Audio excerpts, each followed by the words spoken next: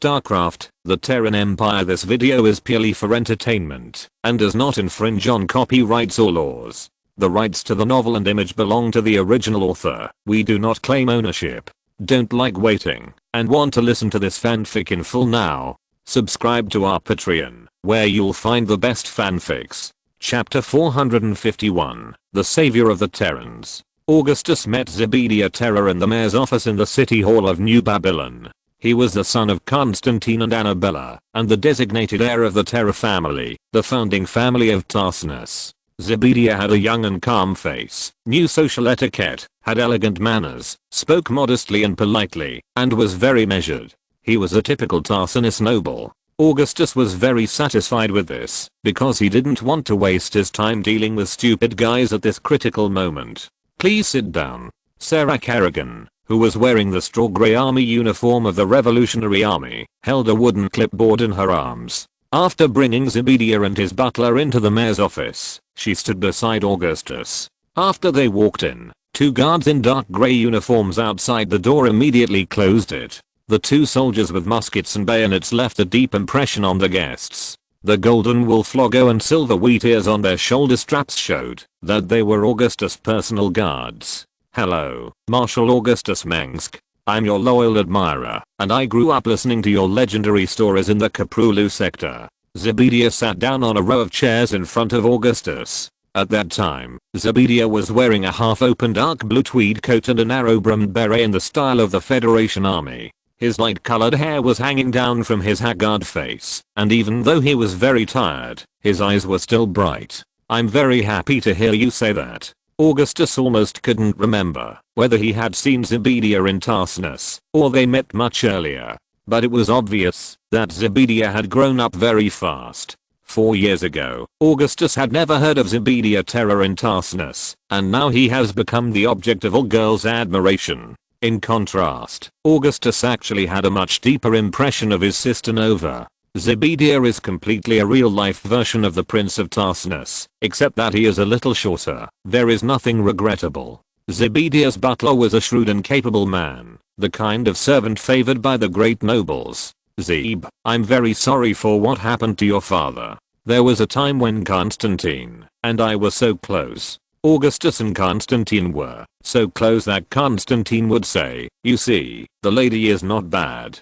I would feel more at ease if you were her lover.' Although the two of them had hardly met except for long-distance communication, Constantine was very optimistic about Augustus's talents and potential, so much so that he was willing to strongly support the Revolutionary Army on the premise of being disappointed with the current federal government and the nobles. Augustus and Constantine's friendship was complicated, and there were many more considerations of interests than others. But in general, the two men acknowledged that each other was a good friend.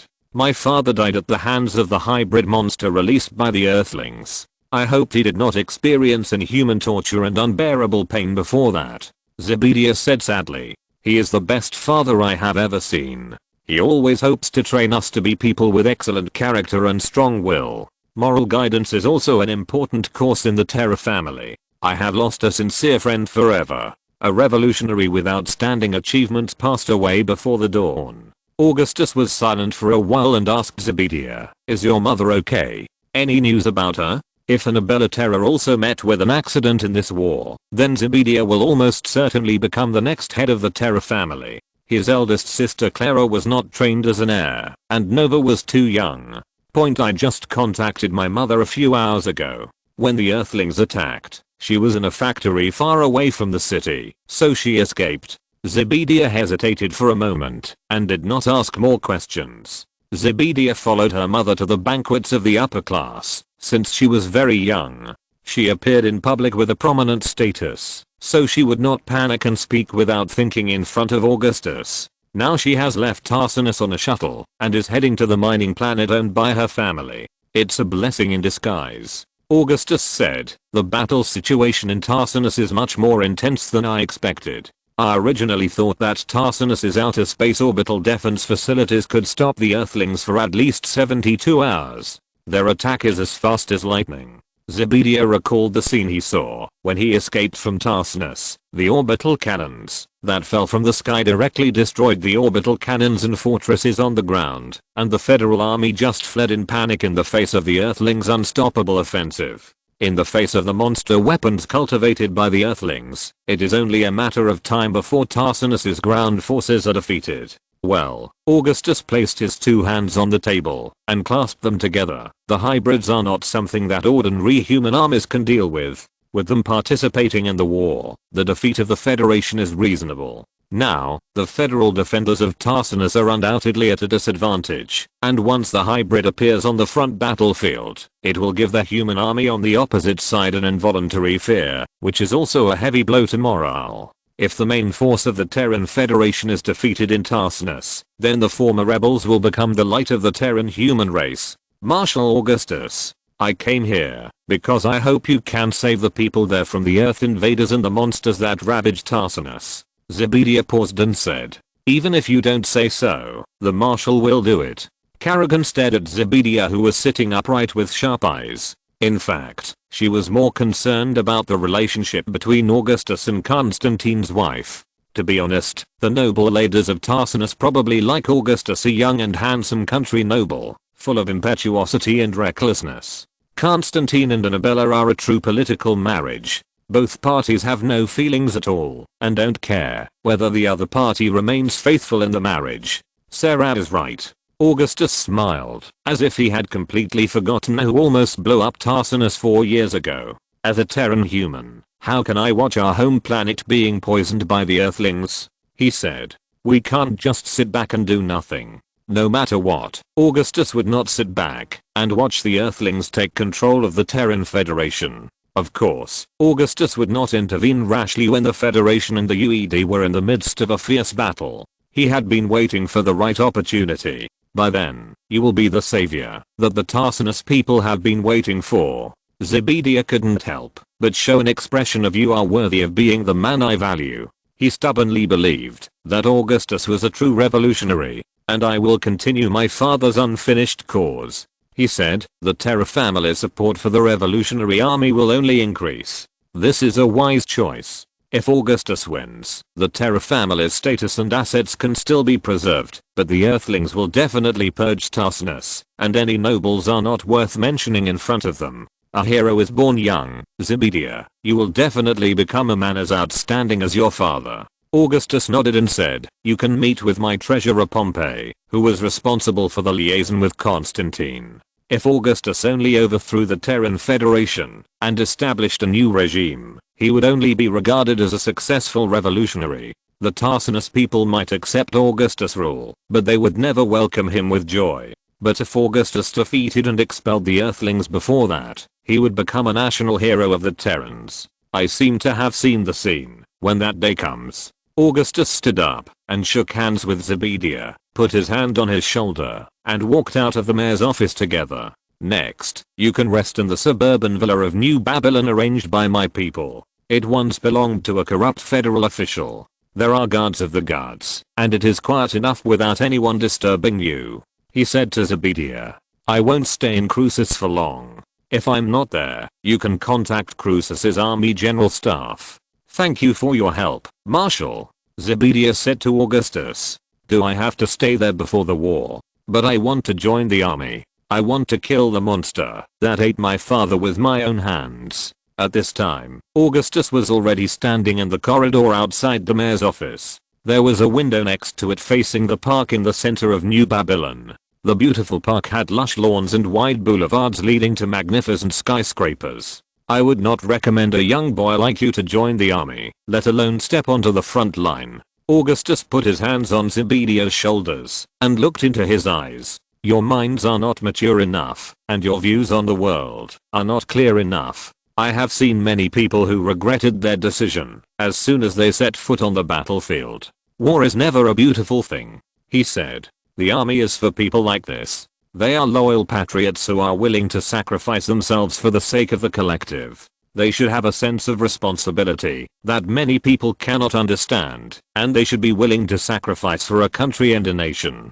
And I'm that kind of person, Zebedia said seriously. After all, you are Constantine's son. I can't arrange you into a combat unit. Even if I consider your training time as a recruit, it is impossible to do so. Augustus had a headache. In any case, don't you need to handle the affairs of the Terra family? Most of the Terra family's factories are in Tarsinus, and the family affairs are all business issues. My mother is still handling this aspect. Zebedia said, I will not take over completely before she decides to hand over all the affairs to me. This makes it difficult for me. Augustus thought about it seriously.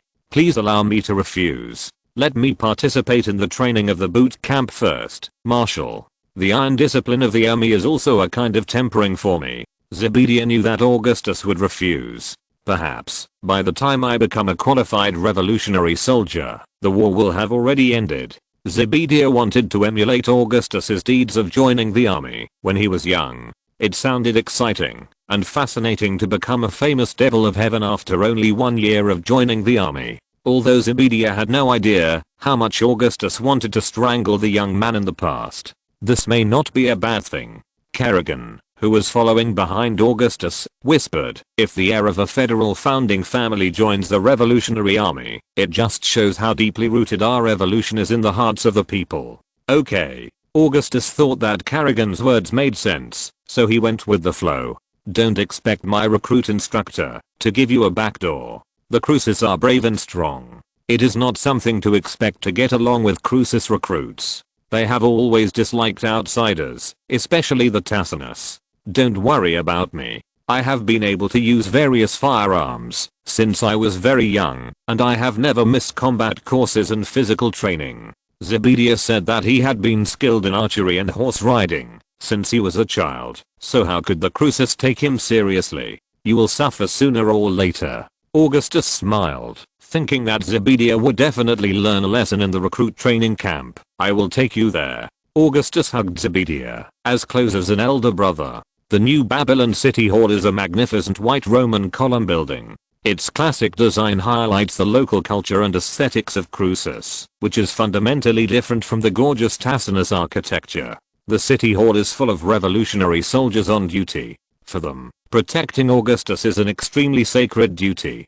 Can you still get in touch with the other creation families? They must have left Tarsinus. Augustus said to Zebedia as they walked down the stairs together. No, Zebedia shook his head and replied, the Terra family has made many enemies in Tarsinus, and the families are all alienated. We can't get in touch with them for the time being. I have received confirmed news that almost all the creation families have been attacked.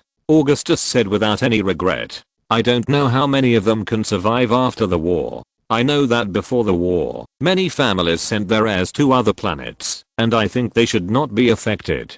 As long as Tarsinus is still under the control of the federal government, they can return and take over the family again. Zebedia said. Really? Augustus' eyes seemed to have no light. As he spoke, Augustus and Zebedia had already walked downstairs to the city hall building.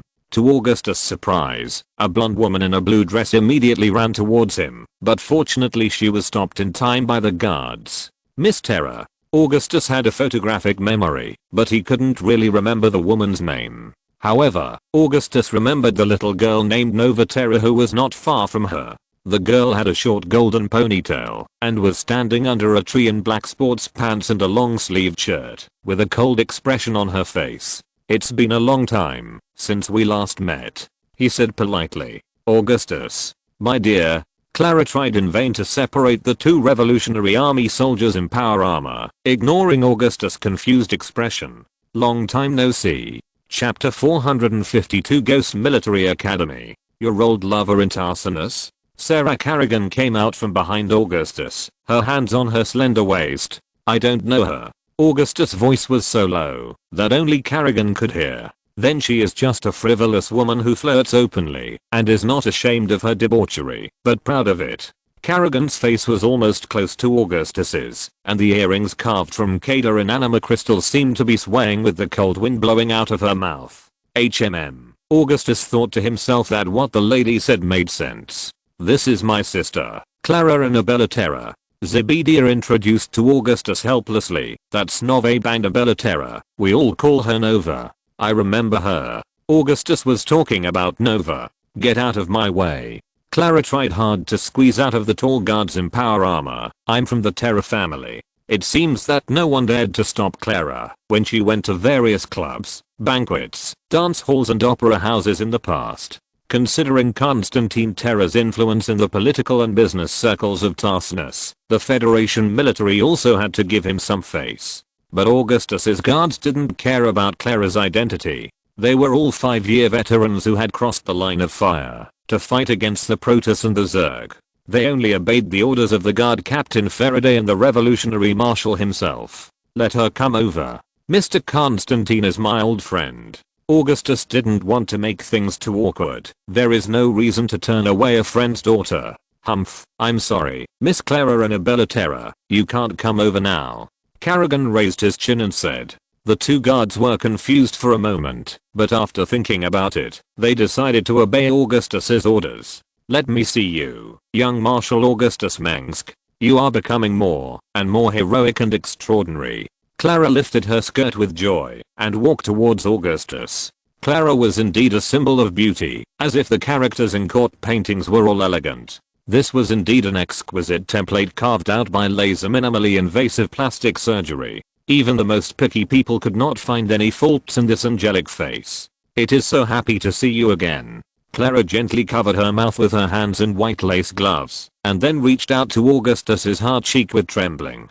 Kerrigan's eyes were stern, and she shook her red ponytail and separated Clara's two hands with one hand like a knife. Then, with some kind of prophetic ability, she pushed Clara away when she wanted to throw herself into Augustus' arms. During the Ghost Academy, Kerrigan's telepathy subjects had always been full marks, but her instructors never dreamed that this perfect student would use this extraordinary ability for such a thing. Who are you? Clara wanted to pretend to approach Augustus casually at first, but after Kerrigan's repeated obstruction, she started playing a game of eagle catching chicken with him. I'm Sarah Kerrigan, the adjutant of Marshal Augustus. Kerrigan was unmoved. Kerrigan? I've heard of this surname. A noble of Korhal. Clara stopped panting and patted her dress with a calm face. I'm just a commoner from Tarkosian.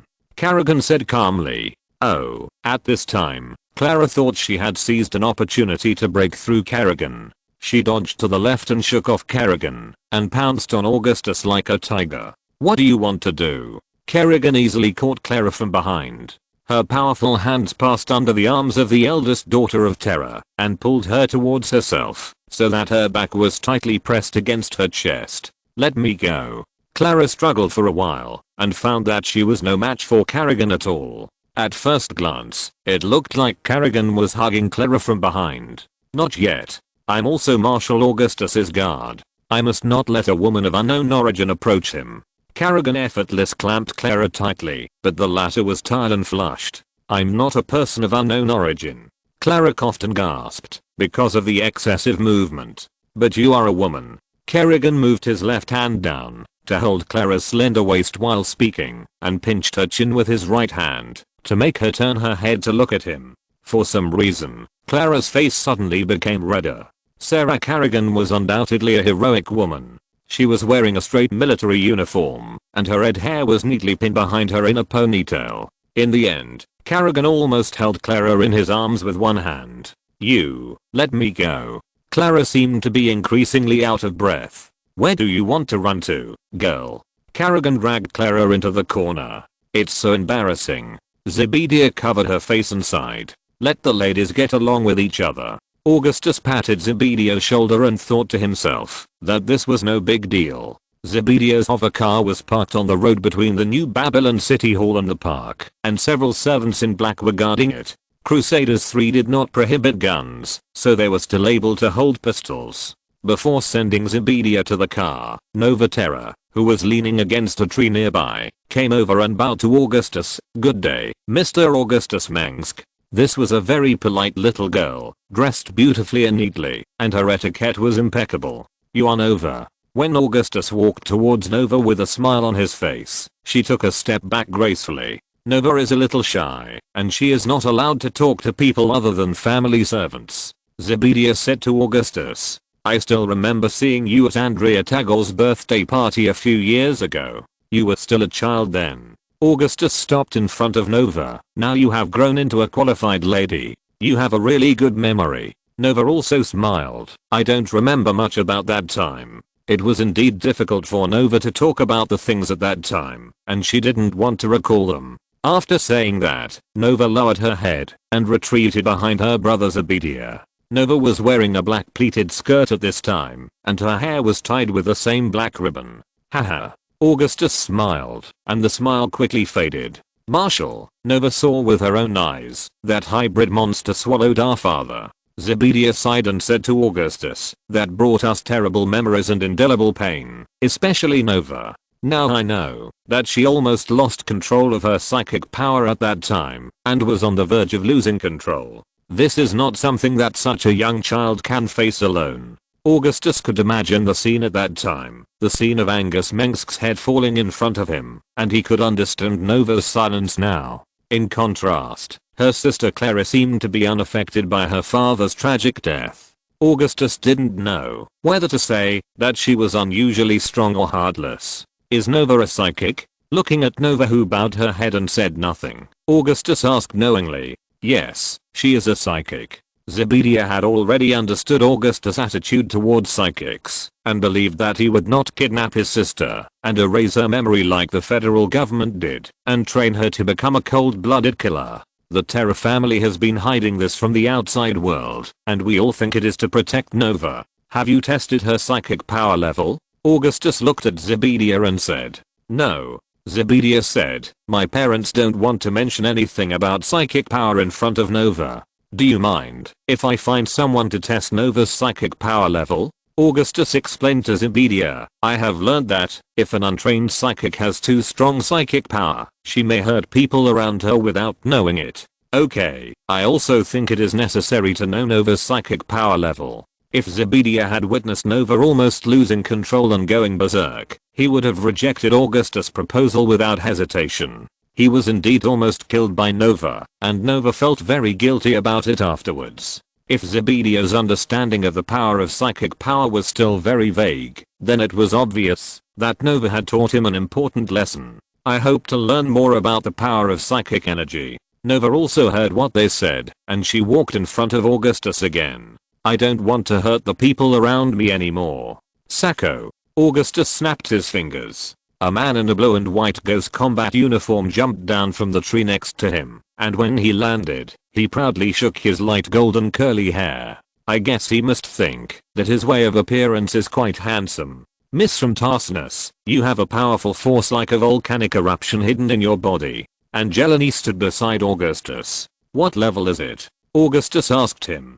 Conservatively estimated to be level 8, and it will never be lower than this. Angelini looked at Nova and said, the specific details still need to be found out by professional testing equipment. Very strong. Zebedia didn't know much about psychic energy. Not inferior to me. Angelini looked serious. However, this child has not received any training on how to restrain her psychic power and eventually master it. He looked at Zebedia and said, this is a potential hidden danger, because the psychic power in her body is too strong compared to her spirit. I used to think that the training of children in the Federation Ghost Academy was not advisable, but later I learned that the children of the Protoss can skillfully use their innate power at a very young age. Angelini put his hands behind his back. I think human seekers must also receive the same education, not teaching 3 to 5-year-old children to kill, but to teach them the knowledge to better control their psychic power, so that these children will not hurt themselves and others.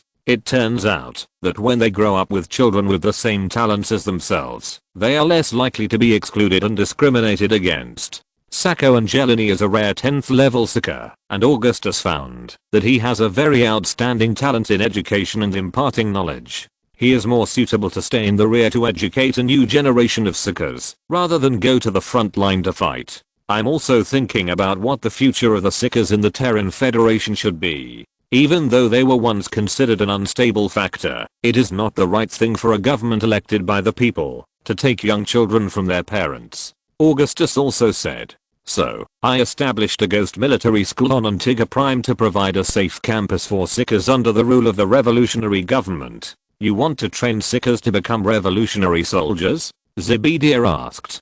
The Ghost Military School is divided into elementary and advanced colleges. Only children who volunteer to join the army will receive military training at the age of 16, and the rest of the children will graduate at this time and go to college. Augustus said, I will assign corresponding positions to these seekers to ensure that their talents will not be wasted. Places such as supervisory positions, police stations, education and political review departments need people who can read minds the most. Point I think I can understand. Zebedia said thoughtfully, but I hope to hire a tutor instead of letting Nova go to a school far away from home to study. If everything goes well, we will transform the Federation's Tarsinus Ghost Academy into ours. Angelini scratched his head. It's as if we will definitely take down Tarsinus. But Zebedia was still worried.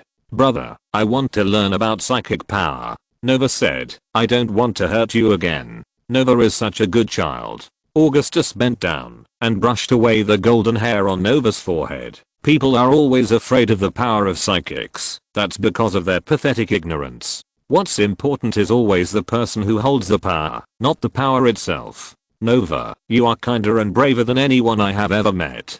Don't be afraid of that power. One day you will use it to benefit the world and protect the world of the Terrans. Nova looked up at Augustus's dark grey eyes and remembered the scene in front of her. Well, if mother has no objection. Zebedia looked at Angelini. Do you think I still have psychic talent? Angelini stroked his clean-shaven chin and said to Zebedia with a little regret, I have good news and bad news. Which one do you want to hear first? The bad one. Zebedia said. Your psychic index is about level 3, which is a little higher than that of ordinary people, but it's useless. Angelini said. What's the good news? Zebedia was not disappointed. It's better than the man who is trying to seduce your sister. Angelini said. Zebedia was silent.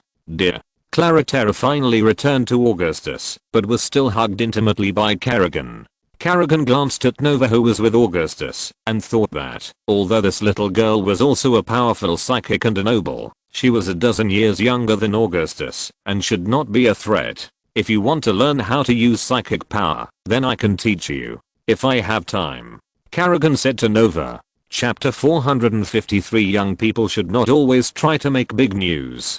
Tarsinus is the center of the Terran Federation, a dazzling pearl, a beacon of human civilization. Mike Liberty used to hear his colleagues who were keen to curry favor with the government praise the land under their feet in this way, but now Mike would call what is happening in Tarsinus a pearl covered in dust. No, the Earthlings are throwing this pearl into the ground, smashing it into pieces with hammers, and then grinding it into powder. Warships gathered in the sky above the main city of Tarsinus, and the pedestrian viaducts and transportation hubs across the city became the dividing lines of the battlefield. The roar of sentry machine guns, anti-aircraft pulse guns, electromagnetic railguns and cluster laser guns can be heard everywhere in the city, and the bright orange barrages are intertwined in the city's vast airspace. Even in the daytime, the sky full of meteors is still unusually bright, like falling flames. They could be the unburned wreckage of the orbital space station that fell from the atmosphere of Tarsinus, or they could be giant UED landing ships. The last time Tarsinus was in such turmoil was the year of the rebels, but at that time the rebels only sent several landing troops to the ground to force the Federation fleet to come back for help. Now, the purpose of the Earthlings is obvious. They must take the capital planet of the Terran Federation, even at the cost of destroying it. In the first few hours of the war, Mike and his colleagues in the news department who were working overtime were trapped in the headquarters building of the Universe News TV station by the continuous artillery fire. There was nowhere to escape, and they ran around like headless flies. Some people said that the UED, that is, the Earthlings, had landed on the surface of Tarsinus. Their landing craft and troop transports landed in the downtown area of the main city of Tarsinus. Soldiers of various factions were exchanging fire downstairs of the headquarters building. It was a mess, and corpses were everywhere. When the UED attacked, it was still dawn in this hemisphere of Tarsinus. Since then, the continuous sound of artillery fire has never subsided, as if every corner of the city was fighting, and people of different identities, bloodlines, and beliefs shed their blood on the streets, roads, and train tracks in the sky. At sunset that day, Mike and his colleagues were still waiting for someone to rescue them from the crumbling building. The communication was completely cut off from the beginning, and nothing was useful. Later, even the electricity was out. Even in such a situation, Mike maintained the calmness that a former unreporter should have. In the midst of the continuous bombardment, he was in the mood to go to the vending machine in the lobby on the 4th floor to get a few bottles of Coke and hot dogs, and stuffed his pockets with snacks. Since it was not working hours when the war broke out, there were not many people in the headquarters building. Now they were scattered on various floors, or fled regardless of the two armies fighting outside. There were not many people here. Would you like some beer? Mike said as he took out a can of beer from the glass of the vending machine that he had just smashed with a fire hammer. Why are you being polite to me? Old Vermilion asked me to take good care of his proud son. Mr. Liberty, I'm not in the mood for beer for now. The young journalist Mr. Donny Vermilion unbuttoned his uniform jacket and threw his blue tie aside. Despite this, Donny still took the bottle of beer from Mike's hand. Mr. Mike Liberty was a senior whom he respected very much. It was said that when the rebels were active in Korhal, he had already gone to the forefront of the war as a reporter. Originally, Donny had no intention of joining such a large company so early, but with the increasing activities of the rebels on the marginal worlds of the Federation in recent years, the Universe News Network urgently needed to send more reporters to various planets that were previously ignored, so it recruited new graduates with high salaries. For Donny, who was just starting out and had no reputation, this was a once-in-a-lifetime opportunity. Tarsinus is the largest and most prosperous city in the Terran Federation. Living here faces many pressures. Unless they are nobles or their relatives, people in Tarsinus must work hard to get a place in this prosperous place. Donny, you look scared to death. Mike opened a bottle of Coke and sat down with his back against the damaged vending machine. I'm not scared at all. As a run employee, this is just a small scene. Donny also sat down next to Mike, but his words sounded more like cheering himself up. At this moment, accompanied by a deafening roar, a lot of debris fell on Donny's head in the violent vibration. The young man with thick and fluffy black hair immediately couldn't help but hug his head and shouted, "What should I do? I still have family outside, and my brother is still in the city. Will the Earthlings kill them?" He couldn't help but regret it. I really shouldn't come to work overtime. Donny has been in this empty building in fear for more than 10 hours, and now it is almost dark outside. However, the continuous bombardment outside showed no signs of decreasing, and even showed a tendency to intensify. This must have been a nightmare. After the editor-in-chief pulled his hair and yelled at him yesterday, poor Donny worked until he fell asleep. When he woke up, he heard that the Earthlings were bombing Tarsinus. The Earthlings didn't care about the cultural heritage of Tarsinus that had gone through centuries of wind and frost, because even the youngest buildings they built in the solar system were older than that. Things have already come to this, and there's no point in worrying. Mike patted Donny's shoulder and said with a smile, "Instead of worrying about others, you should worry about yourself. The Earthlings and the government's army are fighting next to our building. Did you hear that? I bet the nearest heavy fire support point is only about 1,200 yards away from the two of us horizontally. If you have experienced the Guild War and the Korhal Rebellion, you should be able to hear that it is the distinct sound of the Tarsinus Defense Force's Gatling cannon." The Coke in Mike's hand collided with the beer bottle in Donny's hand. This weapon is enough to deal with ordinary CMC power armor and can tear people apart. I can't imagine what would happen if it fell on civilians. For about 10 minutes, they stopped talking to each other, and the only sound in the hall was the roar of the outside world. The sound of artillery fire showed almost no signs of interruption, not to mention the other orbital defense cannons far outside the city of Tarsinus. The intensity of this war can be imagined. In this city in the midst of war, two ordinary unemployees sat in a dark corner, waiting for the war to end or something worse to happen. "Don't scare me." Donny wiped his nose after a flash of explosion outside the window. "Don't worry, it's absolutely safe here." Mike finished a whole bottle of Coke and felt much more comfortable. Headquarters building is much safer than your home when no one rushes in. Don't complain. When I take the position of editor-in-chief, you will take over my position one day. You? Donny's mood seemed to be more stable, and his expression was a little teasing. "Does Anson know about this?" "Anson will be gone soon. and his position will be mine sooner or later. Mike said with a smile. You are right, Mr. Liberty. I have always believed that you have this talent. In any case, Donnie likes people who are ambitious and capable. Thank you. Mike handed Donnie a tissue and motioned him to wipe his dirty face. When the time comes, I will definitely arrange a primetime TV program for you. I know your strengths, Donnie. No one is better at reading scripts than you. That sounds good. Donnie also opened the beer in his hand and didn't take it seriously. When the time comes, I will be like you, bravely exposing the inside story of the corrupt government and fighting against the darkness in the power structure.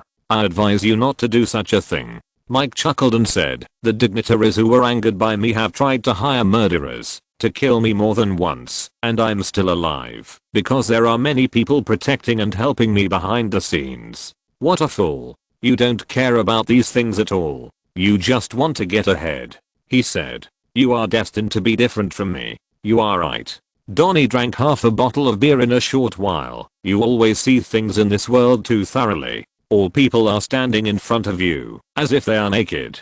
There is no secret at all. As a person who can lie with his eyes open without changing his expression, Donnie Vermillion is definitely not a cynical and hot-blooded young man. In other words, Un needs talents like him who can easily say that the false is true and the true is false. I'm the kind of thorn in the eyes of those in power, Mike said. I live to expose the truth and show the Federation's dirty little secrets to the audience. But now it is the assets behind the shareholders that control Un. The influence from the federal government and the creation family forces us to cover our eyes and speak against our conscience in order to survive. And we Tarsinus people have this stupid nature. They say that they never believe in things they haven't seen with their own eyes, but they regard the reports that have been screened, modified, added, deleted, and released by the federal government as the only way to know the truth. He said, the Tarsinus people are most concerned about the wars on the fringe worlds, so that they can show off to their relatives, friends, and colleagues as if they are at the center of the events.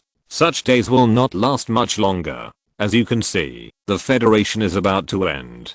Compared to the people on Earth, to be honest, I would rather Augustus Mengsk's Korhal rebels take power. Although they are treasonous, they are at least Terran people.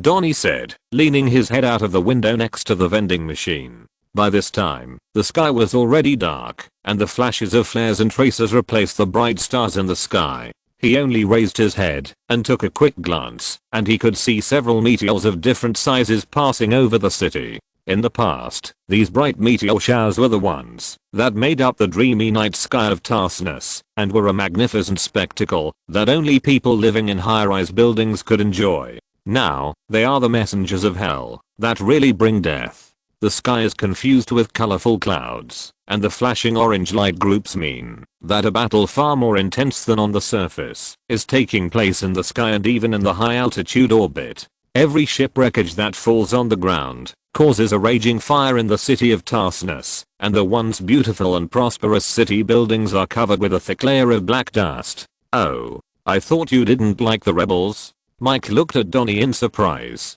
Mike is also a revolutionary party. He voluntarily joined this organization to pursue something called justice and freedom. No, do you know how many big news the rebels have created? Thanks to Augustus Mengsk, all the columns related to him are very popular, and even the stupidest talk shows can get a share of the profits. Donnie smacked his lips. That Mengsk is my lucky star. Thanks to him, I got a big bonus for writing articles. He said, to thank him, I named my cat Augustus. How about that? It's best not to tell the person involved. Mike smiled. If Augustus sees the materials you criticize him, you may suffer a lot. What a notorious rebel leader. A bloodthirsty madman who kills people without hesitation. A butcher who kills the elderly, women and children. He must be very angry. You are worthy of you, Donnie. I only report the truth. If Augustus is really innocent, he won't resent me. Donnie is the genius of logic. Or will he notice me from all the criticism? How is that possible? Am I just an unknown nobody, or is there something unusual about this name? Better be careful. I heard that the Revolutionary Army Marshal is narrow-minded. Mike said, but I think the Earthlings should not be able to take Tarsinus. There is a huge Federation fleet between the orbital defense platform of Tarsinus and the atmosphere. This epic fleet that the Federation is proud of is composed of multiple naval squadrons and is not so easy to defeat. At this time, there was another burst of Gauss rifle shooting outside, which sounded very close to here. Donnie Vermillion climbed up and ran to the window behind the vending machine, carefully lying on the edge of the window and looking out. In his eyes, several soldiers in grey power armor were running quickly past a bus stop in front of the headquarters building and quickly past the temporary bunker of the Federation army that had become a reinforced concrete ruin. A giant Goliath armed robot strode from the road on the other side. The sharp edges of its cockpit were bathed in the flames of the machine gun. The emblem on the flag showed that it belonged to the Spartan company of the UED Expeditionary Force. And Donnie swore that this Goliath armed robot was much larger than any he had seen in the Federation army. Perhaps only the crazy mechanics of Kel-morian could build such a big thing. In front of this Goliath, the Federation's was a dwarf. If we can broadcast the live footage of the Earthling invasion, the ratings will definitely be the highest in history. Thanks for voting. Chapter 454, Chronicle of the Caprula War. You're going to die. Mike Liberty rushed over and pulled Donnie Vermillion back, who was looking out the window, and pressed him under the window. That's the army. They use real guns and bullets. Even stray bullets can kill you. Mike almost pinched Donnie's neck and roared in a low voice. They won't wait until they find out your identity before shooting. What a pity. We missed an opportunity to make a name for ourselves. I bet you will regret it in the rest of your mediocre life. Donnie's voice was so small that it seemed to be squeezed out from between his teeth, and it became as funny as a duck's voice. If he hadn't seen Donnie Vermillion's shaking legs, Mike almost really thought he was a fearless boy. Give up. Unless we activate the backup generator in the basement, we won't be able to start the equipment in the studio. Then you'll have to find a crew that doesn't care about their lives to follow a group of soldiers who are shooting at each other to complete the entire filming process. Mike pulled Donnie again and tried to drag him back to the original vending machine, which saved his life. Almost at the same time, with the roar of the Goliath robot's machine gun, a row of thick bullet holes that could see through appeared on the wall behind them. The bullets shattered the finely cut limestone and tiles with indigo glass embedded in them, and the ceiling decorated with colored glass shattered with a loud bang. The falling glass fragments looked like sharp knives. Donnie, who was frightened, ran out immediately without Mike trying to pull him back, and ran quickly in the wide hall of the headquarters building. I thought you were not afraid of death. Mike followed him closely behind. It was now completely dark, and the lighting equipment that had lost power supply no longer worked. It was pitch black everywhere. Mike had to work hard to catch up with Donnie by stepping over the fallen chair. Donnie ran for several minutes before rushing into a reading room for employees to relax and entertain, and dived into the dense bookshelves. You. Who are you? Unexpectedly, there were several people hiding in the reading room. They were also wearing the same uniform with a golden UN logo on their clothes. I'm Donnie. Yes, the one the audience likes the most. Donnie was so nervous that he spoke in a panic. It took him a long time to realize that the person in front of him was his own. There are at least 3 Donnies here, but it seems that this guy's not a threat. Everyone come out. When Mike also stepped into the reading room, a tall and thin man poked his head out in the light of the flashlight. There were also many people following him, all wearing grey-blue uniforms. What surprised Mike was that he actually knew that person. The unforgettable tuft of mustache and the ridiculous middle-parted hair were immediately associated with the image of one of Mike's colleagues. This is a rare thing in the UN headquarters, which has thousands of employees. Many people don't even know their colleagues who work on the same floor until they leave. Maximum Spear. I thought you were transferred to Vilicia. I didn't expect to see you here again. Mike greeted the man as he walked into the reading room. Oh, Liberty, I almost thought you were gone after offending the Titus family last time. It turns out you are still alive. God grabbed your ass and threw you out of heaven? The blonde man with the middle-parted hair hugged Mike excitedly. During the hug, both of them repeatedly confirmed whether they remembered each other's faces correctly. Old friend, it seems that you are very familiar with each other. Donnie stood next to Mike. After all, the latter was the only person he was familiar with here. Listen, I don't have any friendship with this guy. I haven't even said a few words. Generally speaking, I don't like him, and he doesn't like me. Suddenly, Mike took the confused Donnie aside and whispered to him. A pompous circus clown, a two-legged frog, that makes people laugh. So that's how it is. Donnie said he understood. Spear is the best news anchor I've ever seen. Mike brought Donnie to Maximum Spear, who was staring at him suspiciously, occasionally guest starring as a war correspondent. Spear waved his hand behind him, and several employees came out from behind the tall bookshelf carrying large and small bags of equipment and backpacks. A small, spherical camera was suspended behind them, shaped like an eyeball. This advanced drone camera device is driven by a battery with amazing capacity. It is used by reporters to conduct on-site reports in the most dangerous areas of the Korhal sector. According to Mike's understanding, this kind of camera can work normally in a hurricane with a speed of 100 meters per second and a huge wave several stories high, and the designer obviously did not consider what mortal reporters should do. Okay, guys, now we are going to cut to the live report from the battlefield of Tarsinus. I'm your old friend, Maximum Spear, your only one who knows the truth. He smiled at the camera floating in the air with his signature smile. I'm going to take you to the scene to understand the most thrilling and exciting battles that took place on the battlefield of the Great Defense of Tarsinus. The Great Federation Marine Corps is in a bitter battle with the Earth invaders, and the most courageous and powerful heroes of the Federation are still fighting bloody battles just to protect the future of the people of Tarsinus. He tightened his tie. This is probably the only live report, and it will definitely be well received. The executive directors of must give us promotions and raises. Ahem. Remember to cut this part. Spear, now is not the time to record the show. Mike felt his face twitching. Now, it's the right time. Spear showed a fierce expression. Dude, don't cause me trouble, you troublemaker, you dung beetle who doesn't wipe his shit. After saying that, Spear turned to the floating camera. I'm Spear. I'm on the front line. As usual, I'm fighting side by side with the brave and fearless federal soldiers. Guys, the sound of artillery fire will soon be heard. I bet the war is almost over. Let's get first-hand materials. Under the leadership of Spear, a dozen employees with large and small equipment trotted out of the reading room. There were men and women among these people, all carrying various cables and backpacks. Most of them were lean and capable people with sparkling eyes. How do you know that it was not the Earthlings who won? Mike tried to remind his colleague who had a bad relationship with him. That's a good thing. Our new employer on Earth may be better able to follow the 8-hour work system and take regular vacations. Spear seemed to be in high spirits. I would rather serve a better boss.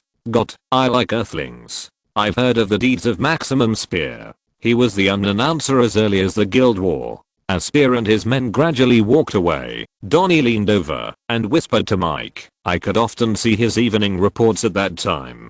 Yes, although I don't want to admit it, this guy's really capable. Mike said, during the Guild War, Spear once wore power armor and carried a camera to charge with the Federal Marines and ran faster than the sergeant who led him. This bastard is very courageous. I suspect he just likes the feeling of dancing on the tightrope.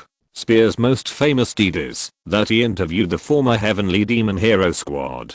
He explained. According to him, he had a lot of fun chatting and laughing with Augustus Mengsk, Jim Raynor and Titus Finley at that time. Dances with wolves.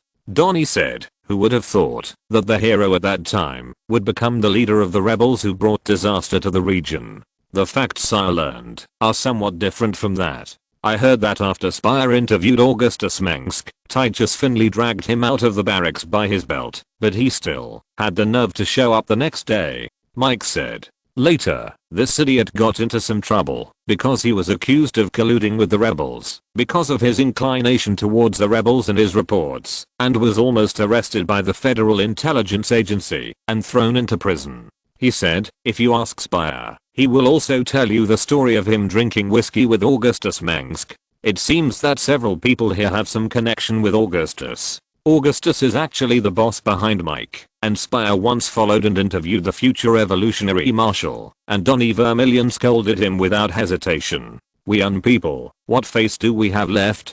Donnie agreed deeply.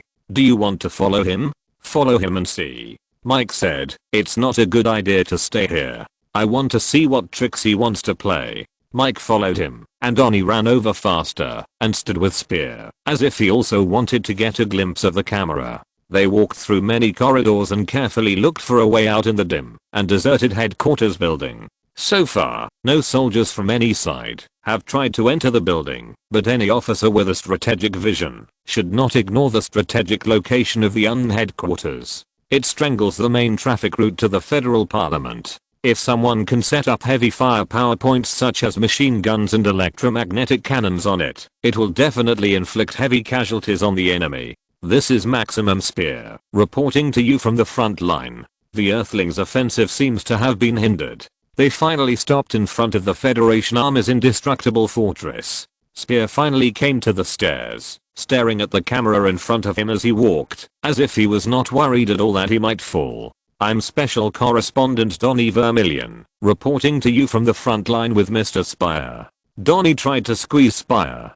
"Hey, what are you doing?" Spire was furious. "Don't mess around. Viewers don't know Donnie. I'll be famous in Caprulu sooner or later." Donnie was so thick-skinned. "This is the center of the battlefield. The sound is so loud that I believe the Earthlings will catch you." Spire took out a cane from somewhere and hit Donnie's head hard. "You idiot are going to destroy everything." Suddenly, everyone was sure that they heard footsteps and the sound of pulling the bolt. Several soldiers in grey-white power armor rushed out from the stairs with thunder. One of the officers raised the pistol in his hand and shattered the spherical camera suspended in the air with one shot. The power armor he wore was obviously very different from that of the Federal Marines. The cooling equipment of its reactor was much smaller and lighter, and the armor plates were connected by thin and tough nanowires instead of the servoskeleton of the Federal armor. They were wearing cross helmets with blue visors, and various contracted geometric symbols and numbers could be seen on the head display. Some of them were wearing white power armor, with some kind of injection gun equipped on the front of their arms, and there were also laser scalpels and automatic suture machine reserve units on them. Their wall-mounted shields were painted with red and white cross symbols, and the storage room under the shields stored nano-medical boxes. UED medical soldiers. You are right. Now, throw away everything in your hands and stand against the wall, country bumpkins. The officer waved his hand, and more soldiers came in from the back. You are lucky to have met me, and I just need a few locals who know the Terran translators. His voice was thickly accented, mixed with a lot of difficult slang. Maybe this person is considering this as an elegant and pure solar system accent, and if someone like Edmund Duke heard it, he would definitely call him a mudleg from the edge world. The distance between regions is so far, and the difference is so great, that it sounds like another language. Mike, who was standing at the back, had to raise his hands along with his panicked colleagues. After all, the Earthlings were humans, not Zerg, and they would at least talk to you with reason. Then, with the light of the searchlights on the power armor of these Earthlings, Mike could see the strange symbols on their bodies. It was some kind of ancient runic, representing the Earth's satellite Luna, the colony of the United Earth Council. Moon people. Mike was speechless. He had some knowledge of Earth's history. Long before the ancestors of humans in the Caprulu sector set out from Earth, Earthlings had established colonies on Earth's satellites. These new humans who lived in artificial atmospheres and transformed ecological parks remained loyal to Earth for centuries. Sir, we are all ordinary citizens of Tarsinus. Spear raised his hands as the other party said, feeling sorry for his expensive photographic equipment. No ordinary citizen would run around the city at this time. The UED officer never opened his helmet mask, so these uneasy UN employees could only guess the face underneath with uneasiness. What do Earthlings look like? Maybe they are no longer ordinary humans. This media building has been requisitioned by the UED Expeditionary Force. You can choose to serve us. He did not seem to offer any other options. You mean to make us traitors to the Terrans? I tell you that there is absolutely no possibility. This great nation will never bow to invaders. Unexpectedly, Donnie Vermillion on the side immediately jumped up, raised his arms and shouted, claiming that he would never be a traitor to the Terrans. This guy might have thought that the camera at the back was still working. Threats can make a coward surrender, but they cannot make a brave Terran fighter abandon his nation and country. Chapter 455, The Fall of Tarsinus. Commanders of the Earth United Council. Don't shoot, don't shoot. Unexpectedly, before Mike could praise Donnie's heroic sacrifice, he turned his head to look at unannounced Maximum Spear and the entire crew who were holding their hands high behind him. Mr. Spear, did that damn camera record my heroic and brave face of death? For a moment, Spear was unable to react. But Spear was a sharp-minded man after all. He stared into Donna's eyes and said, "For God's sake, I sincerely hope that the camera that just exploded is still recording, but the hope is not great. My life was hanging by a thread just now." Donnie uttered a series of swear words, and when he turned to face the Earth soldiers, he put on a flattering smile. "Commander, I will lead the way for you." Donnie Vermillion was a contradictory person. This selfish guy cherished his life extremely, and he could abandon some valuable qualities for this, but he was willing to take risks to stand out. What a pity. I was just about to fulfill your steadfastness and let you go down in history. The UED Expeditionary Officer's power armor did not have any unit logo or rank insignia. He was probably a veteran who had served for many years, and was at ease on the battlefield. While there is still time, thank and praise your God, because in the future, no religion will be banned in the territory ruled by the Earth United Council. Mike resisted the urge to complain, and stood against the wall with Spear and other runs in accordance with the instructions of the UED soldiers, while Donnie, who was forcing a smile, got the opportunity to lead the Earth invaders. To be honest, many federal people have strong resistance and hatred towards the UED Expeditionary Force. They would rather die than surrender. Most of these people are educated young people and elites. Another part of the people believe that it would never be worse for the Earthlings to rule them than the current federal government. They hope that the Earth with more advanced technology and ideas can bring some changes to the stagnant Federation. As for Donnie, he is used to praising greatness, power, and conquest, and he doesn't like Earthlings. There is always a comparison, and the Tarsinus always compromise. When someone told them that the rebels were about to rule Tarsinus, they were afraid that it would evolve into a brutal military government, and they thought it was unacceptable for the Ka people to govern the Terran Federation instead of the orthodox Tarsinus people. But when the Earthlings came, they also found the rebels pleasing to the eye. At this time, more soldiers in grey power armor came up the stairs, and their number was about the same as a standard 50-man combat platoon. They also carried weapons such as railguns and electromagnetic cannons, but they were obviously captured from the Terran Federation. Some soldiers were equipped with modified C-series electromagnetic rifles, and the scopes and bayonets on them were very different from those in the hands of the Federation Army. About 2 squads of soldiers passed Mike and others, and continued to walk to the higher floors of the UN headquarters building through the winding stairs. They seemed to be sure that there were no other enemies in the building. There should be a backup generator in this building. Corporal Hardman, take someone to start it. The UED officer waved his hand. We need to get all the equipment here back to normal as soon as possible. Yes, sir.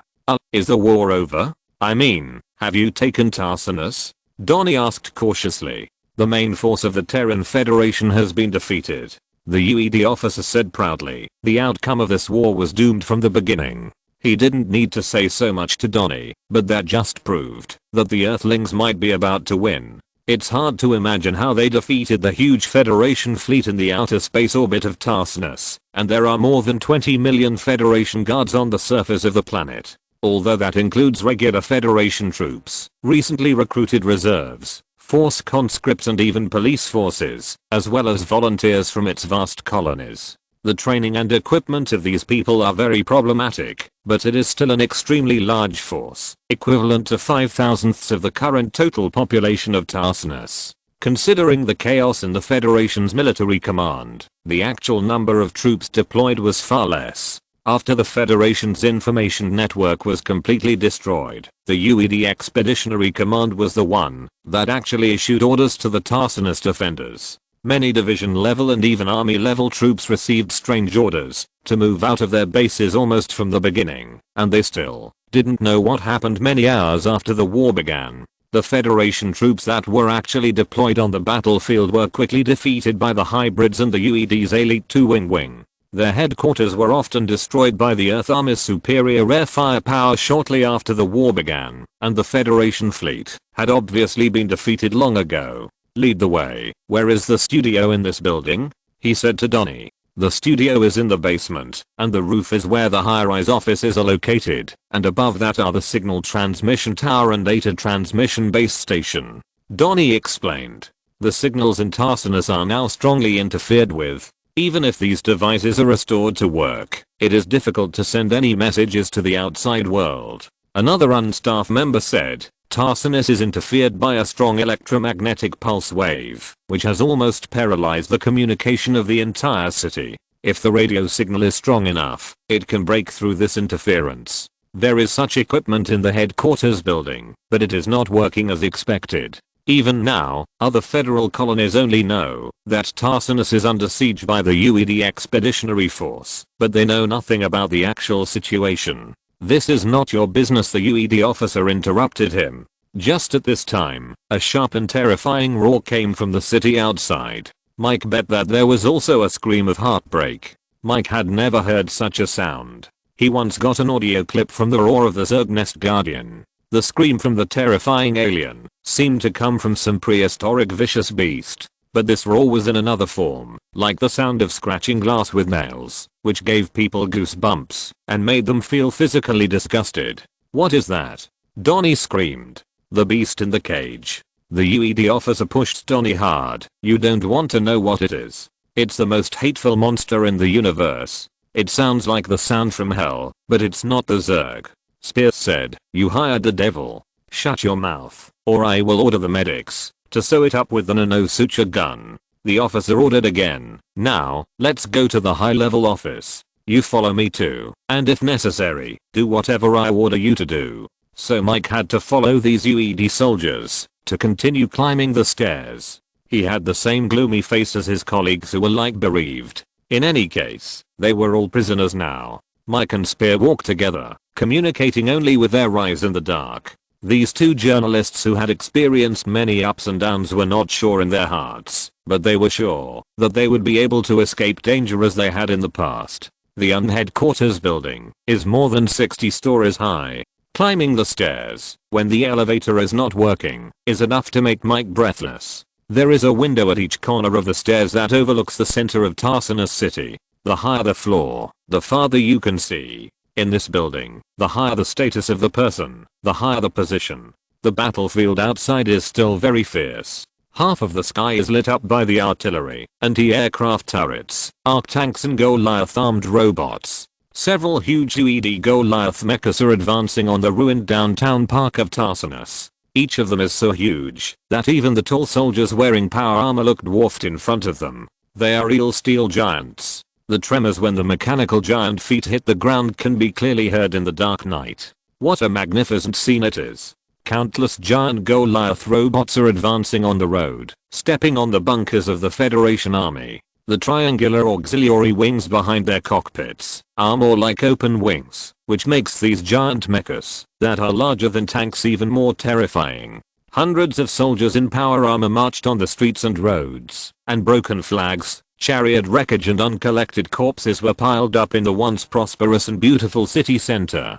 Their opponents were the federal army that was still loyal to the federal government. The guards in the central city were mainly composed of Marines from Delta and Omega squadrons, who stubbornly resisted the attack of the UED on the other side of the city. The UED may have been able to declare to the outside world that they had occupied Tarsinus, but the war may continue until next month, and the battle will continue in the streets and corners of various cities, in the wasteland and tundra. At this time, the Federation has not lost the main city of Tarsinus. The Federal Army is still trying its best to gather troops and launch a counterattack under the condition that the command and communication system is greatly restricted, which shows that this army has extremely high quality. The opponents of the Augustus Revolutionary Army are these people, well-trained professional soldiers and re-socialized dead soldiers.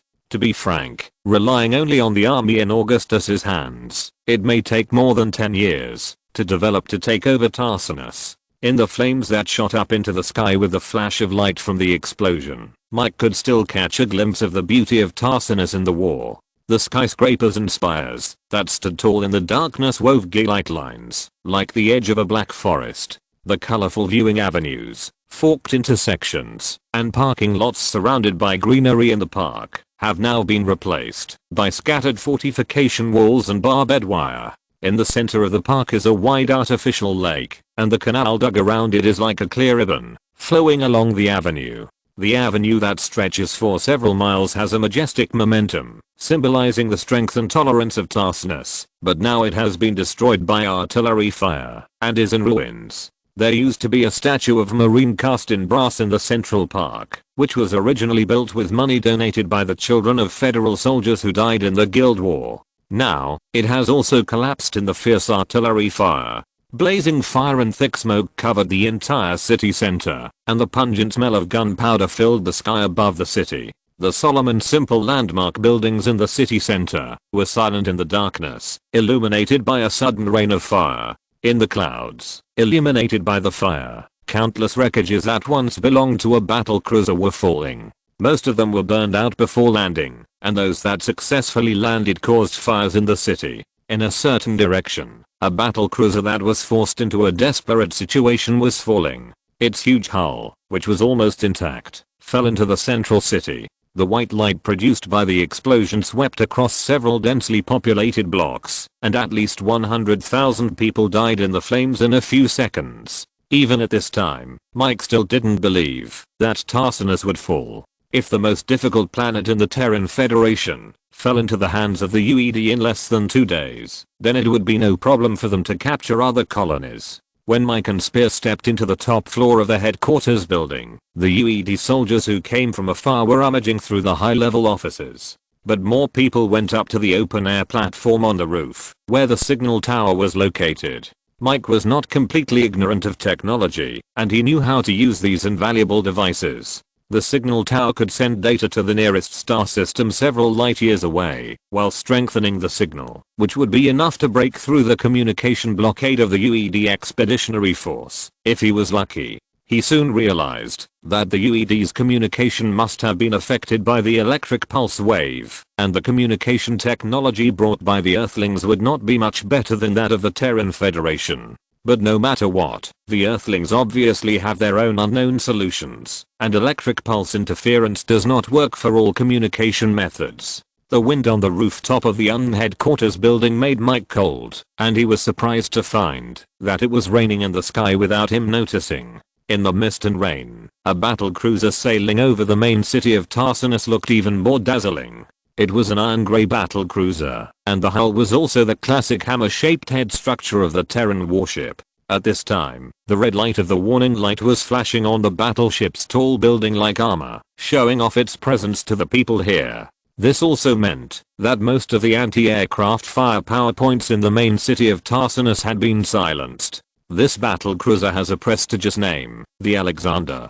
Just as the Golden Eagle flag of the UED rose slowly, the soldiers announced that they had occupied the planet in the name of mankind. It shouldn't be difficult for you to find a way to make this signal tower work again, the UED officer shouted to Mike. Anyway, get this antique moving immediately. Okay. Mike saw Donnie Vermillion standing aside dejectedly fiddling with the tangled cables, and other employees also had different expressions. After all, Mike is a Pan-Terranian revolutionary. This organization has always had a tendency towards pan-Terranism, and will never sit idly by and watch Earthlings rule the Terran Federation. When activating the main control panel of the signal transmission tower, he found Maximum Spear, and said a few words to him while working. We must take this opportunity to spread the news of Tarsus and let everyone know what happened here.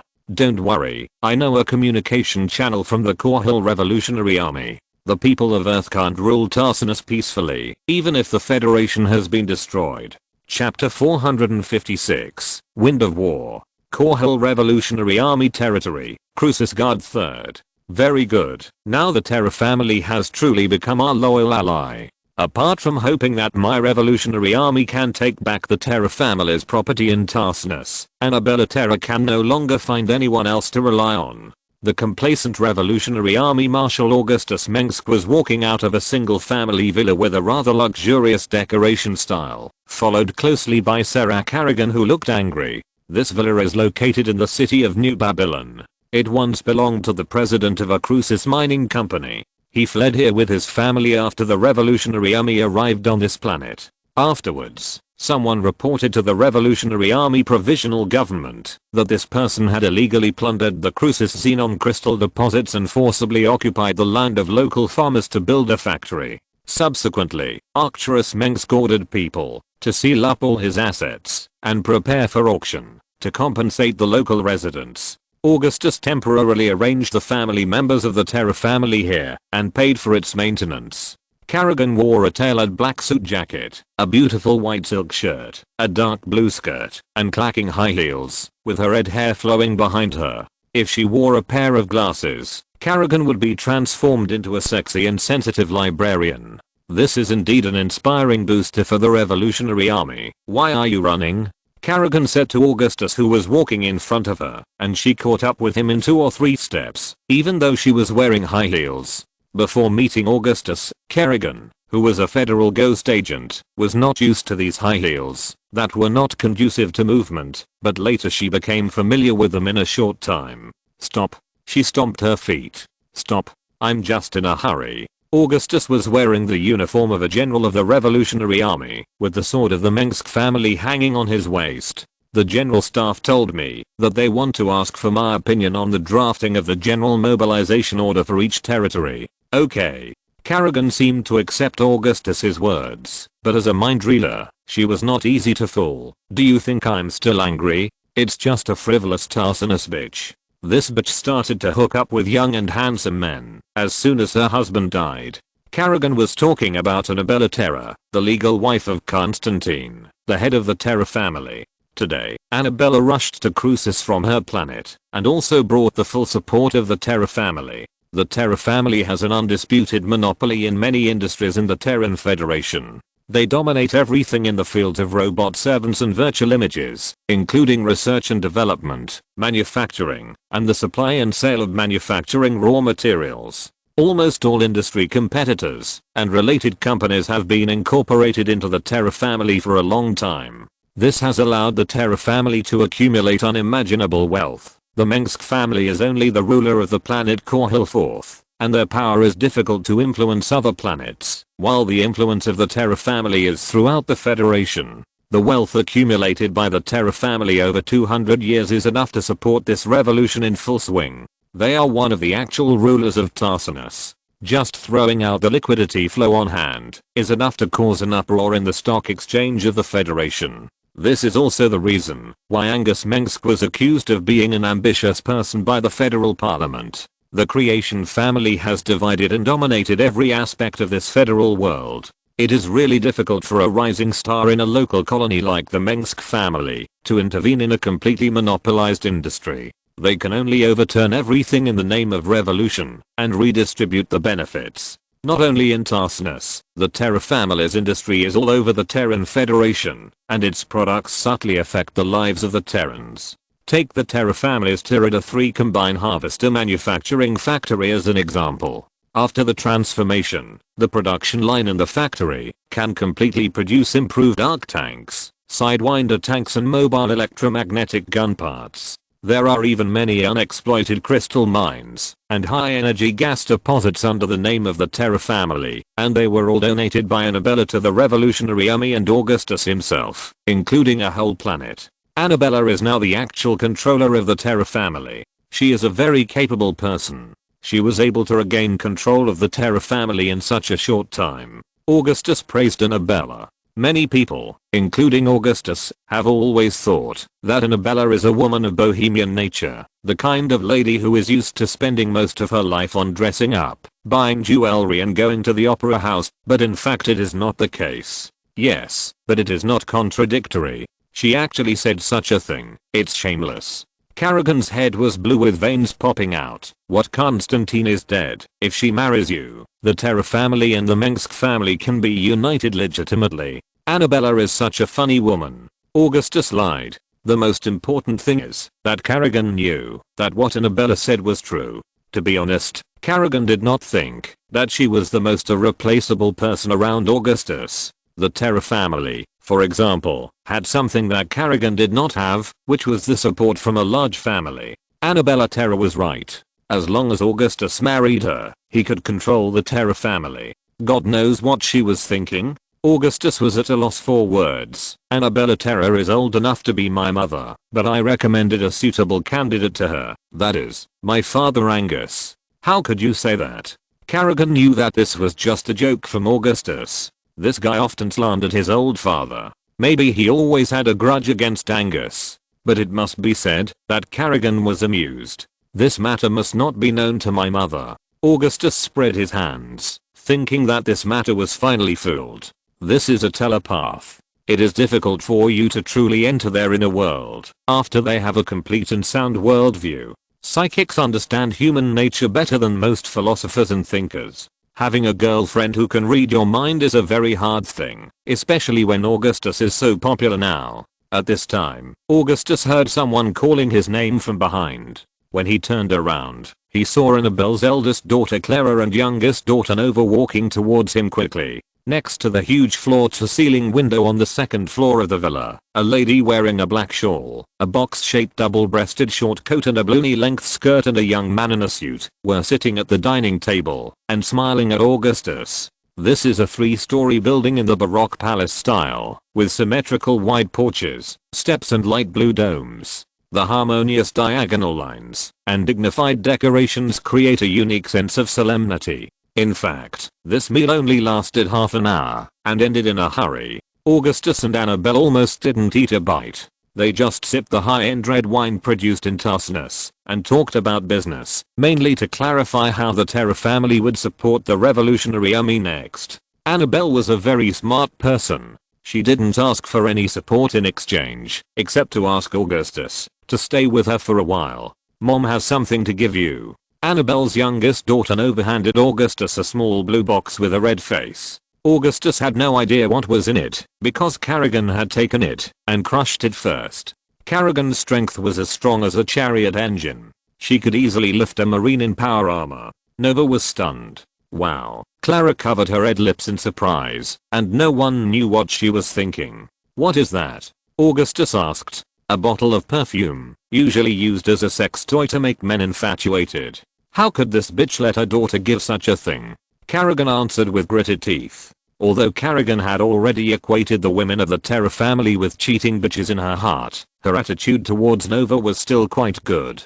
It seems that the women in this family are keen on being mistresses. Wow. Augustus spread his hands. Go back, Nova. He also called her by her nickname like his family members. Tell your mother that I may not be able to accept her gift because it is broken. Nova Terra. Augustus could not ignore her. She has been confirmed to be a level 10 psychic at the same level as Sarko and Jelani. Augustus is lucky. This is another golden legend. Now Nova Terra is learning how to control psychic power from Sarko and Jelani and Sarah Kerrigan. The former opened a school full of psychic children in Crucis. The students come from all the planets controlled by the Revolutionary Army, while the latter occasionally teaches Nova a trick or two, but it is something that can kill people. Nova is absorbing knowledge about psychic power at a rapid speed. Her talent has even attracted the attention of Master of the Protoss Dark Templar who secretly follows and protects Augustus. Augustus has no doubt that Nova will become a psychic master in the future. Okay. Nova obviously knew what was inside. When Augustus looked up, Annabelle was smiling at him. Annabelle had tea-red hair that was neatly combed back. She was well maintained and smiled with the calmness of a mature woman. Annabelle was the current controller of the Terra Consortium and one of the people at the top of the power of the Terran Federation. Although Tarsinus was deeply surrounded by the UED Expeditionary Force, the Terra family was still a loyal ally worthy of Augustus' attention. At this time, Augustus's guard Captain Faraday had already driven an armored vehicle, and dozens of guards were standing guard on the main road in front of the villa. In a place that no one could see, there were 12 ghost agents and at least 2 Dark Masters of Zarathe protecting him in secret. Augustus didn't know how many Dark Templars were around him, but he knew that they must be there. These silent Dark Templar Masters had almost no desire to communicate with Augustus. They only communicated with Augustus rarely to warn him that someone was trying to assassinate him.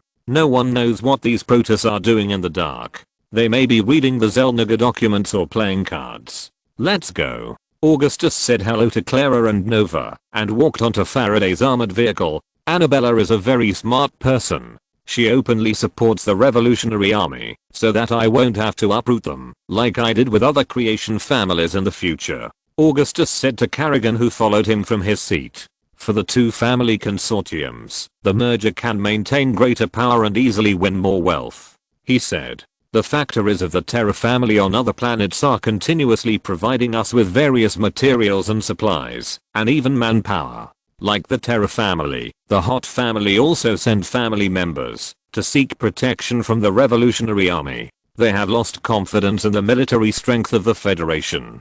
Carrigan said, not only that, families like Cusinus and Bruback, whose strength is comparable to that of the Terra family, are also trying to contact us. Did they also evacuate Tarsinus in advance? Augustus asked. It looks like it, Carrigan said. If it's the Zerg attacking Tarsinus, they won't stand a chance of escaping the vast sea of Zerg.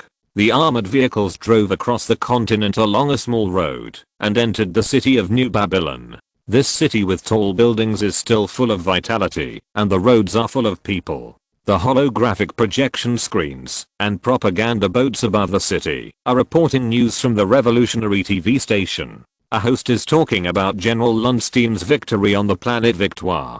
Recruiting posters for the Revolutionary Army can be seen on the streets and alleys, and the election of new senators for Crucis is about to be put on the agenda. New Babylon is a prosperous metropolis, even better than the Stilling of Korhal, the hometown of Augustus. Thousands of people are busy making a living on the streets of New Babylon, as if the war has not affected them. When the Revolutionary Army first took over Crucis, the local big merchants tried to make a fortune by hoarding goods, and prices soared. But now those people have been sent to New Falsum prison by soldiers sent by Augustus Mengsk. In the past few days, the old Federation supporters could still be seen gathering in the streets, but now they have disappeared. That's because the revolutionary military government has vigorously installed cameras on various roads to retrieve video footage from each block, so that fights and even any criminal acts can be seen. As early as centuries ago, Earth has used surveillance to retrieve traffic violations or track suspects as an auxiliary method, but few people in the Kaprulu sector think of this. In the most prosperous areas of New Babylon, military police with mechanical police dogs can be patrolled everywhere. The mechanical police dogs are designed by Viktor Kakzinski and use advanced human AI technology. As the armored vehicle drove through the city center, Augustus suddenly received a message from the Revolutionary Security Department. The message was concise. They have confirmed the fall of Tarsinus, and the UED army is launching an attack on the core worlds around Tarsinus. Tarsinus has fallen. Carrigan also saw the news. What should we do now? Call my generals, Augustus said. Immediately. Chapter 457, Dividing the Federation. 2493, Augustus convened a military meeting at the former governor's palace of Crucis. The attendees included the commanders of the Revolutionary Army Subordinate Corps and the General Staff, and more than 30 people were present. Admiral Horace Warfield was the last to arrive. 2 hours ago, he was still sitting on the system jumper heading to Crucis Central Spaceport. He was also the commander with the highest rank and the only admiral. Only Jim Raynor was not present. He was leading a revolutionary army to fight the Zerg in the new battlefield, opened up on the planet Char. About 120,000 revolutionary soldiers were still fighting the Zerg swarm led by the Cerebrate Dagos on the Purgatory world covered with volcanoes and white ash. Although they received direct support from the Terran Protoss high-ranking Executor Tacitor and Grand Archon Phoenix, they had to be careful of the possible betrayal of their ally with ulterior motives, Tosh, known as the Zerg Prince of Blades. As the commander of the Char Legion, Jim Raynor lived up to Augustus's expectations. He had occupied the defense platform in the outer space orbit of Char through a decisive landing battle and set about establishing an operational base on the mirror plane on the surface of Char. At the meeting, Augustus first informed the generals of the Revolutionary Army present that Tarsinus had fallen, and clarified his attitude.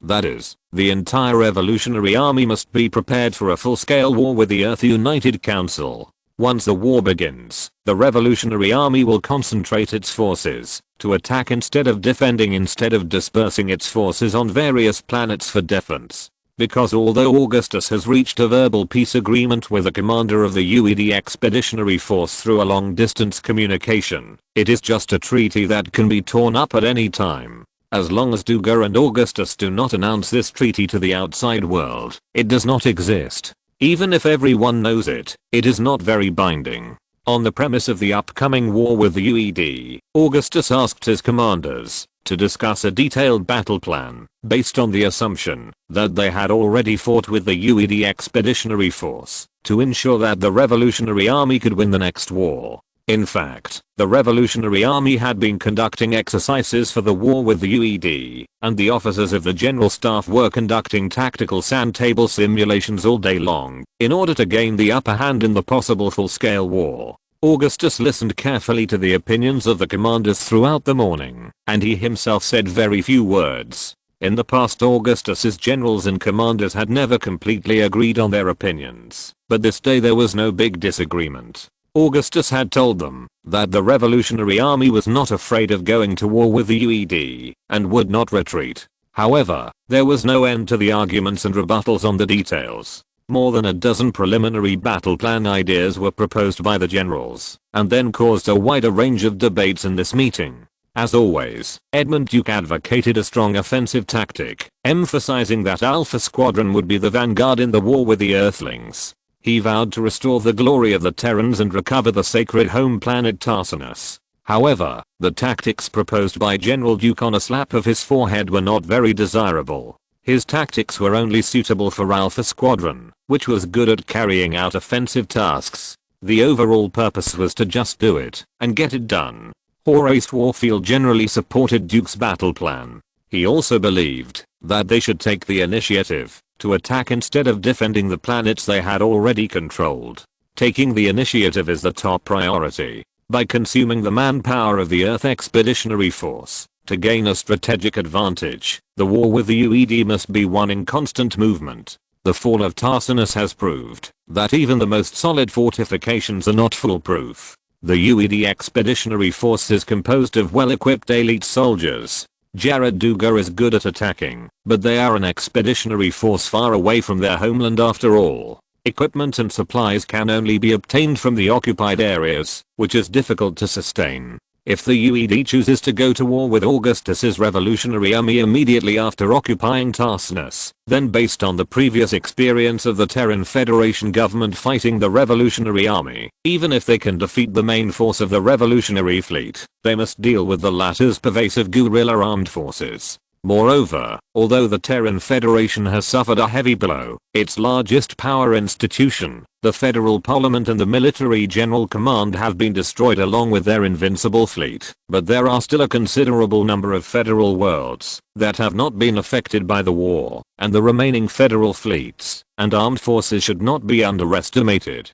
The remaining forces of the Terran Federation now only lack a unified commander. It is still a powerful force. To gather the federal naval fleets scattered in various sectors and sectors of the Kaprulu sector together. Moreover, the strength of the Revolutionary Army has expanded nearly 10 times in the past 3 months, and the newly built battle cruisers have greatly supplemented the number of fleets. So far, Augustus has an army of 4.4 million and more than 50 battle cruisers. The source of troops comes from volunteers from 48 Terran Federation territories, of which Antigua Prime provides nearly half of the troops. The population of this planet has reached a staggering 80 million, and may exceed 100 million before the end of this year. The Antigua government and immigration department are also busy with this, because the invasion of the Earthlings has once again set off a huge wave of refugees and immigrants. Although this is still not enough compared to the Federation garrison of Tarsinus, Warfield believes that the UED must have paid a considerable loss when capturing Tarsinus. The main difference between Warfield and Duke is that the former's battle plan is obviously more detailed and cautious. He does not want to start a war with the main force of the UED Expeditionary Force immediately and bet all the wealth accumulated by the Revolutionary Army over the years on it. He advocates continuing to divide the remaining Federation worlds with the UED and occupying some important core planets far away from Tarsinus. At the same time, the Revolutionary Army should step up the absorption of the remnants of the Tyranid fleet and unite those naval squadrons that have not yet arrived in Tarsus or are performing missions in other Federation territories, so that the UED will not tear its face without scruples. Augustus agrees with Warfield's idea. He believes that the current UED is far from having the ability to crush all forces in Caprulu. At least it will have to wait until Duga masters the technology of the psychic jammer and successfully completes the Earth United Council's Black Flag plan to control the Zerg Overlord. When Augustus asked if this move would directly lead to war, Warfield thought that it was necessary to do so, even if it was so, because they must try to weaken the UED expeditionary force's potential for war as much as possible, and in short, they must not let the UED comfortably take over all the core worlds of the Federation. The core world of the Federation is the most important industrial and technological center, while the edge world mainly plays a role of raw material supply and food production. At present, the Revolutionary Army mainly controls nearly 2/5 of the edge worlds, and the core world is much less. In terms of economic strength and industrial base, the core world is undoubtedly much stronger. Generally speaking, the farther the colony is from Tarsus, the shorter its history is, and the lower its level of development is. Only a very small number of edge worlds can catch up. Warfield's idea is that they must not sit idly by and watch the UED control all the core worlds, even if they have to create contradictions and conflicts with them. Anyone with a discerning eye can see that the UED will never coexist with the rebel organization of the Terran Federation. The reason why the UED Expeditionary Force did not attack the Federation and the rebels at the same time is that they do not have the spare power for the time being. The possibility of the Earthlings going to war with us directly is not high at the moment. After Warfield temporarily ended his dry-mouthed speech, the Revolutionary Army's Deputy Chief of Staff Augustus Mengsk put forward his own opinion. Augustus was responsible for the political affairs of the Revolutionary Army planet, and also served in the Revolutionary Army's General Staff in name only, but in fact this was not an empty title. According to intelligence, after the UED Expeditionary Force captured Tarsus, they only took less than a week to occupy the 7 core worlds closest to Tarsus. Augustus was wearing the uniform of a chief of staff, with a pistol and a sword pinned on his trousers with red wide stripes. I think this just shows that the UED Expeditionary Force is actually stretched to its limits, and they dare not disperse their limited troops across multiple planets. He paused and continued, they also have a clear purpose in occupying these 7 core worlds. Those planets have industrial centers and the largest and most important interstellar ports, and the UED will definitely transform that into a huge fleet in a very short time. UED's Dougal won't be so impatient to occupy all the Federation worlds, but he won't stop after this. Jackson Hole, commander of the Nova Squadron, said, I'm worried that their next target will be Antigua Prime. If they do, we will attack Tarsus, said William Wachowski, Commander-in-Chief of the Armored Forces. We must be careful of the electromagnetic interference weapons and hybrid forces of the UED. They relied on these 2 things to defeat the federal defenders of Tarsus. Lundstein, the current commander of the Revolutionary Army's Car Legion, said, the top priority is to develop counter-weapons, otherwise our warships will become pathetic, blind and deaf when facing the UED Expeditionary Force. In this regard, the Umoyan people will do their best to help us. Augustus spoke, since the Earthlings reappeared in our field of vision, the Umoyan Council has exploded. They believe that after the destruction of the Terran Federation, the next target of the UED Expeditionary Force must be the United States of Umoyan. For this reason, they are willing to help us upgrade our network and communication equipment as soon as possible to reduce the impact of the electromagnetic interference field on our warships. The United States reacted quite fiercely to the Earthlings, but at the same time they also held the idea of stealing advanced technology from the Earth. The Umoyan people's obsession with technology is well known. As for the hybrids, Augustus noticed that everyone's eyes were looking at him at this time. The Protoss of Deram will send troops to help us deal with the hybrids. Augustus had already contacted the Protoss of Deram and Shakurus and discussed the hybrid issue with their leader Atzagal. Of course, the Protoss would not sit idly by. They hated this monster that was a fusion of Protoss and Zerg genes and believed that it was a blasphemy against the Protoss race. However, the Protoss did not regard Earth as a threat, nor would they fully intervene in the human civil war, so they would not send a large fleet to support, but would only help Augustus deal with the hybrids. The Protoss of Darum had just experienced the war on air and was recuperating, unwilling to launch a large-scale war. However, for Augustus, that made him quite happy. With the help of the Protoss, the hybrids are not invincible enemies. Arcturus also breathed a sigh of relief. He was worried that the Protoss would turn a blind eye to it. After all, who could figure out what such a race that was so different from humans was thinking? It would be interesting to fight the Earthlings. I heard that they only like tap dancing with crutches. At this time, Mirahan, the commander of the Port of the Dead Legion, was lying on the conference table, drowsy. The conference room was full of nervous generals of the Revolutionary Army, but only Mira looked listless. Mira didn't listen to a few words of the meeting. She has always been a maverick, and her shiny pink and purple hair is always so unruly. Mira is smart and proficient in conspiracy, but in the final analysis, her style of doing things is to fight to the end. In the words of the residents of the Port of the Dead, it is to work hard. Meetings with Mira are either lively or dull, depending on whether Augustus is present.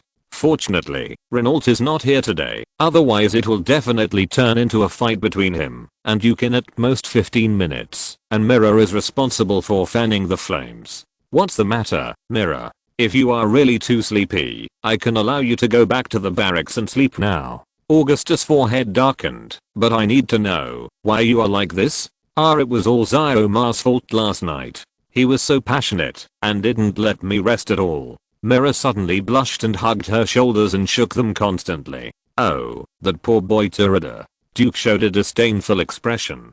General Edmund Duke has gotten rid of the low taste of human men and women. His mind is full of violence and merit. He's still a child. Unlike Holler's intimidating appearance, he is actually a CP leader who likes to ship CP. Arcturus on the side said puzzledly. Matt stayed in the staff headquarters for a night yesterday. It's impossible for him to run to the barracks on the other side of Crucis. A few days ago, Augustus just promoted Matt Horner from the first mate of a revolutionary warship to the general staff of the Revolutionary Army, preparing to train him into a future naval general. Rather than saying that Matt couldn't meet Mira often because of work, it was because he had a strong desire to work overtime that he got the opportunity to escape from Mira. It must be said that Mira was not Matt's cup of tea.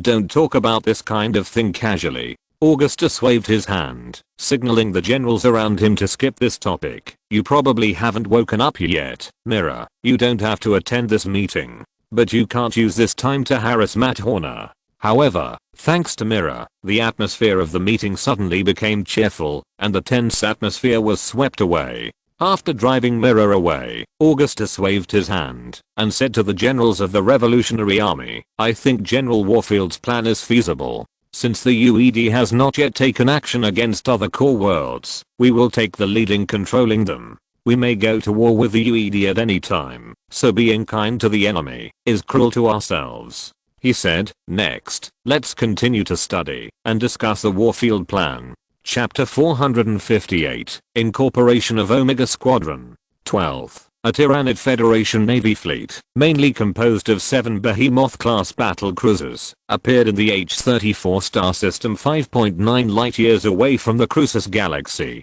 This fleet had just experienced a fierce battle, and there were few supply ships, towing barges and frigates left. In the ripples of the jump force field, huge bullet holes and burn marks were all over the surfaces of the remaining dozens of large and small starships, as shocking as hideous scars. After a long distance hyperspace voyage, the scarred fleet was obviously exhausted.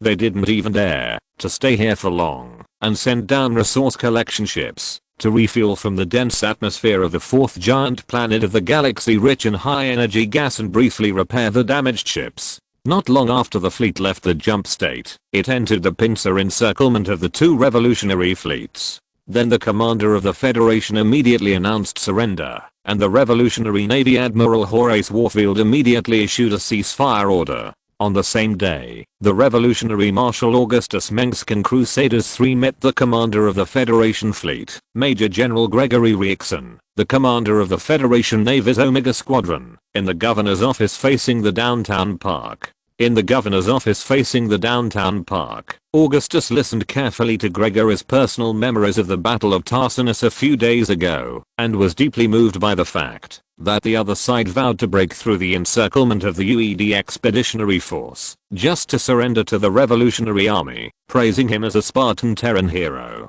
The Earthlings' weapons are more advanced than ours, and their tactical concepts are far superior to the conservative Federation Supreme Command. Major General Gregory once again emphasized that the tragic defeat in the Battle of Tarsinus was not a war crime, and believed that the Federation Command was deaf and blind, and knew nothing about the enemy's tactics. Standing in front of Augustus was a thin Federal Navy general. His lean and ruddy face was full of traces left on the dangerous planets in the Caprulu sector, like a canyon with ravines.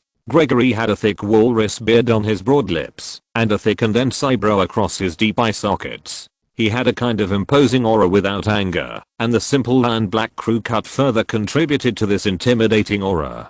Just like many Federal commanders Augustus had seen, Gregory's eyes were firm and resolute. He was a standard Federal aristocratic officer, not comparable to those incompetent descendants of the Creation family who were mixed in the Navy Department. Although he had just experienced a hard battle that almost cost him his life, Gregory was still wearing a neat Federal Navy general uniform. It was a beautiful uniform with a base color of dark blue, a standard open-collared waistcoat with golden medals and epaulets pinned on it, and the same color pants were ironed straight, with almost no wrinkles. The hat is a wide-brimmed military cap with the Federal Navy cap badge embroidered on it, and on it is a silver eagle emblem surrounded by a wreath. These are professional soldiers of the Federation who have received systematic education and training. They have served in the Federal Army for many years, and are ready to defend the unity of the Federation at any time. If it were not for Augustus's consistent strict discipline and regulations in the Revolutionary Army, then his men would be closer to loose peasant uprisings and sloppy pirate organizations. The Earthlings have taught us a lesson. Augustus made a brief comment on Gregory's words. Augustus knew that this was actually not the fault of the Federal Supreme Command, because they could not contact the Federal Navy fleet in high altitude orbit at all. Even the ships were difficult to contact each other, as if they were isolated islands made of steel in the war, and confusion in command was inevitable. Centuries ago, the various armies of mankind still used pigeons to shout to communicate, but the generals and commanders of the Federation who were silenced by the UED electric pulse weapons in the vacuum could not rely on shouting to tell their friendly ships where to assemble and where to break through next. It really caught us off guard. Gregory couldn't help but glance at Sarah Carrigan standing behind Augustus when he was talking to him, because he heard that there were many dangerous women around the Revolutionary Marshal, and none of the assassins sent by the Federal Security Department could get close to him, let alone assassinate him.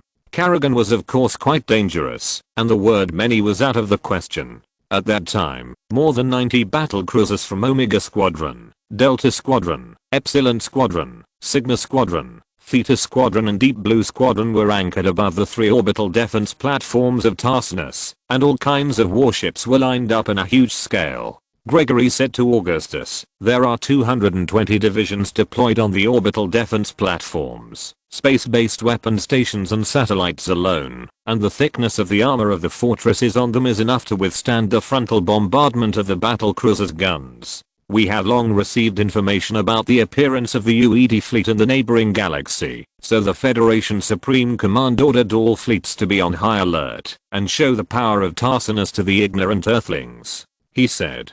But it turned out to be a complete disaster. Of course, this is just hindsight. Augustus already knew something about the Battle of Tarsinus, but after all, he was not as good as the Federation commander who had actually experienced this war. Yes. Gregory sighed. All the computer-controlled weapons of the orbital defense platform betrayed us at the same time. The weapon systems fired at our soldiers at will, and blood flowed in an instant. Then an even greater disaster came. The cargo ships that were suddenly taken over by intelligent programs began to ram our warships. Then the space station also changed its orbit and collided with the defense platform. In the face of attacks from the rear, most of the captains did a great job. They still held their posts and reluctantly issued attack orders to the uncontrolled ships. But then, communications between the fleets fell into chaos, and a large number of UED warships jumped in and quickly attacked us. he said. Not only that, in the strong electromagnetic interference field created by the enemy, even the warship's weapon system failed. No matter how hard our mechanics and technical experts kicked and hit, it was useless. By the time they resumed operation, our defense line had been beaten to a pulp. Right now, I have begun to doubt whether the original order was issued by the Supreme Command. It was that order that put us right between the orbital defense platform and the enemy fleet. The weapons that took 4 years to build with countless manpower, material resources and financial resources were aimed at us without scruples. This is exactly what Jared Duggal wanted. Augustus said the name of a UED expeditionary commander, who is now considered the most terrifying opponent of the Terrans. However, few people know that Alexei Stukov behind Jared Duggal is also a very dangerous person, and the latter has always been very low-key. You didn't lose unjustly. The Terran Federation was no longer the overexpanded powerful regime that it was at the end of the Guild War. The impact of the Zerg and the Protoss caused the Federation to lose too many colonies and fleets, and the losses caused by the Revolutionary Army were also not to be ignored. The Terran Federation in its heyday would not necessarily lose to this expeditionary force from Earth. It can only be said that the timing of the invasion was too good. Augustus then asked Gregory, "Can you confirm how many battle cruisers the UED has?" "At least 50, and it can be seen that they were originally built by us." The Earthlings made inconspicuous modifications to these warships, which at least prevented them from being affected by chaotic electromagnetic interference. Gregory replied, "Do they carry hybrids in their fleet?" While Augustus was speaking, Kerrigan next to him handed over a photocopied picture in time. "I believe you must be familiar with this." Hybrid. Gregory's brown eyes shrank, and he sat down dejectedly on a chair opposite Augustus. "Hybrid, this is an extremely evil word. Monsters with twisted genes, evil hybrid creatures. Just mentioning their names is enough to scare people. We didn't find this kind of monster on the Earthlings' warships, but they did appear on the orbital defense platform," he said. Later, we learned from the Marines who were also evacuated from Tarsus that the inhuman monsters were not only extremely powerful and indestructible, but also able to control human minds. Does this sound like a magical story? But it is true. It was those orbital gun crews who were mentally disturbed by the hybrids who operated the giant cannons to fire at us. Those poor people must have been completely crazy, because they also fired at the UED ships. Point. Well, that means that the UED cannot completely control this hybrid. Augustus put forward a hypothesis. To be more precise, I even suspect that they don't know the true face of this monster at all. Rather than saying that the Earthlings are driving this monster to fight for them, it's better to say that they are just slaves led by the hybrids. That's right. The hybrids will not only attack our people, but also the Earthlings' army. This crazy attack is indiscriminate even from our perspective. Gregory blinked his eyes that were dry due to the dry autumn wind in Crucis. The hybrids can undoubtedly cause unimaginable damage to our army without any mental protection, but the same is true for the Earthlings. Point. A double-edged sword. Augustus smiled. Is this Stukov's idea? This thing will cause more damage to you than to us. An important information. The UED expeditionary force can't control the hybrids at all. In other words, unless the method of controlling the hybrids is mastered, Duggal will not use this weapon at will in conventional wars. And in this world, except for Nerid who developed the hybrid, Augustus may be the only one who knows that no one, except Ammon, can truly control the hybrids. The cunning Nerid will certainly win the support and funding of the UED expeditionary force by promising to develop a more powerful and easier to control hybrid. With his wisdom, he will surely do it perfectly. The UED, or other people and forces who will bid for the hybrid in the future, will never know that Nerid will only make them think that they can control the hybrid. Perhaps one day, Augustus believed that there would be a day when Nerid would sell the hybrid to him, saying that this weapon would be absolutely foolproof against the Protoss and the Zerg, and could protect the Terran Empire. Augustus's brother Arcturus might think this is a good idea, thinking that he could use Nerid like he controlled other people.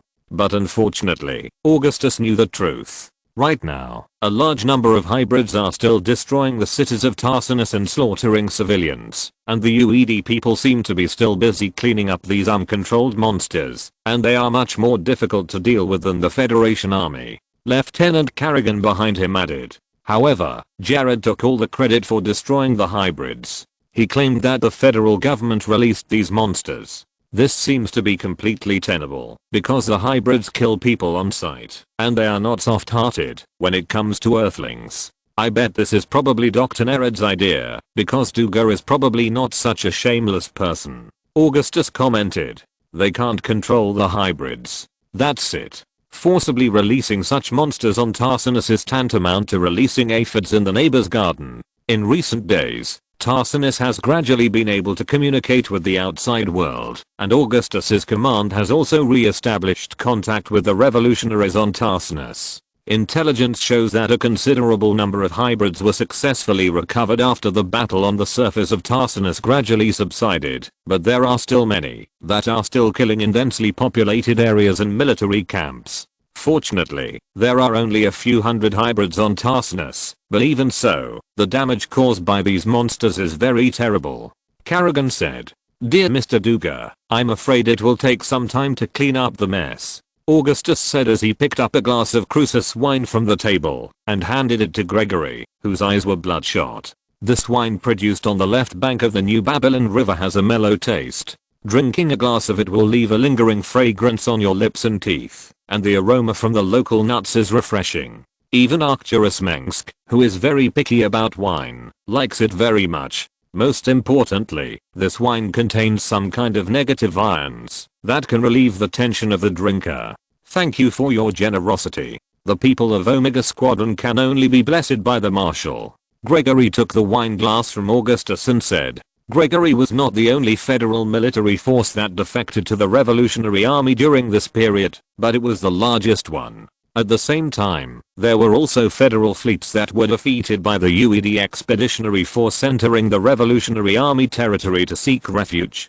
This part of the federal army was beaten by the UED and lost their fighting spirit. They were afraid that the Earthlings would catch them in the federal territory, or they wanted to defect to Augustus. After the federal parliament was completely destroyed, the Federation has essentially fallen apart. The exiled Creation family and some Federation officials have announced the formation of a provisional government to continue to lead the remaining Federation military forces to fight against the Earth invaders, but they dare not even announce the location of the provisional government. I have always respected generals like you who are responsible, hardworking and talented in command.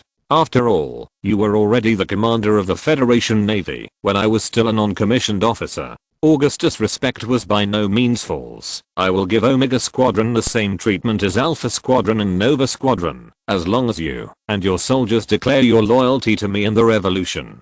Gregory's Omega Squadron was definitely a pleasant surprise for Augustus. Alpha and Omega were the first and last in the Federation Navy's combat sequence, respectively. They were also famous Federation military forces, and were definitely brave divisions. As a prestigious Federation Navy squadron, Omega has its own exclusive planetary base and unique and complete resocialized soldier factories. It is the soldiers produced in these factories that have created the Omega Squadron's notoriety as the Dead Skeletons. If you're listening to this novel on a channel other than Fanfic World, it means they downloaded and uploaded it without effort. We cordially invite you to visit our channel, Mundo Fanfic Novelos. There you'll find the original version of this story and you can explore many other novels of various genres. We're waiting for you to immerse yourself in a world of incredible novels.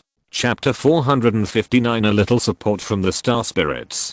Crucis Central Airport. From the airport's dock to the dispatch hall, the Revolutionary Army Squadron soldiers were packed with shuttles ready to rush to their interstellar battleships. They belonged to the Warfield Fleet Marine Corps and participated in many battles aimed at fighting against the Zerg in the first full-scale war to defend the colonial people. They served for more than 5 years. The Revolutionary Army Marine Corps is the elite combat force in the Revolutionary Team. They are composed of sturdy young Terran men and women of the right age. They wear black and blue lapel jackets, long trousers and low-top hats with anchor logo cap badges, and silver-white military badges symbolizing the Silver Tower of Ka. Under the uniforms of ordinary soldiers, the classic blue and white sailor shirt uniforms are lined, which can also be used as regular clothes. As for pilots, they wear another set of standard outer space combat uniforms. In the early years, most of the Revolutionary Army were car soldiers. Now the soldiers in the revolutionary team are gathered throughout the territory of the Terran Federation. Among them, foreign soldiers can even be found, namely the Kel-morians and the Umayans. Especially in the Kel-morian Federation, the bitter fruit of the Guild War is still tormenting the residents of the Federation. The trust-like KMC Guild enterprise is becoming more and more greedy and brutal, constantly squeezing and destroying their mining planets. Economic depression and social unrest have caused more and more Kel-morian men to choose to become pirates and mercenaries. In addition, joining the Car Revolutionary Army is also a good choice, because the Revolutionary Army Marshal has always been known for his tolerance of other ethnic groups. When Augustus came to the airport for inspection, one battalion after another of the Revolutionary Army soldiers were standing in line in front of the large shuttle parked at the airport terminal. The black and blue uniforms of the Revolutionary Army soldiers formed a rather spectacular scene. When the soldiers lined up in neat columns began to board the plane, Augustus immediately saw a picture like surging waves. The fleets are ready for battle. Admiral Horace Warfield stood next to Augustus, next to the asphalt runway of the Crucis airport. The people in the munitions department are carrying out the final supply transportation and dispatch work. They haven't let my people down in recent times. Just wait for the order to be issued, and the fleet can set sail at any time. A large Apat series transport ship anchored 1,000 yards away confirmed what Warfield said. Trucks loaded with barrels of refined high-energy gas fuel were speeding past. These sealed green hydrocarbons are the standard high-energy fuel for many engines and reactors. Centuries ago, it was this fuel that drove early humans on Earth to continue to explore the solar system and even the world beyond. The cargo holds of other transport ships were loaded with boxes of ammunition, including various types of railguns, anti-aircraft guns, and 180mm cannon shells. Each Hellfire missile cost as much as 15,000 federal credits.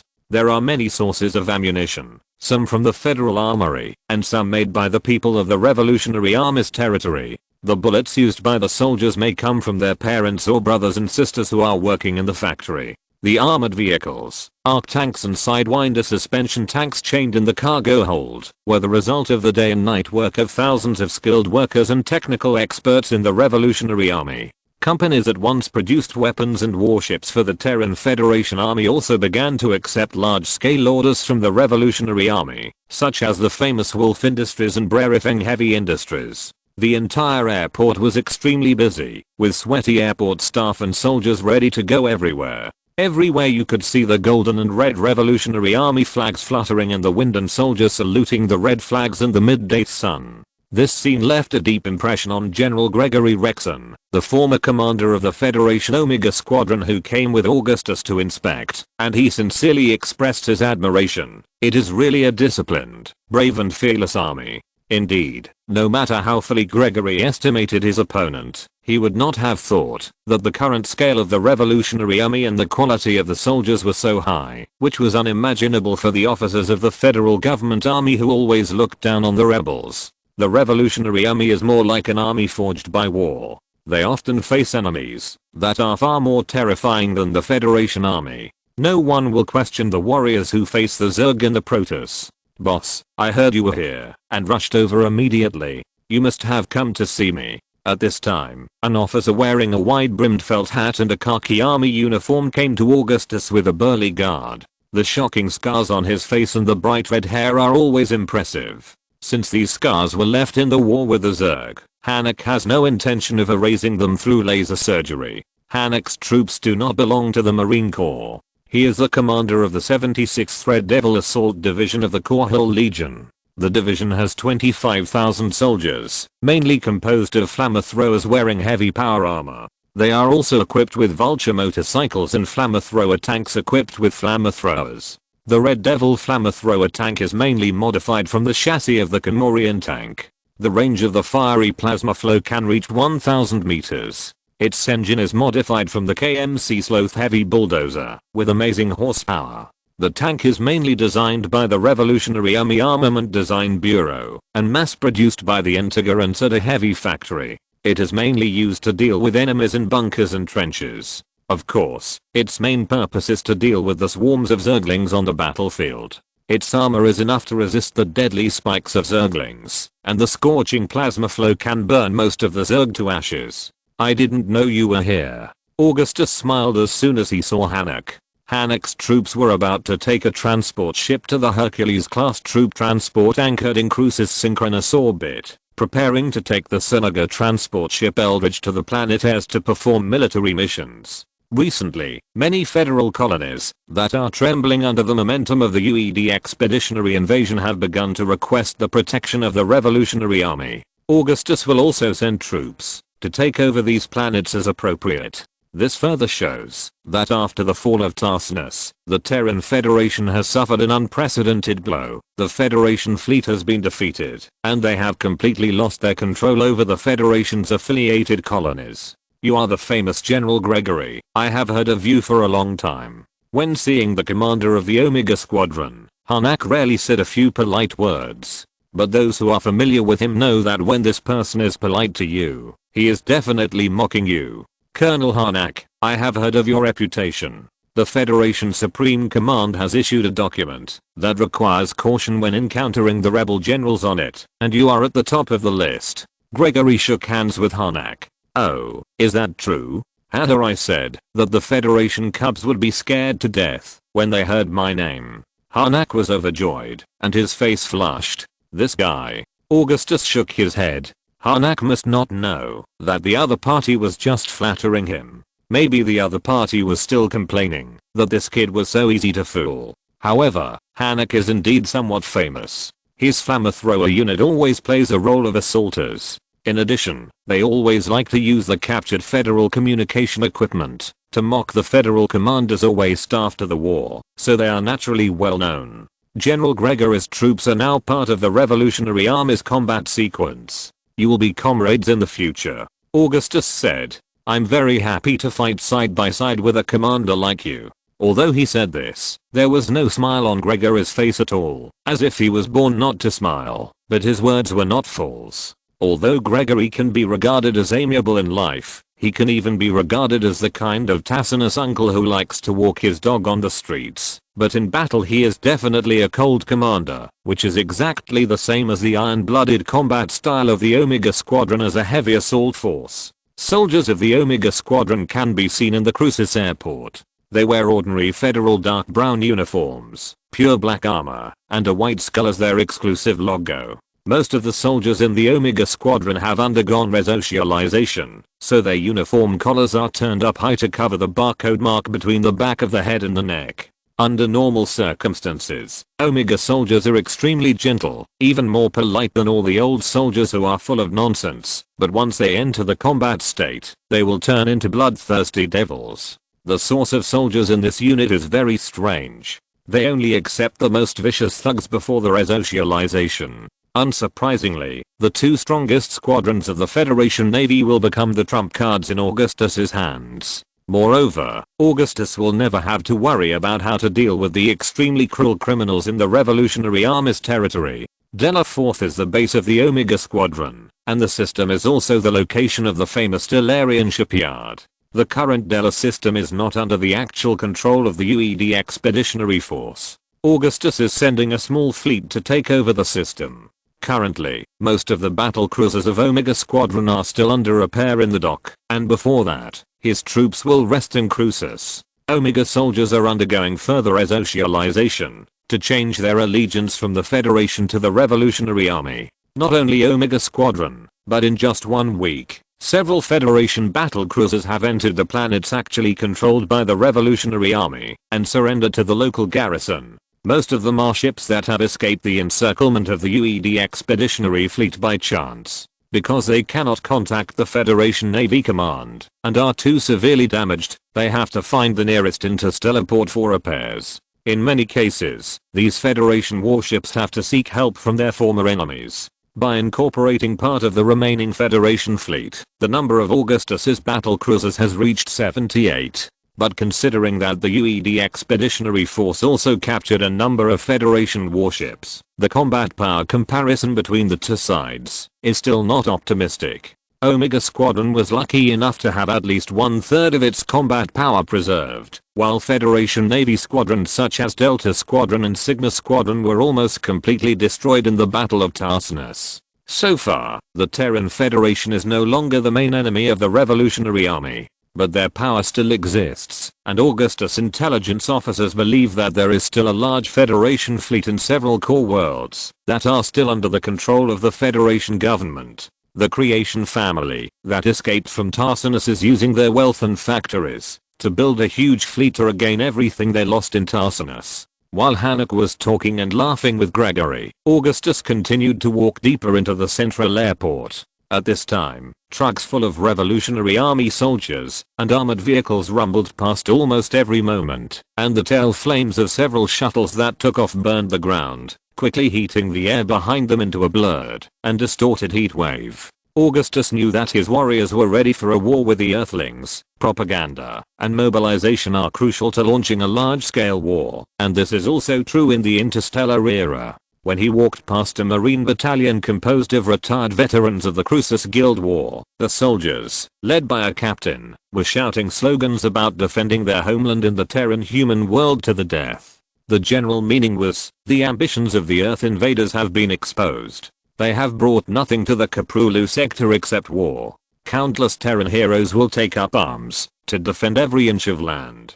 The time to make the ultimate sacrifice for the race has come. As expected, this sentence came from the Chief of Staff Augustus Mengsk. Augustus even planned to ask the musicians of Crucis to compose this into a song, hoping that it would be widely sung on the planet of the Revolutionary Army. It must be said that Augustus is indeed an expert in creating momentum and propaganda. When he became Augustus' most trusted prime minister, this talent was more fully demonstrated. After Augustus's speeches, the Revolutionary Army and even other planets that heard the speeches were determined to resist the Earth invaders. The slogan of either we destroy or they perish was widely spread. Marshall, the Protoss ship detected at the edge of the Crucis galaxy is the Protoss Arc ship Spear of Adun. At this time, Kerrigan, who had been standing next to Augustus, received a report from the Crucis Galaxy Observatory. The science ship Amerigo and the battle cruisers Free Knight and Shield of Korhal are forming a fleet to follow. Spear of Adun. Augustus knew that the support troops of the Protoss of Darum had come. Before that, the Archbishop of Darum, Lady Rashiga, had only euphemistically stated that she would provide appropriate support. Perhaps in her opinion, an Arc ship should be considered within the appropriate range. The Protoss believed that an Arc ship was enough to launch and win a war with a civilization of similar strength to them. Is the commander of the Spear of Adun Artemis, or our respected old friend Phoenix? Augustus asked. This news makes me feel much more at ease. Chapter 460 I can't be Archbishop Artemis of Darum. The emergence of the hybrid caused the quarrel in the Light and Shadow Council of Shakuras to last for 2 full solar cycles. This scene was rare in the past Protoss Empire. When Protoss Executor Artemis told Augustus this, they were standing side by side on the top of the mountain surrounded by clouds. This mountain range is located in the west of the New Babylon plain of Crucis. The mountains are lush and dense, with streams everywhere, and dense flowers and berry vegetation growing among the interspersed gymnosperms. Looking east is a vast New Babylon plain, where large clumps of grey-green wormwood grow, and swamps are crisscrossed, shaped like an endless blanket. And on this mountain with an average altitude of more than 9,000 feet is located the unknown training camp for new recruits of the Revolutionary Army. The place has a command center, 4 independent military camps and hospitals and other facilities, which can accommodate 5,000 new recruits. The Revolutionary Army Marshal Command decided to form a highly mobile Reaper force. They will be dispersed in various troops as special operations forces in the form of squads, to perform reconnaissance and infiltration missions. To this end, the Army Command selected the rarely visited New Babylon Mountains as the training site for new recruits, using the rugged terrain to hone the will of the soldiers. Augustus was standing at the location of one of the barracks, located on the highest peak of New Babylon, standing tall among the sea of clouds. Do they still have objections on this issue? Although Augustus was already considered to be a sturdy and tall Terran, he was completely inferior when standing next to Artemis. There were only Augustus and Artemis here, and it was obvious that the news of the arrival of the Protoss Spear of Adun was still a secret that few people knew. Augustus hoped that this could become one of his trump cards against the UED Expeditionary Force. On the issue of dealing with hybrids, the bishops of the Light and Shadow Council are very unanimous. Whether it is Air or the Protoss on Shakurus, they all believe that this is something that cannot be neglected. Artemis's glowing blue eyes burned and jumped. The disagreement is about how to deal with the humans on Earth. Undoubtedly, their actions have touched the bottom line of the Protoss, and we will never tolerate such atrocities inflicted on our people. If someone mixes the genes of humans and Zerg together, such a monster will not be tolerated by humans. Augustus also nodded. The Earth side is indeed keeping a close eye on the situation in the Kaprulu sector, but the way they obtain information is still affected by the long distance of 60,000 light years. Even if the Terrans know very little about the Protoss, the UED Expeditionary Force cannot know what kind of blasphemy the hybrid means to the Protoss. Admiral Yerlan decided to go to war with Earth, and his decision was approved to a certain extent, but the Dark Archon Mohinder believes that the Terran Protoss is in urgent need of recuperation, and assembling a large fleet to retake Air is the top priority. Artemis' words directly reflected in Augustus' heart contained his complicated emotions. The Protoss Empire, which has suffered so much, is unwilling to be dragged into another war with Earth. The Protoss are fearless, but they will never start a war blindly. The Donu Doctrine teaches that the Protoss should maintain order in the universe and protect weak races. When did we become so militaristic? He said in confusion. I often think that perhaps this is what the gods want the Protoss to know. We are not worth mentioning in front of the great power that created this world. The Protoss Empire was defeated by arrogance that did not match its strength.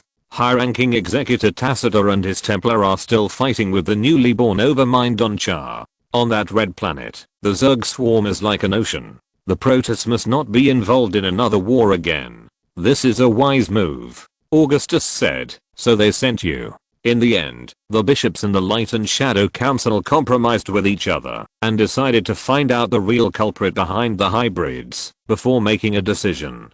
That's why Archbishop Raszagar ordered me to investigate this matter and ask me to find out the source of those hybrids. Artemis looked at Augustus and said, I understand. Augustus was stunned. So you call sending such an arc ship that is not much different from a satellite an investigation? The Protoss in the past were undoubtedly a race full of martial virtues. They never rejected fighting with other races. The Protoss heroes of all generations were born in that magnificent era. The emergence of Doru's teachings was an important watershed in the history of the Protoss Empire. Well, starting from the source is the key. Augustus sighed. Augustus certainly knew where the hybrids came from, but he did not know where they were made. This twisted and weird monster has violated the common sense of nature. Its genes are mottled and messy, full of traces of human tampering. Dr. Narad must have a lot of hybrid laboratories and manufacturing plants, which may be located in those galaxies, that will never be known to the public, and it is not so easy to find. He, or rather, the years he has experienced, are as old as this universe. Narad may have started hybrid experiments a long time ago. Such a ship alone is enough to deal with the fleet of the UED Expeditionary Force. Without using native weapons, who knows whether the current battlecruiser can break the shield of the Spear of Adun. The Spear of Adun appeared too early, so early that the UED could not understand the power of such an arc ship. Jared Duga, the commander of the UED Expeditionary Force, must have fully estimated the power of the Protoss, but he would never dream that the Protoss would dig out such a thing from their ancestral graves and throw it in his face. I hope I will not disappoint the expectations of the council. Artemis conveyed some melancholy emotional fluctuations. As the future successor of the high-level executive Tacitor, Artemis also faces great pressure. Maybe Darum doesn't have to make all decisions in the current Darum, but with Tacitor already so outstanding, Artemis is also worried that he will not be able to reach the level of his teacher in the future. The emergence of the hybrid heralds a dark future, which is the doomsday that will destroy the Protoss in the prophecy, he said worriedly. Among the Nerazim, rumors of this ominous omen are spreading like wildfire. The hybrids are undoubtedly monsters that could destroy the Protoss civilization and even the entire universe, if their numbers are large enough, if they are as endless as the Zerg. That's why you attach so much importance to the hybrids. Augustus said. For a long time, the prophecy of doomsday has been bothering our people, including the Dark Templar of Shakurus.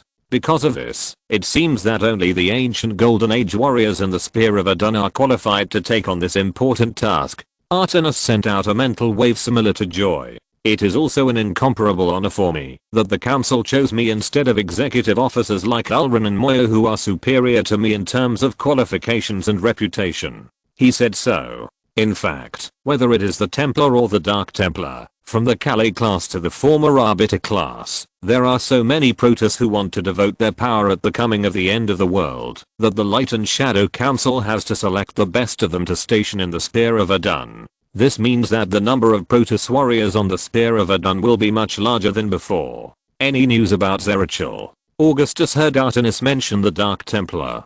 Zerachel once returned to Shakurus, but left soon. At the Light and Shadow Council, he mentioned that the fallen Dark Templar Auriga was serving an extremely terrifying existence. Artemis said. He claimed that he had received instructions from the gods in the void, and the light released by countless dead stars weaved the prophecy of the Zelniga. In the dark future, strife is eternal. Zerachel is still so weird. Augustus spread his hands. Recently, Zerachel once again returned to Ea. Artemis said, Zerachel returned to the huge storm of void energy that once held the Overmind's body. He believed that it would bring him closer to the void. How did he do that? I have never heard any gods talking to me. Augustus shrugged and said, so Zerachel has given up the pursuit of Ulaga. No one knows what Zerachel is thinking. Artemis could not figure out what Zerachel was thinking. Zerachel always believed that he had a heavy responsibility on his shoulders. He was always mysterious and believed that he had a mission. Alas, the end is near. Both of them looked up at the sky at the same time, feeling uneasy. The sky at this time was showing an extremely magnificent scene. The clouds, which were rendered dark purple by the strange optical phenomenon of Crucis at sunset, piled up on the distant horizon, forming a series of cloud banks connected end to end. There was not even a cloud in the center of the sky.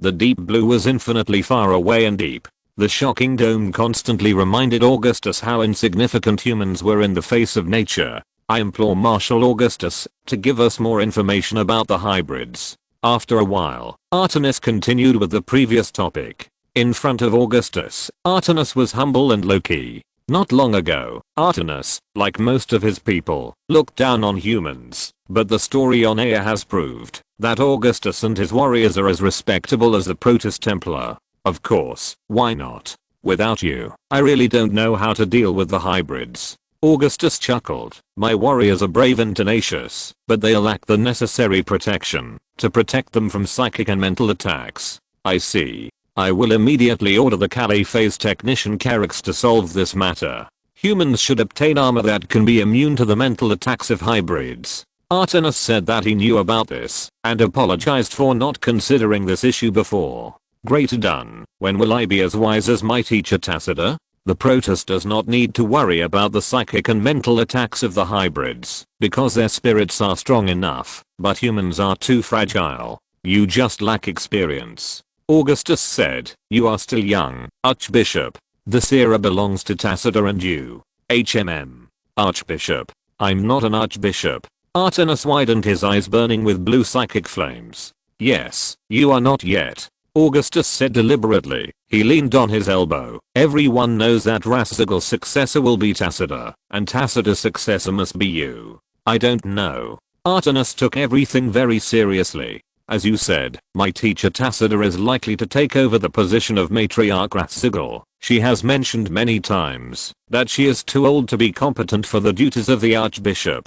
He said. The teacher has won the respect of many Dark Templars, and his becoming the new Archbishop of Durham meets the expectations of Aaron Shakurus Protoss. And I'm just an ordinary executive of the Protoss Empire, and the Dark Templar do not like me. Moreover, adhering to the principle that Aaron Shakurus Protoss must be absolutely equal, after Tacita steps down, the successor should be an Erezim, and then it may be me. That I don't know. Augustus realized that Artemis's fate may have changed dramatically. Artemis may not become the new Archbishop.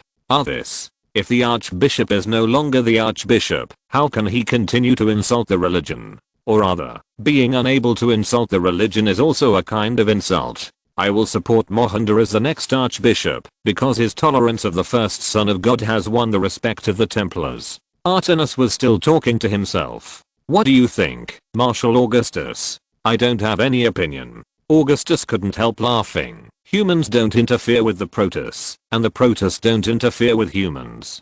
Come on, young Artemis, come to my barracks, I'll treat you to tea. Augustus walked away on his own, leaving Artemis mumbling to himself in self-pity. Marshal, you are teasing me again. Artemis followed Augustus. The Protoss absorb moisture with their skin, but they don't drink tea. When Augustus and Artemis left the top of the mountain and walked into the path leading to the barracks, a team of about 15 Reaper recruits whizzed past. They carry large jetpacks. The early Reaper backpacks were able to fly, but because they were too heavy and difficult to control, the mortality rate of recruits was quite high. Therefore, an excellent Reaper was as valuable as a fighter pilot. Based on this defect, Rory Swan and his team, who always had something new for Augustus, designed an on-flying twin-turbine backpack for training recruits. Even so, the mortality rate of the Reaper boot camp was still very high, which made their training cost much higher than that of ordinary Marines. When Lieutenant Serac Harrigan walked towards Augustus from a fork in the road, Artemis left quietly with the help of a phase warp device. He seemed to really think that Augustus would pour black tea on his face. Someone really did this, and that person was Titus Finley, who was drunk. Urgent news. The UED Expeditionary Force has sent a message that they want to sign a peace treaty with us and are willing to send Alexei Stukov to participate in the negotiations. Harrigan glanced at Augustus' face and said, Chapter 461 Negotiations on Redstone Star. August, the Kaprulu sector was shrouded in the shadow of war. The situation changed so quickly that before people in many parts of the Terran Federation received the news that Tarsinus was under siege, the Terran human throne world, known as the beacon of civilization, had already fallen. Admiral Garza, Duke of the Federation Supreme Command, once said that the barriers of Tarsinus Main were so strong that it would be impossible for the Earthlings to capture it, even if they spent 10 years. However, Jared Duga took less than a month to cross the Kaprulu sector and take the Federation capital, and most of the time was spent on the jump. Even if Tarsinus fell in a short time, the war on its surface and even in synchronous orbit could be one of the largest human civil wars in Kaprulu so far. Conservative estimates show that the number of Tarsinus civilians killed alone may exceed 6 million. Jared Duga is indeed the most powerful general in the Earth United Council, and his efficient and fast surprise attack tactics are the key to his brilliant victory. Although Duga is a typical cold-blooded military leader who rarely appears in public, he has become famous since the fall of Tarsinus. Many Terrans living in Federation territory may never have seen the Earth Army, but they must have seen the style of the human hand Jared Duga from the news, and the rumors that spread quickly. His thin face and cold expression have become a symbol of Earth. When talking about the Earth people and their joint government, whether it is the crystal miners working in the mines, the farmers running private farms, or the hooligans who have nothing to do in the bar, they will all think of Duga's tough and cold image. On the colonized planets that are less influenced by Tarsinus culture, the people there are actually beginning to look forward to how Earth will rule their long-lost colonies. The distant Earth should also send governors to manage the colonies. They should be nobles of noble blood. The Terrans will never surrender. As long as I'm alive, Earth will never achieve their hegemony in the Kaprulu sector. We will fight at the Earthlings' landing points, in the fields of the countryside, and in the city blocks. When Augustus was on a galaxy jumper in a hyperspace jump state heading for the coordinates of the scheduled peace talks with the UED Expeditionary Force, Augustus Mengsk was still using his personal terminal decorated with a wolf head logo to appreciate Augustus' speech just delivered this morning. It was playing the scene of Augustus' speech in the Crucis Senate. He stood among the elected senators in suits and leather shoes looking at him from all sides, wearing only a dark blue military uniform, with a sword and a pistol hanging from his waist, looking dignified and extraordinary. Arcturus watched it over and over again for more than a dozen times. I guess nothing would make him more satisfied than watching his outstanding brother make a big splash. We will fight on Blaxis, on Dela 4th, on Tarsinus. on the wreckage of battleships and armor, on the ruins of bunkers and trenches, on our blood and bodies, until the final victory. Earth wants to enslave us, but we will never surrender. Augustus could almost hear the shouts rising to the sky. The crusaders who supported the war were shouting his name, which made him, and the people around him, feel a shudder from the heart and blood. This is the will of the people. The Terrans need a leader who is popular with the people. With the unity of our military and civilians, we can defeat all enemies. Arcturus said this for the 4th time. Arcturus could almost calculate that this 20-minute impassioned speech would cause a sensation on hundreds of planets. In any case, using nationalism to unite people of different planets and traditions is the most effective means so far. It was fate that turned the former terrorist and traitor of the Federation into a national hero of the Terran people. No one cared whether Augustus was an ambitious person who stirred up unrest. Well done, Augustus. Let those who dared not resist hear your voice and your determination. The Terran Federation is finished, and we are the last hope of the Terran people. Arcturus was sitting next to Augustus. He was wearing the uniform of the General Staff, and looked very impressive. Arcturus was 33 years old this year, in the prime of his life. He had only been transferred to the General Staff of the Revolutionary Army for less than half a month, but he had won the respect of the officers of the General Staff with his serious and responsible work attitude and his talent in strategy and tactics. If anyone thought that Augustus Mengsk got to his current position by borrowing his brother's reputation, they were undoubtedly wrong. I don't want to spoil your fun, Arcturus. 9 years ago, the Federation asked its people to make selfless contributions in the Guild War in the name of the nation. Now, after experiencing the first full-scale war that swept dozens of colonies, many colonies are not as willing to resist as we imagined. Augustus's outfit was the same as when he gave a speech in front of Senator Crusus. The Federation is still lingering, and they have not been truly eliminated. So what? I won't give them any chance to revive. Arcturus's face was as hard as steel. His grey eyes, which were extremely similar to Augustus, were fixed on the back of the driver's seat in front of him. His eyes were so sharp that they seemed to be able to kill the person in the seat. No matter where the remnants of the Federation Parliament and the Creation family hide, my sons of Korhal will find them, and then, not a single one will be left alive. He showed a fierce and decisive momentum like a tyrant. Today, the Sons of Korhal have changed from a top-notch terrorist organization on the list to a part of the Revolutionary Army, but they have an independent command department and their equipment is different from that of the regular Revolutionary Army. The Sons of Korhal, founded by Augustus Mengsk, do not care about the difference of blood. Anyone who hates the Federation as much as the Korhal people will be absorbed into it.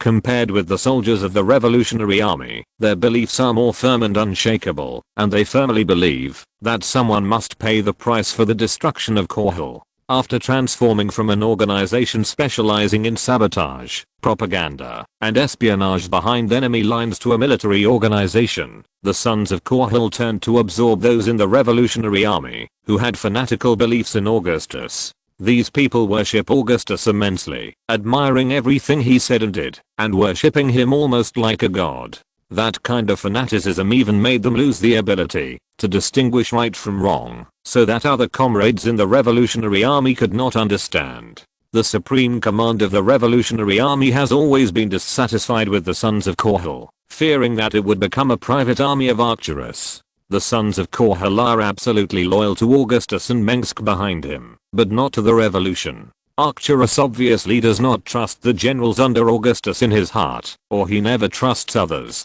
The size of the Sons of Korhal Legion has always been maintained between 50,000 and 55,000. There are so many people who want to join this legion that the legion has to strictly select qualified recruits. It is undeniable that the Sons of Korhal are absolutely loyal to Augustus. They are more like his personal guards. Augustus was worried that Arcturus was really going to set up a Principate stormtroopers, but later he found that this worry was gradually becoming a reality. Leave no one alive. You want to execute their families, which can include the elderly, the weak, women and children. Augustus disagreed.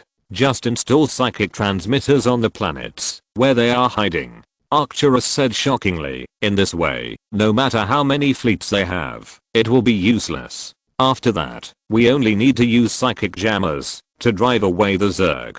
Let the Zerg do the dirty work for us? Augustus was not surprised by Arcturus' words. It can only be said that this is indeed a plan he can think of. But even if I agree with you to do that, this matter will be exposed sooner or later, just like the Federation's experiment with Zerg on Chatsera and Marsera. He shook his head and said, the truth will come out sooner or later. If you want to be a ruler supervised by the people, then there should be as few secrets as possible. There are plenty of scapegoats. Arcturus shook his head. Okay, you always think there will be a better solution to a problem. But it is not better or more beneficial to yourself, but to others. But if you want to completely defeat your enemies, don't give them any chance to fight back. He suddenly remembered something. Speaking of little secrets, I have secretly destroyed the photos of you wearing a skirt when you were a child. Those who know this must be humanely destroyed. This is not a shameful thing. Augustus was shocked at first, his eyes widened, and then he argued, who didn't wear a skirt when he was a child? Maybe this can be passed on as a good story. That means you don't care. Arcturus laughed. Damn Arcturus. You can't do this. Augustus was shocked and angry. No matter how many years have passed, his brother is still his brother. This is as irreversible as the birth, aging, illness and death of a person. Are we there yet, Bob? Arcturus turned to ask the shuttle pilot in the front seat. He was the top pilot carefully selected by Arcturus, a legitimate old noble of Korhal. We have entered the preset coordinates and are calculating the difference. The shuttle pilot replied immediately. A fiery red planet appeared on the holographic projection screen in front of Augustus. He would never forget the strange and spectacular scene even after 20 years. If Char and New Falsum were already hell on Earth with volcanoes and magma, then this planet marked as Redstone 3 was even worse. The surface of Redstone 3 was covered with brown-black land that was as light and dark as ash and a super magma ocean that could be observed even in synchronous orbit. The area of the ocean was almost equivalent to 1/3 of the surface of the planet, equivalent to 20 Korhal radiation deserts.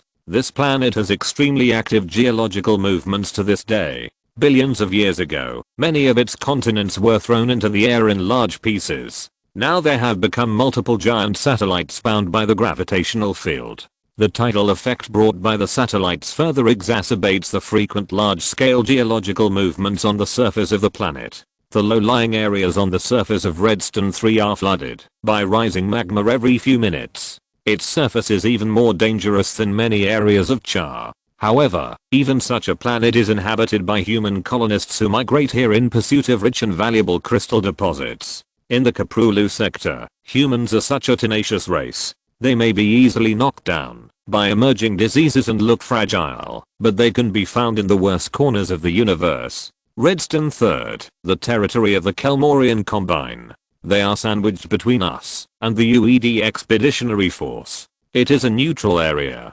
KMC can only remain neutral because they dare not speak. Karrigan was sitting in the backseat of Augustus. There are more than 100,000 Kel-morian immigrants on this planet, most of whom are miners with families. When the Zerg came, the Kel-morian Combine ignored the people here, and they had to make a living on their own. Redstone. Augustus muttered the name. During the Guild War, this was the focus of contention between the Terran Federation and the Kel-morian Combine. Long before the Terrans intervened, the Kel-morian family-style mining guilds on Redstone had been fighting for resources here, and it was common for guilds to fight each other. Redstone is a real must-fight place, and it is not an exaggeration to say that it is full of gold. The Kel-morians are called mineral locusts in the universe. The resources plundered by their planetary excavators and guild joint mining machines every minute are enough to fill the Antigua starport. It is quite amazing that a planet can thrive for many years in the mining operations of the Kel-morian Mining Guild, which digs the ground 3 feet and leaves no grass. It doesn't mean that resources in extremely harsh environments must be very rich. Only under this premise can the value of resources far exceed the risk of mining and become human colonies. It was beyond the expectations of many people that the Kel-morians were able to keep this land after the defeat of the war, but at that time, the Federation, which had almost all its mining planets seized by the Terran Federation, was really poor. The directors of the Federation's board of directors and their executives would say, "What else can you take away? Just take my life." The Terran Federation doesn't mind taking the lives of the Kel-morians, but they won't make any money that way. This location was chosen by both parties through consultation, because there are neither large-scale Revolutionary Army troops nor UED expeditionary forces stationed here. Even so, coming here to attend the meeting means that Augustus and the personnel sent by the UED must take many risks, because no one can be sure whether this is a hangman banquet. The UED Expeditionary Force sent their second-in-command, Lieutenant General Alexei Stukov, and Augustus should have sent a general of the same level to participate, such as Jim Raynor. But Augustus was determined to meet this Lieutenant General Stukov in person. Thanks for voting. In addition, it may take some time for the Easter egg chapter to pass the review. The group has been blocked. I will see if I can unblock it, otherwise I will create another one. I'm tired. Destroy it. Chapter 462 Non-Aggression Treaty. Redstone, Asteroid Mining Station number 6267. This residential station, which seems to have been completely rebuilt from a scrap ship, has a certain rough and chaotic beauty. It is made up of hundreds of tons of old metal. Dozens of dome-shaped metal huts are deeply embedded in the interior of the rocky asteroid through welded steel overhead frames and numerous pipes as thick as a person. The dome and crude walls of each Kel-morian hut are black gray or blue-green, painted with the propaganda slogans of the mining guild and the eye-catching family logo. At first glance, they look like poisonous mushrooms growing on moldy stones. The part that once belonged to the keel of the mining ship has become the largest road in the mining station. The sewage pipes and twisted wires on both sides are like staggered ribs. Rows of steel plates and walls made of roughly welded fine steel form countless dark alleys and airtight dead ends. When Augustus came to the interior of this brightly lit mining station, he was slightly surprised to find that it was small but complete. The most numerous of the mining stations are high-energy gas extraction stations, so there is always a hazy silver exhaust gas lingering above them. Under the influence of the planet's gravity, these gases are slowly escaping into the dark deep space. Due to the need to process the minerals collected from the Redstone star, the rest of the asteroid area has become a refinery and a dock for cargo ships. In addition to mining facilities and residential houses, there is also a bakery selling cheap bread, a small supermarket with a booming business, a hardware store, a weapons store, a capsule hotel and a private clinic with only one doctor. Of course, in the land of the Kel-morians, there is no shortage of bars full of gold diggers, mercenaries, and pirates. It is the busiest building in Mining Station 6267, providing all the tobacco and alcohol that consumers can imagine, including a variety of stimulants, enhancers and other good things that can make people feel high. This is also a place frequented by smugglers and illegal traders who make huge profits by wrestling goods from both ends. Due to the working environment, the average life expectancy of miners on Redstone is not long, but they are all rich and eager to spend all their money in their limited life. Judging from the flashing logo on the classic nude advertisement of the bar, this place belongs to the Green Guild. Most people here come from this guild, and not only that, their descendants will also belong to the Green Guild. Planets with closed environments and martial spirit are more common in remote and harsh areas, especially in the territory of the Kel-morians, because they not only have to fight against the harsh environment, but also have to be careful of sneaky and greedy Tyranids and even their compatriots with ulterior motives. Therefore, many Kel-morian mining teams are both miners and pirates, and they will pick up any weapons they can find to defend their property. The notorious Kel-morian pirates are more or less related to the combined guilds throughout Caprulu. They sometimes protect the mining guilds of the combined guilds depending on the amount of remuneration, or secretly attack their competitors in the industry at the request of merchants. As soon as Augustus stepped into the main road of the mining station, a drunk with malicious intentions stared at him. He was a sturdy man wearing a grey vest and a turban, and his whole body exuded the smell of mold and sweat. He was obviously not just drunk. Just a glance at Augustus could see the multiple pinholes on his wrist. I'm not afraid of getting into trouble, but there are important things now. Augustus stopped Corporal Faraday, who was about to reach out for his gun, and said to Carrigan behind him, "Let him suffer a little." Carrigan turned his head to look at the drunk who was staggering in quickly, and the latter immediately tripped over his right foot and fell to the ground. "I got dirty things in my eyes." Kerrigan said with a bit of venom. This man's mind is like a sponge with thousands of holes, and it's useless. The Kel-morians in the mining station knew nothing about the peace negotiations between the Korhal Revolutionary Army and the UED Expeditionary Force, but the tense atmosphere here was indeed due to the bloody conflict in the Kaprulu sector in recent times. Let's go. The Earthling diplomats are still waiting for us. It's not the style of a Korhal gentleman to keep the distinguished guests from afar waiting for a long time. Arcturus was also a burly man, and he looked even stronger standing next to Augustus. Arcturus was also a man who had experienced many storms. He had seen much more dangerous and chaotic scenes than this one, and naturally would not be frightened by a drug-taking madman. Corporal Faraday, I hope your ability to protect the Marshal's safety is as good as your ability to talk. He turned to Augustus's guard Captain Faraday and said, the Earthling agents are omnipresent, and we must not let the Revolutionary Army's Marshal have any mistakes. There are many of our people here, and there won't be any mistakes. Corporal Faraday's serious face immediately turned liver-colored. As the captain of Augustus's guard, Faraday was extremely serious and responsible, and merciless. In the early days, even the Marshal's brother Augustus Mengsk had to get the consent of Corporal Faraday to meet with him. In addition, Faraday was indeed a capable person. There was no one in the entire Revolutionary Army that he dared not confront. In the dispute with Arcturus, Faraday certainly had a lot of verbal battles. Augustus Mengsk was also a wonderful person. He did not use his identity and status to intimidate Faraday, but calmly presented facts and reasoned with him, while at the same time bringing out the military regulations in the Revolutionary Army and Augustus' own promise, at any time and in any place, as long as my generals and headquarters staff officers want to see me, they can get what they want. The military situation is extremely urgent, and speed is of the essence. I have seen many generals who react slowly and act rashly, and they are all losers in the war. My people want to see me, so there is no need to stop them. Arcturus quoted classics while talking eloquently, and his clear logic left Faraday speechless.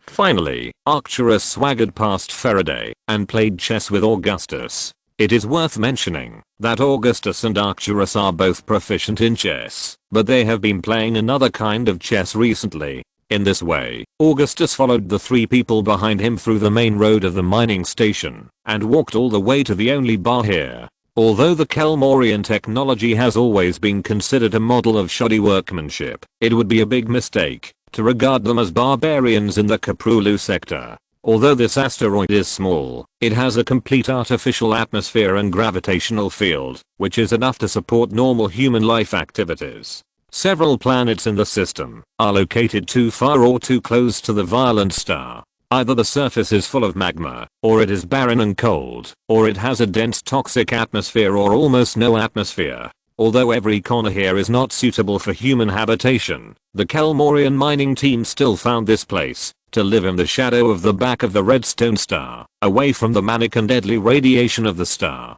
From time to time, a huge shadow passed over Augustus' head, which was mostly cargo ships loaded with crystal minerals. Some of them also carry icy comets cut into pieces to provide water for the numerous mining stations, where water is scarce. Walking along the main road, Augustus only occasionally sees a few hurried miners. The miners here are always busy, and their lives are closely related to the red planet where molten lava rolls. The residents of the mining stations are either workers in the gas factory or stevedores at the docks. In contrast, working on the surface of Redstone means more income and higher risks. Although the workers of Redstone are always risking their lives, the high-quality crystal deposits represent equally high profits. The workers on the road did not notice Augustus, but just regarded him as a rich playboy looking for excitement.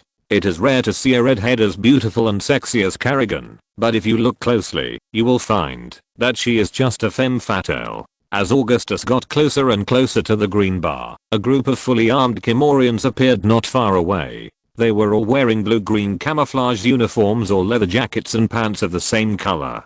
The weapons on their bodies were also varied, ranging from semi-automatic gunpowder weapons to railguns. This reminds me of the Kel-morians during the Guild War. They were much more aggressive back then than they are now. My troops once besieged a group of Kellanus guild guards, and then they welded steel plates in front of their bulldozers and rushed out directly. Arcturus put his hand on his rifle. Everyone who underestimated them stayed on the battlefield, and only I survived. These Kel-morians are from the Green Guild. It is their duty to interrogate unidentified visitors. Corporal Faraday said, but don't worry, the OGB agents have already arranged everything in advance. Don't take it lightly, there are also many Earthlings here. Augustus walked towards the group of Kel-morians. Augustus was not worried about his own safety. Not to mention that the main streets here were equipped with sniper rifles of OGBO agents, and the ghost agents following him had already performed their duties. Artemis, the executive officer of the Protoss, also attached great importance to this matter. He believed that this peace talk might make the UED Expeditionary Force give up or hand over the hybrids in their hands. Fearing that the UED might use the hybrids to assassinate Augustus, Artemis sent a 100-man shadow guard to follow Augustus. These Dark Templar masters were the most determined and powerful among the children of Archbishop Ratzagel. Any words or actions that were unfavorable to the Archbishop might incur the sharp blades of the shadow guards. When Augustus walked towards the fully armed Kel-morian warriors, they all unconsciously made way. Some of them might recognize Augustus, but no one dared to take action for the 2 billion bounty. When walking among the Kel-morians, Augustus noticed a young woman wearing a headscarf. She had blonde hair and looked like the leader of these guild warriors. It was this woman who stopped her subordinates who were ready to move. I never thought I would see Augustus Mengsk, the marshal of the Korhal Revolutionary Army, in a place like this. Are you here for the revolution? She asked when Augustus was about to step over her. There was also some irony and obvious hostility in this, which immediately made Kerrigan's eyebrows stand up. Famous Augustus, what are you doing in the land of the Kel-morians? There are no Terrans waiting for you to save here. Or Thorn. Most Kel-morians have hot tempers, and euphemism is not their style. You really don't know the height of the world. Kerrigan's eyes can really kill people. She has already thought of the way this woman will die.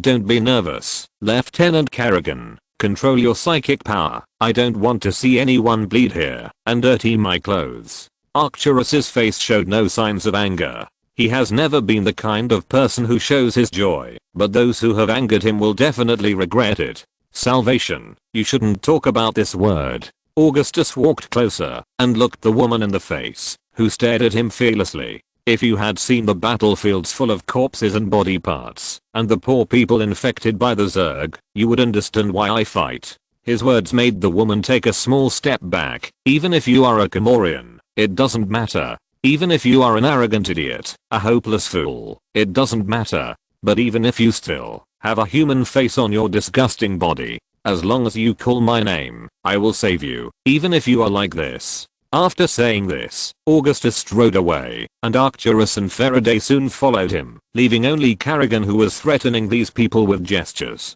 She is the heir of the Green Guild, Deborah Green. Faraday said to Augustus, I heard that this woman has always been unpleasant. I can see it. Augustus replied. There were a few people standing at the door of the bar. They should be from the UED Expeditionary Force. They were all equipped with electromagnetic rifles and AGR magazines, and their expressions were cold. Noisy music could be heard inside, which surprised Augustus. According to the news from the UED, their representative, Lieutenant General Alexei Stukov, should have arrived half an hour ago. And Augustus didn't think that Stukov would continue to allow the entertainment activities in the bar to continue before the serious peace talks were about to take place. This is Finlay's private bar now. All the expenses are paid by the great Marshal Augustus Mengsk. Long live Augustus. Long live Mengsk. Augustus and Arcturus looked at each other and immediately quickened their pace to the bar. When Augustus walked into the bar, he saw Titus, who was wearing only a loincloth and was almost naked, dancing on the temporary stage in the center of the bar. Judging from the clothes under the stage, Titus must have danced a hot striptease in front of the representatives of the Earthlings. Titus was once ordered to come here to clear the bar of dangerous element for the peace talks, but now it seems that he has adapted to the local customs. What are you doing again, Titus? Augustus scolded while walking towards Alexei Stukov, who was sitting in the corner drinking silently. Hey, that's Augustus, the hero of the people. Titus danced even harder when he saw Augustus. Augustus sighed and sat down in the seat opposite Stukov. For a moment, he didn't know what to say. "I'm Alexei Stukov, don't you recognize me?" Stukov smiled, obviously not affected by Titus. "Captain." He turned to the officer next to him who was wearing a white navy uniform, and whose face was hidden under the brim of his hat and almost no expression could be seen. "Take out on aggression pact and let Marshal Augustus see it. The new group has been created. If you are reading it on Gideon, you can go to the bottom of the introduction and click the link. If you don't have this function, you can search for the group number. I need to regroup my troops." Chapter 463. What is Koprulu's local customs and culture? When Augustus received the agreement from the UED officer called Captain, he inevitably looked at him. The young captain's face was as pale as his uniform, as if he had just come out of the hibernation capsule. It was a very handsome Asian face. His eyebrows seemed to be condensed with water vapor, and his eyes were only half open. "Hello, Marshal Augustus." After handing the content of the agreement to Augustus, the UED captain saluted him with a standard military salute. "Hello, Captain," Augustus said. "Long time no see." "What?" The officer showed a blank expression. "I think, in the name of the dragon god, we have not met before." He came to the Koprulu sector after more than a year of deep hibernation, and the possibility of knowing Augustus was very small. Even if he had secretly communicated with the Revolutionary Army, there was no reason for his identity to be exposed right away. "Oh," Stukov just glanced at Augustus and the unsuspecting captain with his sharp eyes. "I think Marshal Augustus is talking about me. When we first came to this star region, we had a short long-distance call." "Yes, Lieutenant General Stukov, there is an old saying on Earth, 1 day of absence is like 3 years of absence." Augustus was clearly speaking to the UED captain. He was just testing.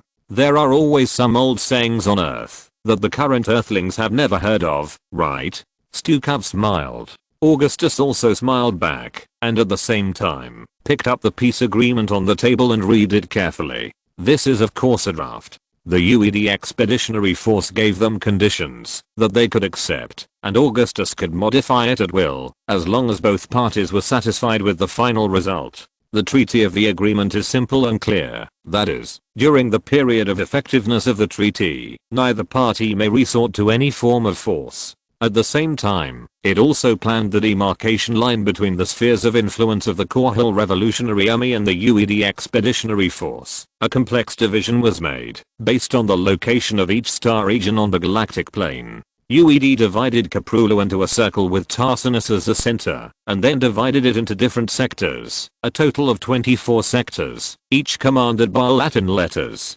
Generally speaking, both sides will each hold half of the colonies in the Koprulu sector. The territory of the Revolutionary Army seems to be much larger, but the number of planets is not large. And if it is really necessary to divide it in detail, the mineral reserves and economic strength of the planets and the territories of both sides must undoubtedly be included, which will take a lot of time to count and talk about. Unless both sides don't care about the binding force of this treaty. After all, there is no interstellar alliance in this universe that can coordinate the forces of all parties. Augustus put down the treaty and looked at Stukov opposite with a different look. Apart from anything else, his appetite is really not small. Because the Kel-morian Federation and the United States of Yumajan are also included in the division range, the UED Expeditionary Force came to unify the humans in the Koprulu sector at the beginning. If the Executive Board of the Federation and the Parliament of the United States see this, the industry elites and old antiques there will explode again. The reaction of the Yumajans must be the most intense, as they have always wanted to retain their independence. In contrast, the rulers of the Federation must also be furious, because who knows who will own their guild industries and the numerous mining planets. Augustus made up his mind that, even if this peace treaty was of no use, he must show it to the people of the Kel-morian Federation and the Yumajan United States. Finally, Augustus focused on the time of the treaty, 10 years. He couldn't help laughing, and Stukov on the opposite side also lit a cigar. Both sides are smart people. Oh yeah. I'm Titus Finley, and now I'm the coolest guy in this sector. I want to sing a song for the great Marshal Augustus Mengsk. Wow, beautiful Zerg wormholes. Marines always like to drill in. sticky, wet, slippery, and with a strange smell. Oh yeah, unfortunately, just when Augustus wanted to talk to Stukov about the content of the peace treaty, his thoughts were immediately interrupted by Titus's rough voice. At this time, Arcturus and Kerrigan came late and walked to his side. "Sergeant Titus, this is not your private bar." Arcturus's face was also crooked. He shouted to try to remind Titus, who was getting more and more excited, but no one paid attention to him. This bastard drank a lot of strong liquor today, and the alcohol was added with a lot of ingredients. Kerrigan's eyes flashed with golden light, and he was using telepathy to read Titus' memory. Well, when he wakes up tomorrow, he probably won't remember anything that happened today. Her bright red lips were almost pressed into a line, and she said, "Why did you lock me up in New Folsom? How much did Titus drink?" Augustus almost jumped up and slapped Titus. He doesn't remember it very clearly, just a small glass of wine before work, and then another bottle to see Augustus, and those earthlings.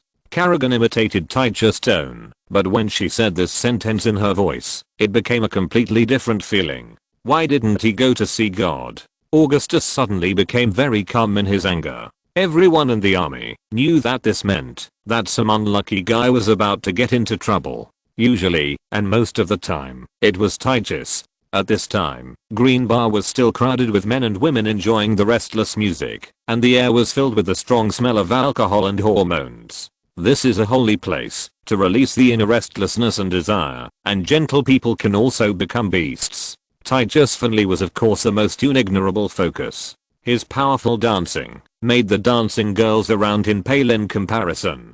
His strong muscles, like those made of steel, seemed to be singing. In the Revolutionary Army, Titus Finley was full of thoughts of stealing and slacking off, but the soldiers in the army knew that Titus was the king of night markets, bars, and strip clubs. In this way, the earthlings who came from afar had fully experienced the hospitality of the Terrans for at least half an hour, and were deeply impressed by their traditional customs. Not all earthlings can enjoy this kind of treatment when they come to the Kaprulu sector and can sit among a group of dancing muscular naked men and talk about military and politics. Augustus couldn't understand how Stukov could endure such a harsh torture and wait here quietly for so long. He could only regard this as a respect for the Terrans' customs. Not far from Augustus, there was a dark-skinned woman dancing beside her. She had long brown hair that rolled like the waves of the sea. She was only wearing a 3-point silver bra, and she kept shaking her round buttocks.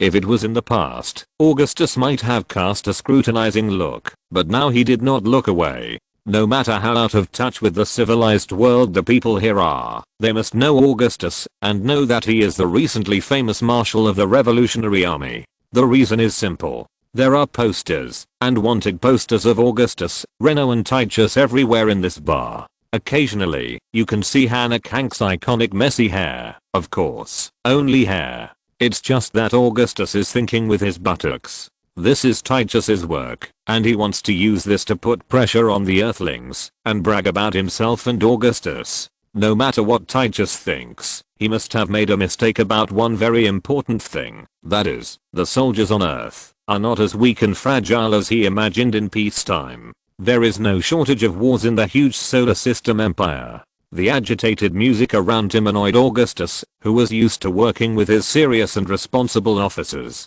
Augustus actually preferred those who were capable and efficient. He could not always tolerate incompetent fools, and he hated those who took shortcuts. At least, these people would not gather together to do striptease in the staff or in important meetings. You are worthy of being Titus. You did a good job. Stop. Augustus' voice was almost drowned out by the music, but the people in the bar still heard him. Then get out. The noise stopped abruptly, and the people on the stage immediately fled the bar with a look of horror, as if Augustus was a man-eating monster. Titus woke up from a dream. Titus felt like he was falling into an ice cellar. Titus was as quiet as a chicken.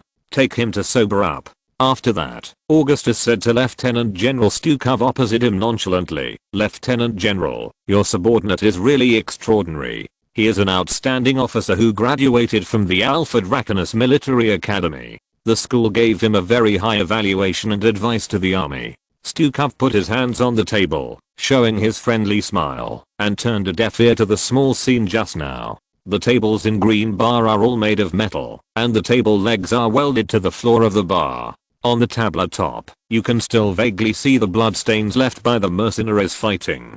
To prevent drunken mercenaries and pirates from fighting each other, the bar's gravity can be adjusted higher than the standard gravity when necessary, but under normal circumstances, the tough guys with alcohol flowing in their blood will not pay attention to gravity. Thanks to genetic engineering and the abuse of enhancement drugs, they are really tough guys who can beat a cow to death. After capturing Blaxis, the captain has been promoted exceptionally. Now he is the commander of a large fleet. But we still call him the captain. Lieutenant General Stukov introduced the officer next to him to Augustus. This is a code name, or a honorific, like a unique title in this army. At the moment, when the captain achieved such a brilliant record, he and his exploits have been regarded as legends, and what really makes him leave a strong mark in the history of war is that he was only a captain when he achieved this honor. Augustus nodded. Stukov was right. Judging from the shoulder straps and medals of the UED officer, he was at least a major general. This person should have the ability to command a fleet, or even the owner of a UED fleet headquarters. However, such a general with great military achievements can only stand beside Stukov, which vaguely reveals the status of this lieutenant general in the UED expeditionary force. Now the Korhal sector is rumored that it was Jared Duga who destroyed the Terran Federation and called him the conqueror of Tarsinus, but few people know that Alexei Stukov is the one who is behind the scenes.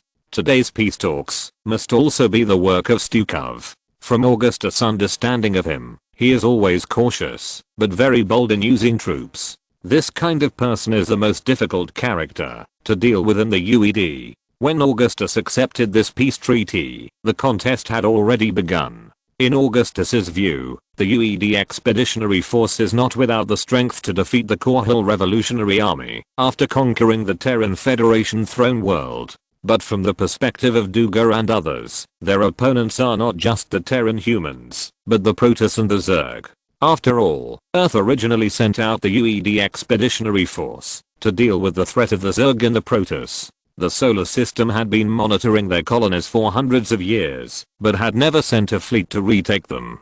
Duga and Stukov should not be afraid of the power of the Korhal Revolutionary Army, and should not actively show weakness and ask for peace talks with Augustus. Either they really suffered a lot of losses in the attack on Tarsinus and urgently needed to rest, or they had more important things to do. This matter should be ranked before completely eradicating Augustus's revolutionary army, and a large number of troops needed to be dispersed urgently. It was for this reason that Stukov did not want to fight Augustus now. When this was mentioned, in Augustus' mind, an answer was about to come out: UED Black Flag Plan, which was to send a fleet to control the new overmind on Char, and master the power to control the Zerg.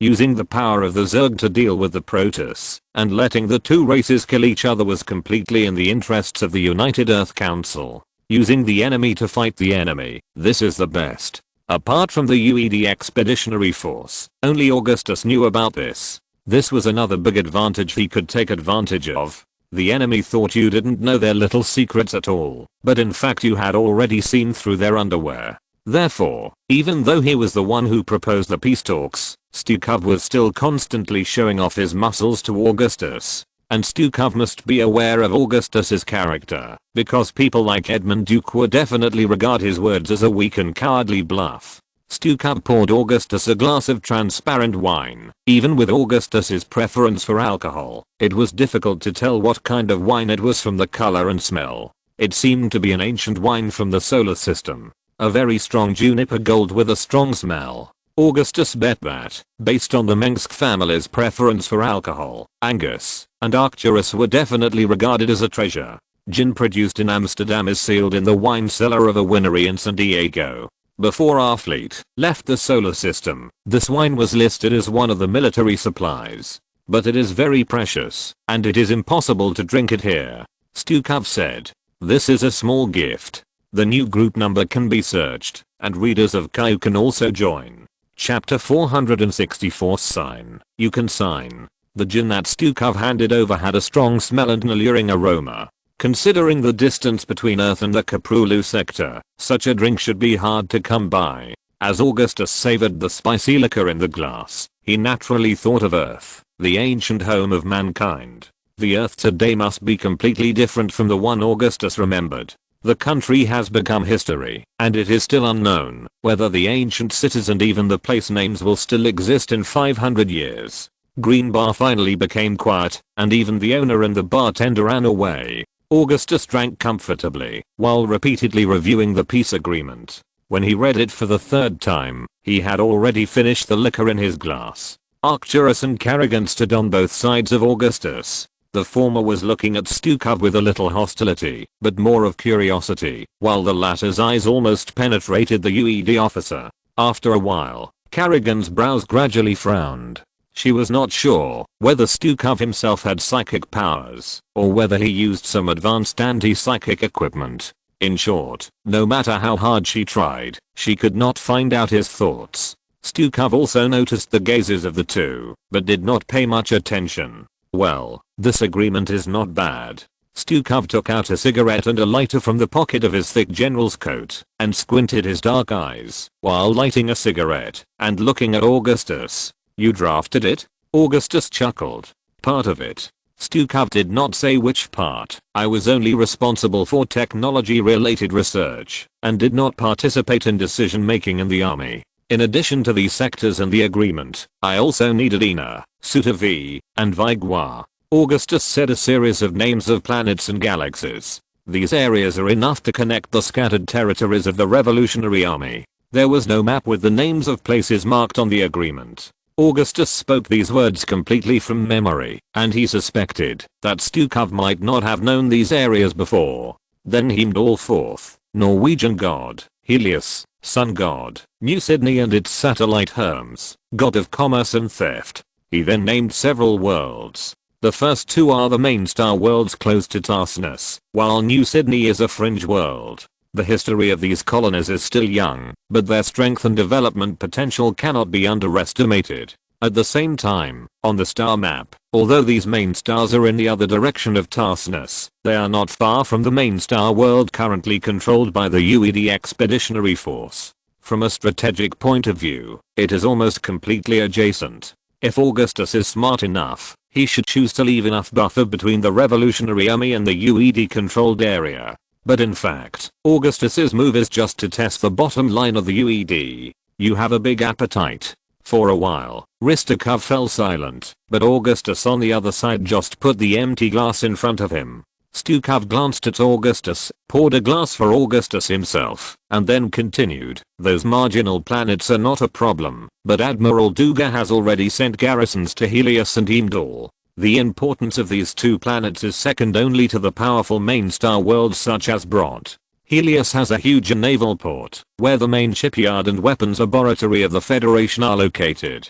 Heimdall is famous for its extremely vast coastline, golden beaches and amazing blue oceans. There are almost inexhaustible natural resources buried under the seabed. In this case, I will not make any concessions to New Sydney and Hermes." Augustus drank the wine in the glass in just a short time, and once again placed the empty glass in front of Stukov. New Sydney is a major arms production world. Like one of its satellites, Hermes, it is a planet that relies on prosperous commerce and advanced technology. Tourism is its third most important pillar industry. Hermes is even more famous than the planet it orbits. It does not attract tourists with its beautiful scenery, but is famous for its huge casinos, a wide range of commercial cities, super starports and its commendable inclusiveness in many colonial worlds of the Terran Federation. In Hermes, as long as you have money, no matter what your identity was in other parts of the galaxy, whether you were a serial killer or an upright sheriff, even if you are not an individual, you can change your face here and live with a new identity. Hermes is also a world of martial arts. Hermes prefers to use pistol duels rather than legal means to resolve conflicts, even if the other party just stained his tie while drinking in a bar. The Guild War caused great damage to Hermes, but they quickly recovered afterwards. The first full-scale war did not affect Hermes, which greatly preserved the strength of this world. Since the Korhal uprising, New Sydney and Hermes have never clearly stood on the side, but recently, these two planets have turned to Augustus. Whatever, Admiral Duga is not going to control more planets.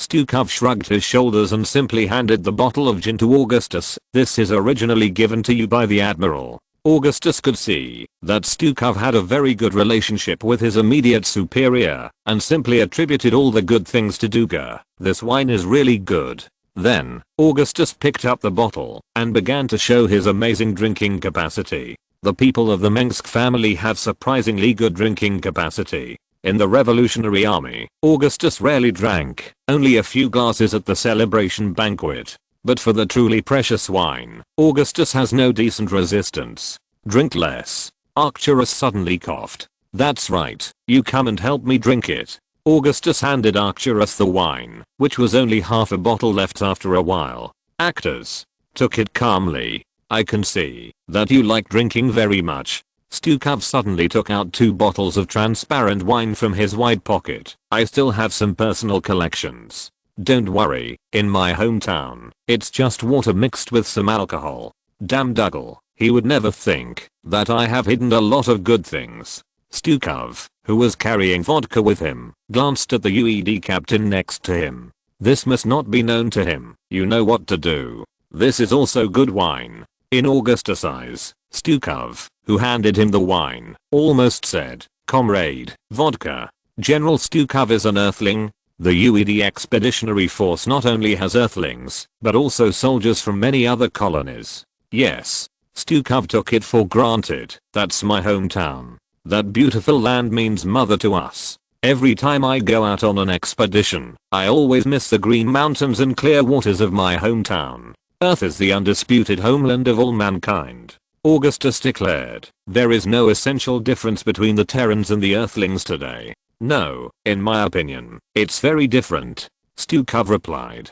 Before long, Augustus and Stukov drank a lot of tons of wine. After that, they chatted more happily and divided the vast territory of the Terran Federation again and again, as if cutting a piece of cake with a knife. After losing Tarsinus and most of the core worlds, the Terran Federation, which already lacked control over the edge worlds, had little chance of making a comeback. Even the embarrassed Federation government in exile was created by the surviving Creation family. Those high-ranking and powerful people in the Federation Parliament were either imprisoned by the UED Expeditionary Force or died in large-scale assassinations. The large and small founding families and the old local nobles who supported them are still waiting for an opportunity to regain everything they have lost and restore the glory of their ancestors, but their enemies have become stronger than ever. After talking for a long time, Augustus and Stukov were generally satisfied with the divided power map, and their faces flushed with wine. Sign. Stukov asked. Sign. You can sign anything. Augustus answered as straightforwardly as his posture when drinking. Augustus could guess the purpose of Stukov's eagerness, to avoid fighting with the Revolutionary Army. First, the UED Expeditionary Force caused countless casualties and immeasurable economic losses when attacking Tarsinus, so it is difficult to stabilize the rule. If you can't win the hearts of the people, you must be strict with your orders, and send enough troops to suppress it. If Dougal decides to fight the Revolutionary Army, the front line will inevitably be extended. The rear without sufficient troops to suppress it is not stable and easy to be attacked. If Stukov has investigated Augustus, he should know that he is good at guerrilla tactics. Abandoning the homeworld of Korhal and launching guerrilla warfare with the Federation, such a tough guy is more difficult to deal with than the powerful, but internally corrupt Federation. Second, right now, the main force of the UED Expeditionary Force may have left Tarsinus and set out for Char to capture the Zergova Mind.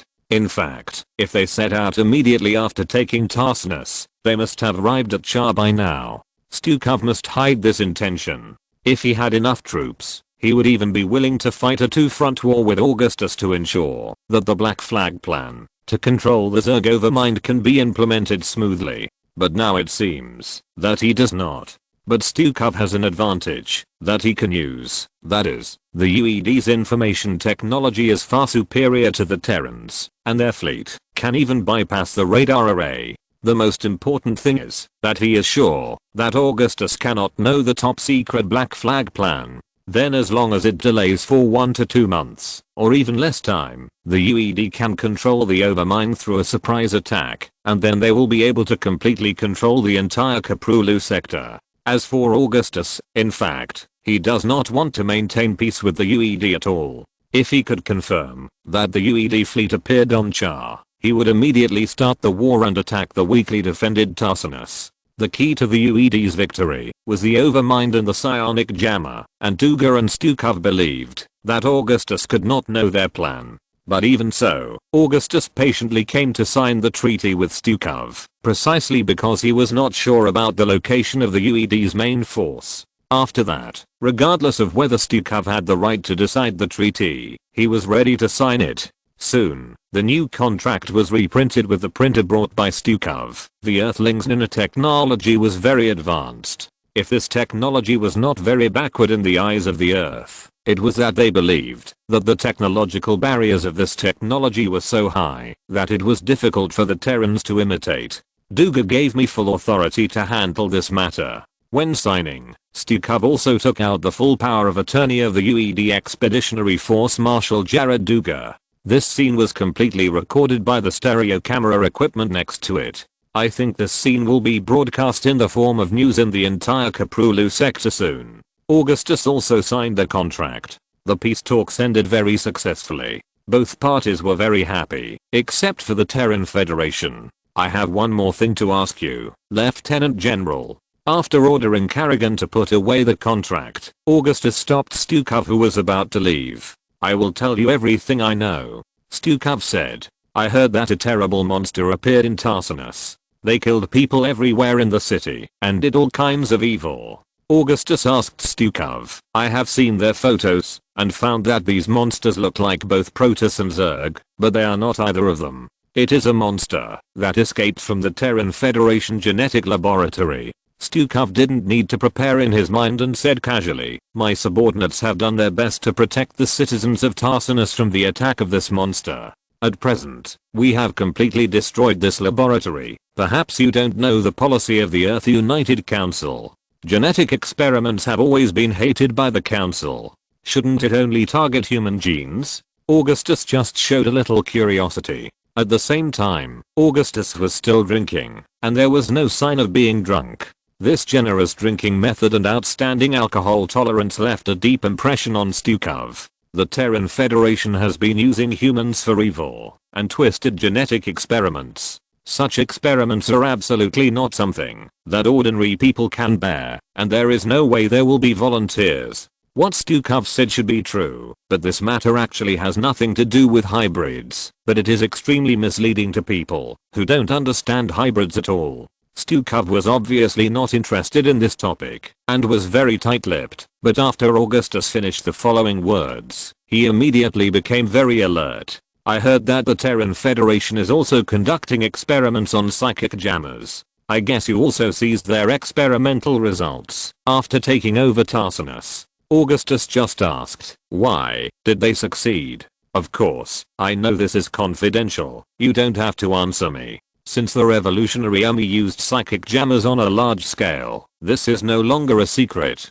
The psychic disruptor can protect human colonies from the threat of the Zerg, which is more important than anything else. The people also know that this device can protect themselves. This is not only the key to the social stability of the Revolutionary Army planet, but also a guarantee to attract immigrants. In this regard, the research progress of the Federation has always lagged behind the Revolutionary Army. The Federation scientists have succeeded, but their equipment is really not worth mentioning compared to yours, both in terms of effect and range. Stukov shook his head. The psychic disruptor is a great threat to the Zerg, and the same is true for the UED Expeditionary Force that is preparing to control the Overmind and drive the Zerg swarm to fight. Now this device has become a thorn in Stukov's side. Stukov couldn't know that Augustus had ordered his scientists to study the psychic disintegrator. Further research on the Cerebrate Alpha has enabled the Revolutionary Army Zerg Laboratory to make rapid progress in its understanding of the Zerg hive mind and psychic link. At Augustus' request, they began to design a brand new device. The psionic crusher can corrupt the Zerg hive mind, causing a devastating chain reaction that can cause the Zerg swarm within range to collapse, severely injuring and eventually killing them. Thanks to Clement001 and Mudboat for the reward. Thanks to the brothers for voting. Chapter 465. Char Expeditionary Force. 2493. Char Orbital Platform. This dilapidated orbital platform was built in the early days of Char's colonial era. It consists of several relatively static small platforms. Each small platform is a fully functional multifunctional living station. On it are prefabricated structures and metal frame buildings of different heights, staggered in an orderly manner like bushes of different heights between trees. The dark orange and grey steel buildings, which are a mixture of the minimalist style of the early colonial era, are interspersed with cable viaducts, circular train tracks and magnetic levitation vehicle acceleration tracks across multiple platforms. The dense fusion reaction towers, cooling towers, starport central information processing towers and signal towers form a daunting, dark steel forest. Any visitor to Char Orbital Platform will get lost in the crisscrossing roads, dark and deep alleys and the hot wind and steam blown out of countless turbine ventilation ducts, after plunging into this impenetrable steel forest with a cold metallic color. Here, the ground is three-dimensional, rather than a flat surface. One huge steel building is always connected to another with alloy steel bridges, cables as thick as snakes, and staggered elevators. One unparalleled building frame always covers another. The giant buildings in the residential area are huge walls with thousands of identical indigo glass, like dark mirrors, reflecting the orange-red firelight of Char, and the light of the wires on the iron tower. There is not a single building on the Char No. 1 track platform that can be associated with the words exquisite and gorgeous. The high-rise buildings made of steel are designed only for the workers working in Char, and look more like barriers made of simple limestone and reinforced concrete. The Federal Construction Company that built the platform built a reliable track platform in full accordance with the requirements of the contract. The well-planned industrial and construction areas have complete ventilation facilities, sewage treatment facilities and even entertainment facilities, but it is inevitable that the design of comfort is simplified again and again. Each building can accommodate hundreds of families and thousands of people. It has shops, bars, self-service laundry and drying rooms, private clinics, and everything else. It is completely a small city. For an orbital platform where space resources are extremely precious, every inch of land must be properly used. It has always been like this. It's time to ride a pony, boys, Jim Raynor shouted on the launch platform of the starport of the Char orbital platform, calling on the 4th Battalion of the 16th Motorized Infantry Brigade of the Revolutionary Army to board the rumbling rows of APAD 33 transport ships. Soldiers wearing blue power armor and silver double-winged badges lined up to walk up the ramp of the transport ship. Each person's shoulder armor was sprayed with a coiled grey rattlesnake skull. The T-280 space engineering vehicles next to them were pushing the shelves of Vulture vehicles into the lower cargo hold of the transport ship. These soldiers all belonged to the Reno Rangers, a unit named entirely after Jim Raynor. This undoubtedly proves that the Revolutionary Army Marshal Augustus Mengsk values him, and it is also a display of Raynor's own reputation and ability. Perhaps only Raynor can gain such appreciation and attention from Augustus, and he himself has shut up those who envy him through his brilliant achievements. Raynor is an extremely outstanding battlefield commander. He is not the kind of general who is accustomed to using meticulous and comprehensive military deployment to win, but he is undoubtedly a genius in military strategy. His strategic vision, that ordinary people cannot reach, can always inadvertently grasp the weaknesses and fatal soft spots on the front line. The great Marshal Augustus often said this to his generals: there are thousands of roads to failure, but there is only one road to victory. If you need a key to pass through the triumphal gate, it is Jim Raynor. I have seen many federal generals who are famous, but none of them can compare to Raynor. This is not a racing game, kid. I've been to many planets, but only Char has caused us the greatest losses. An officer wearing a grey-blue flat-top military cap and a chief of staff uniform walked up to Renault. Before departure, Augustus personally appointed Major General Charles Horner, an old subordinate of Arcturus, as the chief of staff of the Expeditionary Force, to help Renault command such a large army. You know, the Char Expeditionary Force has 120,000 people, not counting the logistics personnel. Even if Augustus is confident in Renault's ability and character, he must send someone he can trust to assist him. Long before joining the Revolutionary Army, Charles, who served in the 33rd Ground Assault Division of the Federation, was promoted to captain for his military exploits. After joining the Revolutionary Army, he was quickly promoted to colonel. After leading the Revolutionary Army's 22nd Armored Division, the 3rd Revolutionary Army Engineering Corps, 2 railroad heavy artillery brigades and a bomb disposal company, to capture the Pride-Water planet, Charles was immediately promoted to Major General by Augustus and awarded the Imperial Shield, the White Oak and the Silver Tower of Car by Augustus himself. Charles Horner was the kind of general who was promoted from the front line. He had not even attended a military school. It was only when he was on the Revolutionary Army's Rest flagship that he participated in a 2-semester systematic military study as one of the first officers to go to the Umayan Military Academy. Char is a hell on earth, but we will never be afraid of it. Renault also wore a dark grey power armor. War is a red hell, and we dance on the devil's knife and fork. I didn't expect you to be a poet. Major General Charles actually had a very good relationship with Renault, and the generals in the Revolutionary Army liked to be friends with such honest and reliable people. Renault got along very well with many generals of the Revolutionary Army, except Edmund Duke. This is what Titus Finley usually said to Raynor. Usually when they were playing together on the battlefield, or in the bar, Titus would praise Raynor a few words, and Raynor said that he had never seen a better man than Titus. That's what Augustus said. Raynor said and shouted to the revolutionary soldiers on the launch platform, "Move faster, the bugs won't wait for us to dress up before attacking us. They are not noble gentlemen speaking Tarsinus accent. If you don't pack your armor, the bugs will dig your ass. Haha, hurry up, hurry up. Why have you been fighting for 5 years, and you are still as slow as an old lady? I don't remember that I have trained such soldiers." Charles shouted, and the sound of steel boots on the platform immediately became uniform and dense. Did the marshal really say such a thing? He said and whispered to Raynor. I heard it from Titus. Raynor didn't think about who Titus heard it from. Some of the transport ships on the launch port have retracted their thrusters and started to take off. Spaceships continue to disappear rapidly in the dark deep space. They all belong to the motorized troops and are directly under Renault. The 16th and 3rd Motorized Infantry Brigades are directly under the command of the Revolutionary Army's Char Expeditionary Force.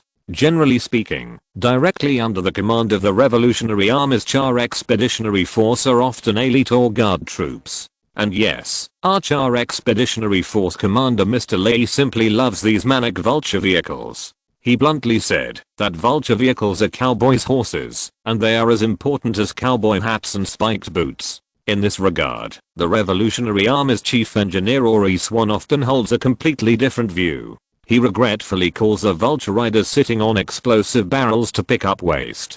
The Char Expeditionary Force is also one of the few legions that has established large-scale motorized troops, because on the volcanic ash plains of Char, vulture vehicles that can achieve high-speed mobility are priceless treasures, and they are as important as armored forces that can advance quickly. If a vulture rider has enough experience and superb skills, he can even flexibly drive his vehicle to jump like a gerbil between the undulating Gobi Hills. With transport ships constantly taking off, large numbers of Revolutionary Army soldiers are still gathered on the launch platform. Even with the cover of the Protoss fleet, it is not an easy task to transport tens of thousands of soldiers to the surface of Char. At present, the Revolutionary Army Char Expeditionary Force and Tacitus fleet have established a foothold in Char's high-altitude orbit. During this period, they also paid a great sacrifice to recapture this orbital platform that has been completely infected by the Zerg. Is there any news about Antigua? What about the Marshal's headquarters? Raynor looked at the densely packed orbital platform buildings in the distance. As long as he saw them, he would immediately recall the sacrifices made to seize this platform. Looking around, the steel buildings that have not been reused still have obvious black burn marks on the surface, and desolation linger on those rusty, exposed steel frames. Each giant building is as high as a mountain, and the side facing Raynor is a smooth and straight cross-section of the cliff. The empty holes of thousands of windows are silently telling the tragic past and the tragic war that happened here. Since the Guild War made the surface environment of Char more and more dangerous, almost all the population has moved to this orbital platform. After the Zerg invaded Char, hundreds of thousands of people on this orbital platform were not spared. No one knows what the people on the Chair number 1 orbital platform have experienced, but their despair and misery at that time must have been rare in the world. When Raynor and his men just arrived here, this orbital platform had completely become a freak made of ugly organic tissue, hard exoskeleton shell, wriggling dark veins and huge organs exposed to the vacuum mixed with steel, like a monster pregnant with evil life. The sewers under the Chair number 1 orbital platform are piled with piles of worm eggs, because it is warm and humid for the Zerg. The reactor compartment and ventilation ducts were full of eggs wrapped in milky white gelatinous shells and vesicles, like a wriggling group of white worms or fly eggs. It was full of infected humans, and the bridges and steel structures connecting the small orbital platforms were replaced by huge curled tentacles. With the assistance of the Protoss Templar, Raynor's troops burned the number 1 orbital platform clean. After that, he personally led Raynor's Rangers, Raynor's Sidewinders, heavy tank troops, field porcupines, a few elite with upgraded power armor, Prometheus Company, another flamethrower unit different from the Red Devil Firebats, and Hellhound Company, a special unit to deal with Zerg, to completely clear the entire orbital platform after 2 days of fighting. Now, most of the area of Char number 1 platform has become a ghost town, and it is said that there are twisted monsters there. After that, the Protoss Expeditionary Force phase technicians led by Tassida laid a matrix network and set up a shield field on the orbital platform, and Raynor further controlled it. Although Antigua is short of everything now, it is generally because there are too many people pouring in. The economy of Antigua Main is probably only 1/10 of that of Kara IV in the past, but the population is 4 times greater, Charles replied. But Antigua is developing very fast. Huge reserves of high-energy gas springs have been discovered near Ansada in the Meds Mountains. In addition, the Umoyans are still transporting relief supplies there on a large scale. I believe Antigua will soon become the center of the Revolutionary Army's world. As for the Marshal's command, Marshal Augustus orders you to keep a close eye on Char's movements. If any Earthlings appear here, you must report to him immediately, using the fastest encrypted communication channel. If there is any delay, military law will be imposed. Earthlings? How could there be Earthlings in Char? It's as ridiculous as Titus dancing ballet in a bachelor's gown. Renault continued, but since he said so, I will do it. Military orders are like mountains. Notify the troops. The landing operation plan remains unchanged, and will be launched at 10:10 AM Standard Time. This time, we must establish a mining area in the Trench of the Dead and build enough gas plants. Then, Renault gave an order in the command channel. There is not much time to waste. Marshal Augustus Mengsk has high hopes for us. I don't want that to become a thing of the past. The nearest revolutionary planet, Eris, is hundreds of light years away from Char, and the problems caused by the long supply line have been exposed. Although no pirates dare to attack the revolutionary supply fleet for the time being, as long as the first person among these desperate criminals takes the risk, troubles are inevitable. There are many vehicles and spaceships in the Char Expeditionary Force, and oil is even more scarce. Even the Vulture vehicles can even run on alcohol, but they are too numerous. There are very few planets with resources in the Char system. Even the Protoss must collect crystal minerals and high-energy gas from the surface of Char to fold more troops and warships from the mainland of Shakuras. But after several landing battles, only a few landing areas with little strategic significance were opened on the surface of the planet, and the progress was not satisfactory to Raynor and Tassida. It turned out that they all thought that the Zerg had suffered a heavy blow after the death of the Overmind, but in fact it was not the case. The Zerg swarm on Char is still strong. Just after the Overmind led the two largest Zerg hives Sharmat and Jamunganda to land on air, another previously ignored Cerebrate, SAS, has been cultivating its terrible Gam swarm on Char. In the original timeline, SAS was the first Cerebrate to be killed by the Dark Archon Zeratul. But in this timeline, because he had been killed once by Augustus, SAS experienced the pain of death for the first time, so after sensing that Zeratul had infiltrated Char, he chose to retreat and let his brothers take the spotlight. This saved SAS's life. SAS, the Cerebrate, is feared by the enemies of his race with his cautious character and ruthless means, and he may be the smartest of all the Cerebrates. Sass's character flaws are the main reason for his repeated failures, but the reason why Cerebrates are highly intelligent Zerg individuals and the main brains of the Commander Zerg is because they can learn, think, and grow. At the same time, due to caution, Sass frantically expanded his swarm in Char after the death of the Overmind.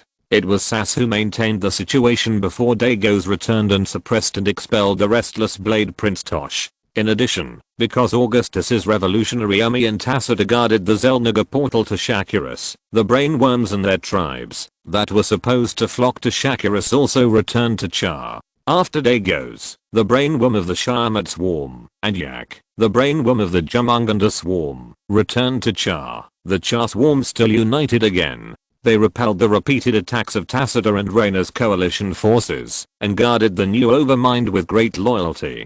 Thank you for the 15,000 points reward from the big brother who does not understand, but says that everything is fine. Thank you brothers for your recommendation tickets and monthly tickets. I recommend this book, which is the new book by the author of the Commander's Infinite Working Journey, A Certain Unscientific Burn. The fantasy channel is really too cold, second only to suspense. If you're listening to this novel on a channel other than Fanfic World, it means they downloaded and uploaded it without effort. We cordially invite you to visit our channel, Mundo Fanfic Novelos. There you'll find the original version of this story and you can explore many other novels of various genres. We're waiting for you to immerse yourself in a world of incredible novels. Chapter 466 UED Fleet jumps in. Char landing site, the Trench of Bones. This is a real purgatory, a nightmare in reality. On Char, the white sun, that humans can see, is larger than those on the planets in the migration zone.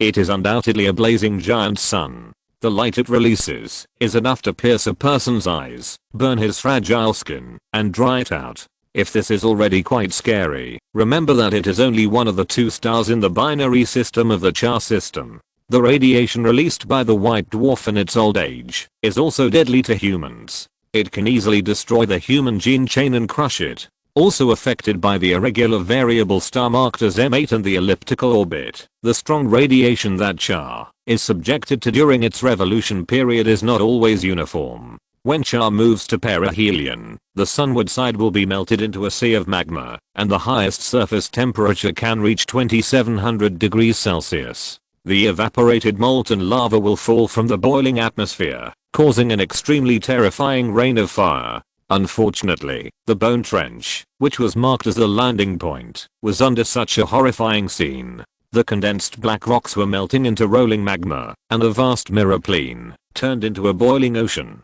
For any life that accidentally fell into it, death would only take a moment. When Jim Raynor pulled out the alloy steel power boots that were deeply stuck in the ash layer, he suspected that the uppers were hot enough to fry steak. This place is between the Bone Trench and the Death Valley, near the Twilight Line.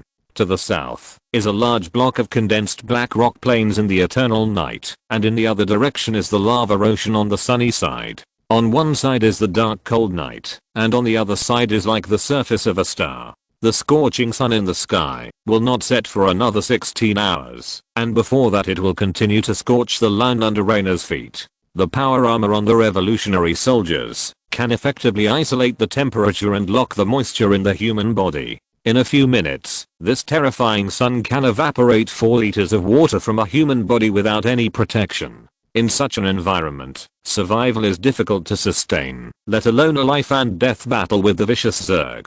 The Wraith fighters and Grizzly heavy bombers of the Revolutionary Army's Char Expeditionary Force have cleared a relatively safe landing area in the Dead Bone Trench, and then the 1st Revolutionary Army Airborne Battalion set foot on the land full of Zerg corpses. Raynor's brave engineering regiment and engineers quickly built a cluster of bunkers and fortification walls on the land with sparks and ash, and poured a temporary airport. Most of these loyal and brave Revolutionary Army soldiers are not setting foot in Char for the first time, and some are even the 3rd or 4th time. In the battlefield against the Zerg, it is these people who support the backbone of the human world. If there is a human flag on the land deep in the Zerg territory, it must be the Revolutionary Army. These people are just a group of ordinary people. They also know that fear will retreat, but they know that there must be a light left for them in the safe Revolutionary Army territory. Build fortifications and set up arc tanks. with siege tanks in front and bunkers in the back, our defense line can rest assured. When Raynor spoke on the command channel, the Apod transport ship behind him had taken off again. Assemble the generators and lay the cables. Those damn orbital satellite base stations and signal towers must start working immediately. He then shouted, all units enter the designated positions according to the plan. The 3rd and 4th Armored Divisions will cross the 76th Lava Lake to the Dreadnought Heights in the east. The 16th Motorized Forces Brigade will be responsible for carrying out armed reconnaissance missions. The Railgun Unit and the Protoss Fleet will provide you with all the fire support they can provide. Standing next to Raynor were several Revolutionary Army soldiers wearing blue power armor. Further away, there were many transport ships and shuttles parked. Vultures, arc tanks and sidewinders in the cargo hold rumbled down the spacecraft, and the soldiers who filed down were endless. When will large jammers be useful? Raynor walked under several T-280 space engineering vehicles and found a Revolutionary Army engineer wearing old CMC-200 power armor. The Revolutionary Army is much richer than when they just started the uprising. The armor obtained from the Federal Armory in the occupied areas is enough to equip engineers. Although the T-280 space engineering vehicle can also provide the necessary protection, there is always more protection. Sir, the psychic jammer will be able to operate normally in 3 minutes, and its range is enough to cover the entire Bone Trench, Death Valley and Fearless Highlands. Earl is a Revolutionary Army engineer with short hair. He is still very young, but he is not restrained in front of Raynor. What percentage of Zerg can be affected by the current psychic jammers? Raynor asked, if we can interfere with the psychic link between the brainworm and other Zerg, we can get twice the result with half the effort when dealing with its uncontrollable subordinates. Less than 30%. Earl was holding a toolkit in his hands and carrying a huge laser pliers on his back. You know, General, our technology is advancing by leaps and bounds with the war, and the Zerg are also evolving madly. The speed at which new variants appear has even been shortened to 1 or 2 life cycles. We use what we have learned from the Zerg shell structure to strengthen the casting process of steel plates, and they are also accelerating mutations and evolution to abandon genes and traits that have been proven to be backward in the war with us. Since we used psychic jammers on battlefields and cities, this weapon that can effectively counter the Zerg main nest mind has been updated many times. Compared with the prototype, the interference effect and coverage are incomparable, he said. But the Zerg are evolving faster than our technology is advancing. Their solution is simple and crude. By transplanting the genes of the ancient kingworm and increasing the number of Ixi giant kingworms, elite kingworms, the psychic connection between the brainworms and their group members is now many times more stable than before. Even the 5th generation psychic jammers are sometimes effective and sometimes not in char. No matter how many psychic jammers there are, they are just a drop in the bucket. No matter how small a mosquito is, it is still meat. Raynor said. At this time, more troops of the Char Expeditionary Force landed in the Death Valley Trench. The Death Valley Trench is a wide and long canyon rift. Between the thousands of feet high rock walls on both sides are large areas of flat, semi-cooled lava, surrounded by giant lava lakes above sea level. This is when the volcano group erupted on a large scale. The low-lying areas are easily submerged by the surging lava. In any case, marching in such an area is extremely risky. But according to the analysis of radar detection and sensors, the Zerg can actually hatch their twisted and abnormal organic buildings in such a dangerous area. Deep in the Bone Trench, thousands of mutalisk spires and scourge nests were still extending into the sky. These terrifying flying creatures were real living bombs. Swarms of scourge, mutalisk, and their new variants designed to deal with warships were enough to destroy a large Protoss fleet. A total of 25,000 Revolutionary Army troops landed on the land that spread for several miles at the junction of the Bone Trench and Death Valley, located on the cliffs on the west side of the Bone Trench. Among the expeditionary forces that successfully landed, some troops were lucky enough to have the Zerg at the landing point cleared, while others were immediately surrounded by dense Zerg. The reaction speed of the Char swarm. Hundreds of millions of Zerg swarms are traveling through the intricate underground wormhole network, and they are like fish in water even in such a cruel environment. A rustling sound sounded to the north of the landing point, and the roar full of destructive desire came slowly with the hot wind sweeping across the earth. Open fire. Raynor ran away from Earl and climbed onto a newly erected anti-aircraft missile tower with his chief of staff, Charles Horner. Following Raynor's order, the Revolutionary Army's heavy artillery units opened fire first. The large caliber shells that were rocket assisted and magnetically accelerated first covered the Zerg vanguard that launched the charge. Then came another round of saturation bombing brought by the bomber group that passed through the sky. The ground seemed to be shaking. Large tracts of Zerg fell under the fierce firepower of the Revolutionary Army, and their screams were heard. Some soldiers were immediately encouraged, but only the veterans who had truly experienced the First Total War knew that it was just the prelude to the Zerg's attack. This firepower is still not enough compared to the Protoss. Look at those bugs, stronger shells and more agile movements, and the new variants that appear in the large main nest. If Augustus doesn't give us some real big guys, how can we fight this war? Raynor looked at General Charles Horner next to him and asked, when will the Protoss arrive? Should. Charles looked at the report on his helmet HUD panel and said, the Protoss said they will be here soon. Although these aliens look strange, they are still very punctual. The Protoss have always been straightforward. No matter what, they have never let their allies down. Raynor was looking for possible Protoss fighters in the air. As soon as the voice fell, a beam of extremely thick Protoss aircraft carrier main guns fell from the sky and swept from the center of the dead bone trench. The rock walls along the way melted and collapsed, and the collapsed lava lake swallowed up tens of thousands of Zerg in the trench in an instant. Soon, magnificent Protoss buildings were warped to the front of the Revolutionary Army. The large-scale warp signals caused the numbers on Raynor's helmet display to jump wildly. Raynor could recognize those buildings that could be called works of art, a Protoss hub, a control core, an unknown number of mechanical stations, forges, and hundreds of towering portals. This was the Protoss way of fighting. They deployed their fortifications and troops directly on the front battlefield. Whole groups of fanatics walked out of the warp force field of the Crystal Tower, led by extremely powerful high-level Templars. Large numbers of Dragon Knights formed an indestructible front in the rear, and the Golden Beetles were rushing to the most critical place. The Dark Templars also joined the battle. They began their lonely and brave journey in the dark and deep main nest passage of the Zerg, trying to eliminate the elites and the members of the group responsible for commanding the Zerg as much as possible. The number of Protoss is far greater than that of humans, and they are the main force fighting against the Zerg. After a flash of white light, Tassida, wearing the armor and robes of the high-ranking executor of the Protoss Darum, appeared in front of Raynor.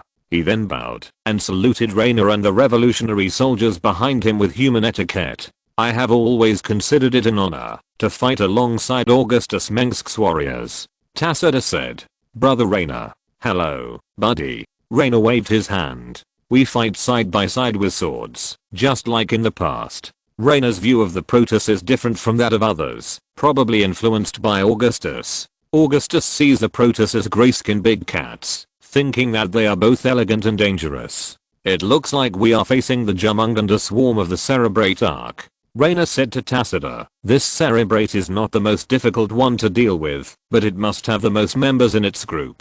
The Cerebrate arc only believes in one truth, that is, numbers can overwhelm everything. There is no position that the swarm cannot break through, it's just that there are not enough of them. In addition to the brainworm yak, there are also the tribes of Sass. The number of Zerg here far exceeds our warriors. As Tassida was speaking, Raynor suddenly shouted, because of the noisy electric current in the communication channel. Charles, what's going on? Raynor asked his chief of staff. Our communication system is interfered by a strong electromagnetic pulse signal. Before this, only the fragment of the Zelnagar artifact excavated from Mars could have such an effect. Charles said, this means that our troops have become blind, deaf and dumb. What? This is done by the Zerg.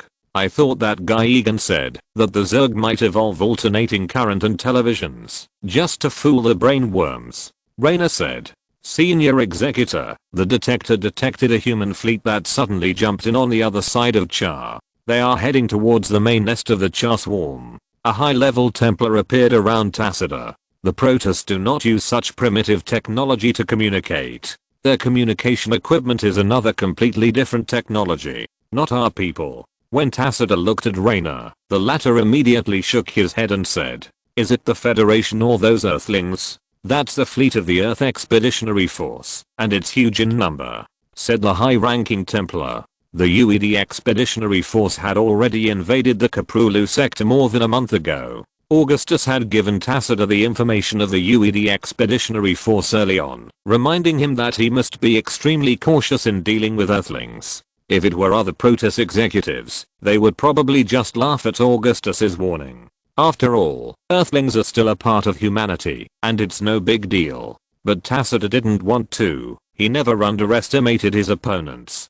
Moreover, Augustus and his human army had already demonstrated the heroic and powerful side of this race in the Battle of Aya. "Immediately deploy the troops of Archon Phoenix. We need to advance to the main hive to see what those Earthlings want to do," Tacitus immediately ordered. Phoenix is the most valiant Templar among the Protoss, and Tacitus only needs to say that Phoenix should be deployed immediately to deal with the situation. "My people will follow you too." Raynor thought for a while and said, "Augustus told me that I must keep a close eye on the people on Earth. Their target should be the new overlord." What did Augustus base his judgment on? Tacitus' eyes truly lit up. "I didn't ask much, and he didn't say much." Raynor speculated. "In short, Augustus's judgment has always been the most correct. No matter what, we all follow his orders. If you have played chess, you will know that we are just pawns in Augustus' hands. We will only appear where he needs us and do what we should do."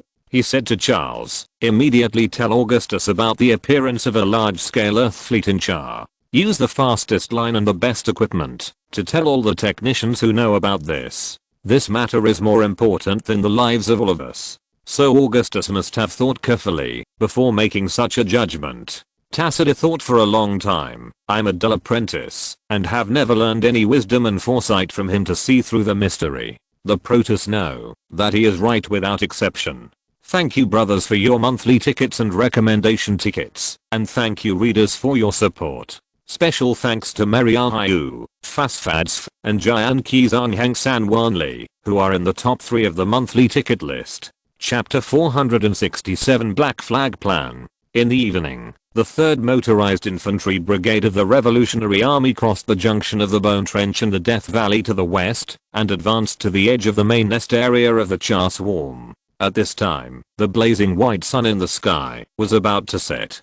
But in this higher latitude area near the North Pole, the sun set particularly slowly. General Jim Raynor, the commander of the Char Expeditionary Force, personally drove his powerful grey-green Vulture motorcycle to follow the brigade headquarters. He pulled the joystick like a horse's reins. This beautiful streamlined hoverbike is Jim Raynor's favorite. It is said that it was Raynor's favorite mount at the end of the Guild War. Although the strict regulations of the Revolutionary Motorized Forces strictly prohibited Vulture riders from making all kinds of unrealistic modifications to their aircraft, they were strictly ordered to install various engines, thrusters, and weapons that would make Major General Frick of the Revolutionary Logistics Department curse. But General Renault believed that it was impossible for the people in the logistics department to be on the battlefield of the war and empathize with the cowboys and bad boys driving the Vultures. So how could they understand that the small modifications that came into being to adapt to the needs of the battlefield were absolutely necessary? In Renault's motorized forces, appropriate modifications to the Vulture vehicles were within the scope of permission, such as the installation of reinforced windshields, spare fuel tanks and iron thruster engines. The added reinforced frames and alloy armor plates also made the Vulture vehicles in the Renault Rangers begin to transform into more stable and reliable heavy motorcycles. According to the standard equipment table of the Revolutionary Army's motorized infantry, each Vulture motorcycle driver should be equipped with 3 intelligent 52 QDMM Spider mines designed by Viktor Kaksinski. The actual number carried was much larger, and some Vulture drivers would even wear a whole polyester woven bag. According to unconfirmed rumors, these powerful Spider mines are even more expensive than Vulture vehicles. The sources of the modified parts are also varied. Some are from the spoils obtained by the Vulture drivers on the battlefield, and some are from the rags that the soldiers themselves picked up from the Port of the Dead.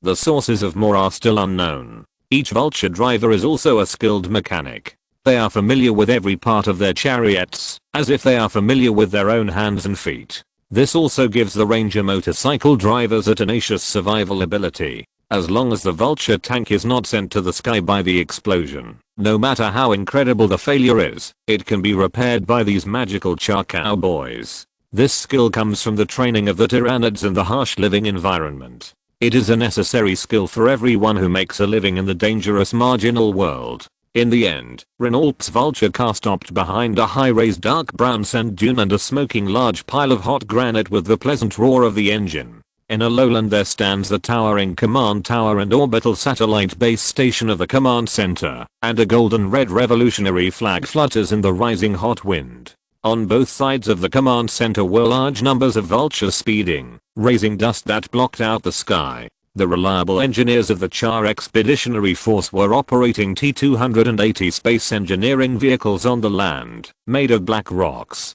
Soon, a wall of electrified barbed wire and heavy Gatling guns surrounding the forward base had been erected. Bunkers set up high-altitude fire points, which were the skeleton of the human defense line. Inside the bunkers were high-spirited revolutionary soldiers, not old federal soldiers who could only stand in the bunkers and play international mahjong. Renault parked his vulture in a carport, built with frame steel and rainproof tiles, and ran into his chief of staff, Charles Horner, who was wearing the same commander power armor, and was one of the few drivers who were good enough to compete with our Mr. Leahy. People with the surname Horner are always reliable. The Vulture is a fast and agile single-person motorcycle that can be as reliable as an old AGR-14 rifle, if the rider is lucky enough. In places like Marcera and Antigua, it is unimaginable for a boy who can't ride a Vulture. Except for the fact that it provides almost no protection for the driver, the Vulture is almost perfect.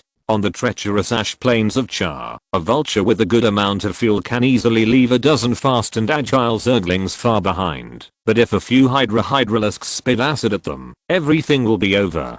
Raynor heard that recently, Marshal Augustus Mengsk actually ordered the Revolutionary Army's General Weaponry Bureau and the 1st Engineering Corps to complete the design of a new generation of combat vehicles that can replace the Vulture as soon as possible. It is hoped that it will be fully prototyped and mass-produced and tested as soon as possible and supplied to the frontline troops next year. The new design will adopt four-wheel drive and will be equipped with solid fuel gas injection and a layer of electroplated fine steel armor plate body and driven by a powerful variable fuel engine.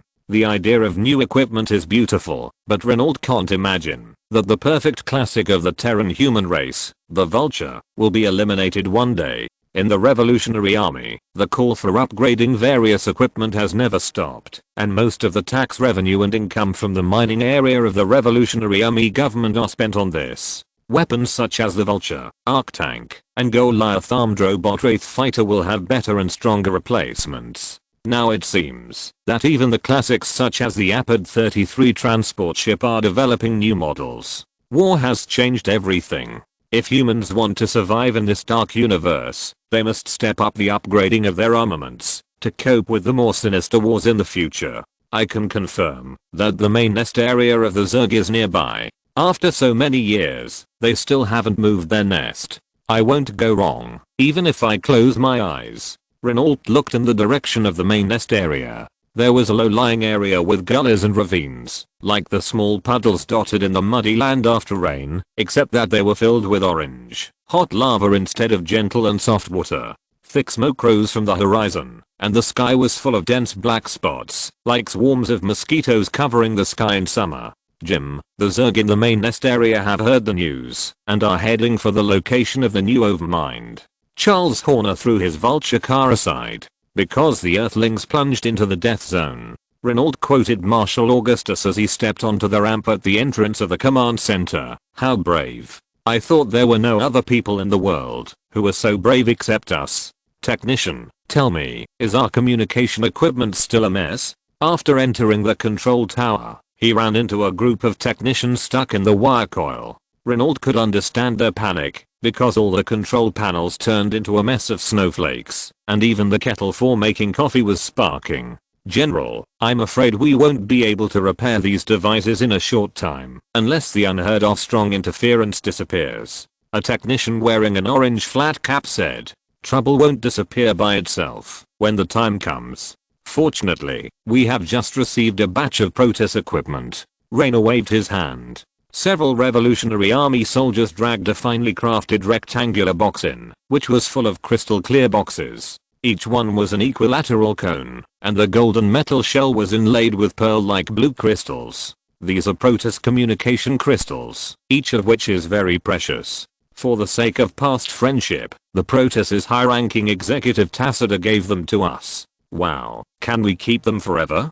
The engineer's eyes immediately lit up, and one of the female Revolutionary Army engineers wrapped in a bloated protective suit asked Raynor, "If you borrow, you must return, but you can take my collection and study it, dear." Raynor was born a farmer in Shiloh, and he didn't have any heirs to anyone. Of course, he has always been a person who is not afraid of authority. Take your people and move. When the Protoss handed these devices to me, they said that human engineers could fully understand how to use this simple communication equipment, so they didn't give me the instruction manual I requested. They don't have such a thing. He shouted before leaving the command center. For God's sake, I just hope you are as smart as the Protoss think you are. A piece of cake. Earl is the right-hand man of the Revolutionary Army's chief engineer Aurice 1. He once served on the flagship Hyperion, and is now a capable engineering team leader. I'll buy you a drink when this is done. Raynor rushed out of the command center again. Since the communication of the command center has been completely paralyzed, there is not much point in staying here. Not only that, the strong electromagnetic pulse signal even destroyed the Revolutionary Army's radar equipment, and the landing force of the Char Expeditionary Force returned to the primitive age. Where are Tacitus' troops? Where are he? Raynor shouted to Chief of Staff Charles, who was fiddling with a Protoss crystal communicator while making gestures with his hand. He should have been standing next to me not long ago. Cowboy, Tassida is not a good driver. Charles shrugged and said, he has to command the Protoss fleet. A Protoss force is south of us. As far as I know, the one commanding them is Archon Phoenix. James Raynor, the Earthlings are marching towards the main hive area of the Zerg. The Zerg is completely enraged. They have lost their master before, and they will never do the same again. Raynor's voice was not finished, and Phoenix appeared beside him. Phoenix was seriously injured in the early days of the Battle of Air, and now he is back on the battlefield as a dragon rider. Even though his tenacious will is bound in this golden spider type mecha, the great Phoenix still makes his enemies tremble. Their goal is to dominate. If the Terran Federation had this courage, those marginal worlds could have been saved. Raynor sighed. After all, they are men of Earth. The Federation's soft eggs dare not even fight back when they encounter insects. So, what is their confidence? Charles opened his power armor helmet and looked at Phoenix. The air here is hot and scorching, but it is still breathable. Even Tacitus' fleet cannot penetrate deep into the heart of the Zerg main nest. The explosive mosquitoes in the Dead Bone Trench can destroy everything. It's still unknown. A holographic image was projected from the cockpit of Phoenix's Dragon Knight armor, showing the picture captured by the Protoss detector. In the picture, a large number of UED expeditionary fleets are fighting with the endless guards of the Zerg main nest. The UED warships are so many that they cover half of the sky, and the huge swarm of Zerg seems to fill everything else. The city-sized battle cruisers in the sky used dense laser barrages to harvest the Zerg that entered the range of fire, but that was just wiping away a layer of mosquitoes outside the screen window, a drop in the bucket. One after another, UED battle cruisers fell from the sky in a blazing flame, smashing huge and ugly red clouds on the ashen volcanic land of Char. Transport ships and shuttles fell like rain, and thousands of UED expeditionary soldiers were deployed on the surface of Char. What awaited them were countless grinning and brutal Zerg and flowing magma. The humans on Earth are deploying a psychic device, which is speculated to be the same as the psychic jammer you are using.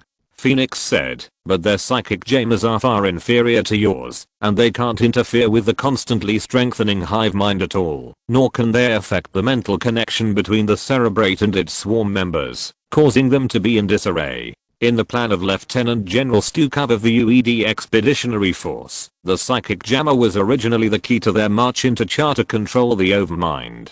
According to the prediction, the psychic jammer will destroy the mental connection of the Zerg and cause the Zerg swarm to fall into chaos, so that the UED forces can take advantage of the opportunity to enter and inject a large amount of high-energy neurotoxins into the overmind to control this terrifying monster.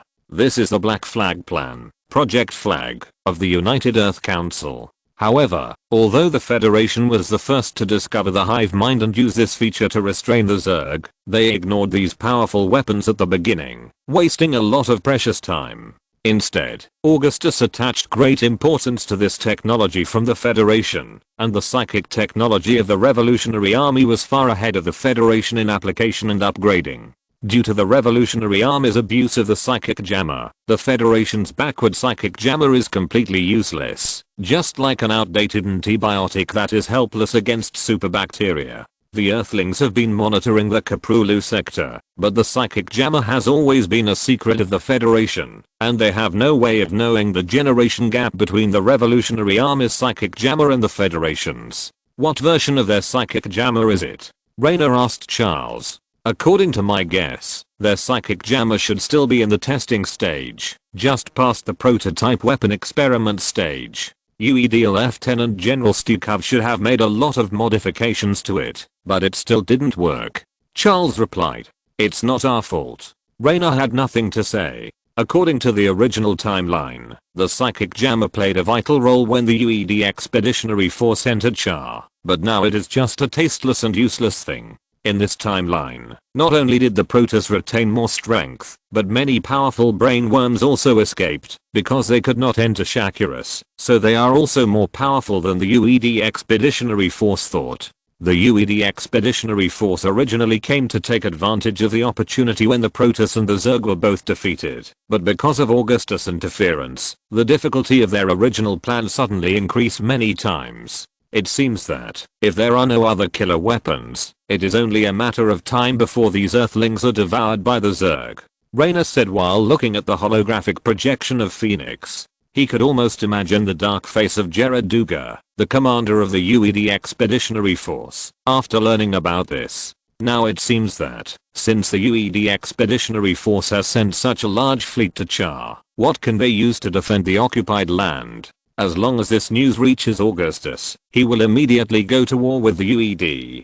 By the way, Phoenix, have you met the Blade Prince Tosh? Raynor suddenly asked Phoenix. Tosh promised to work with us to destroy the Overmind and the Brainworm, but I haven't seen him since I came here.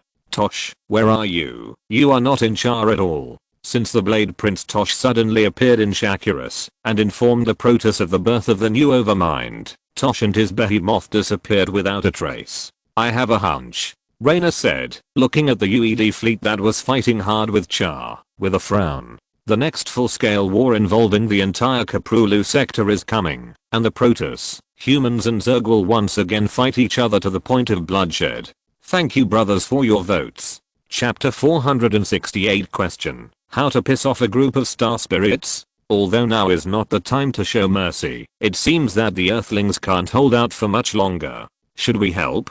Charles Horner, Chief of Staff of the Char Expeditionary Force Command, also stood in front of the holographic projection image in front of Phoenix. It was a picture sent back from the main hive of the Char swarm by multiple Protoss detectors in an invisible force field. The battlefield was so large that even hundreds of Protoss detectors were just a glimpse of the whole situation. The UED Expeditionary Force's fleet was so large that their silver-grey steel giant ships and rain-like transport ships could be seen from Char's synchronous orbit to the surface. In addition to laser artillery groups and plasma cannons, this huge fleet was also equipped with powerful Earth-Tech cluster rocket launchers. Even at the edge of the main hive, the UED Valkyrie frigates could be seen gushing out with anger, and the overwhelming cluster rockets were like fire meteors falling from the sky. Before this, only the Protoss would attack the hive guarded by a large number of hideous Zerg from the front. The UED planned to attack the main nest of the Char Zerg with an unexpected blitzkrieg, and all their warships and soldiers were deployed here for this purpose.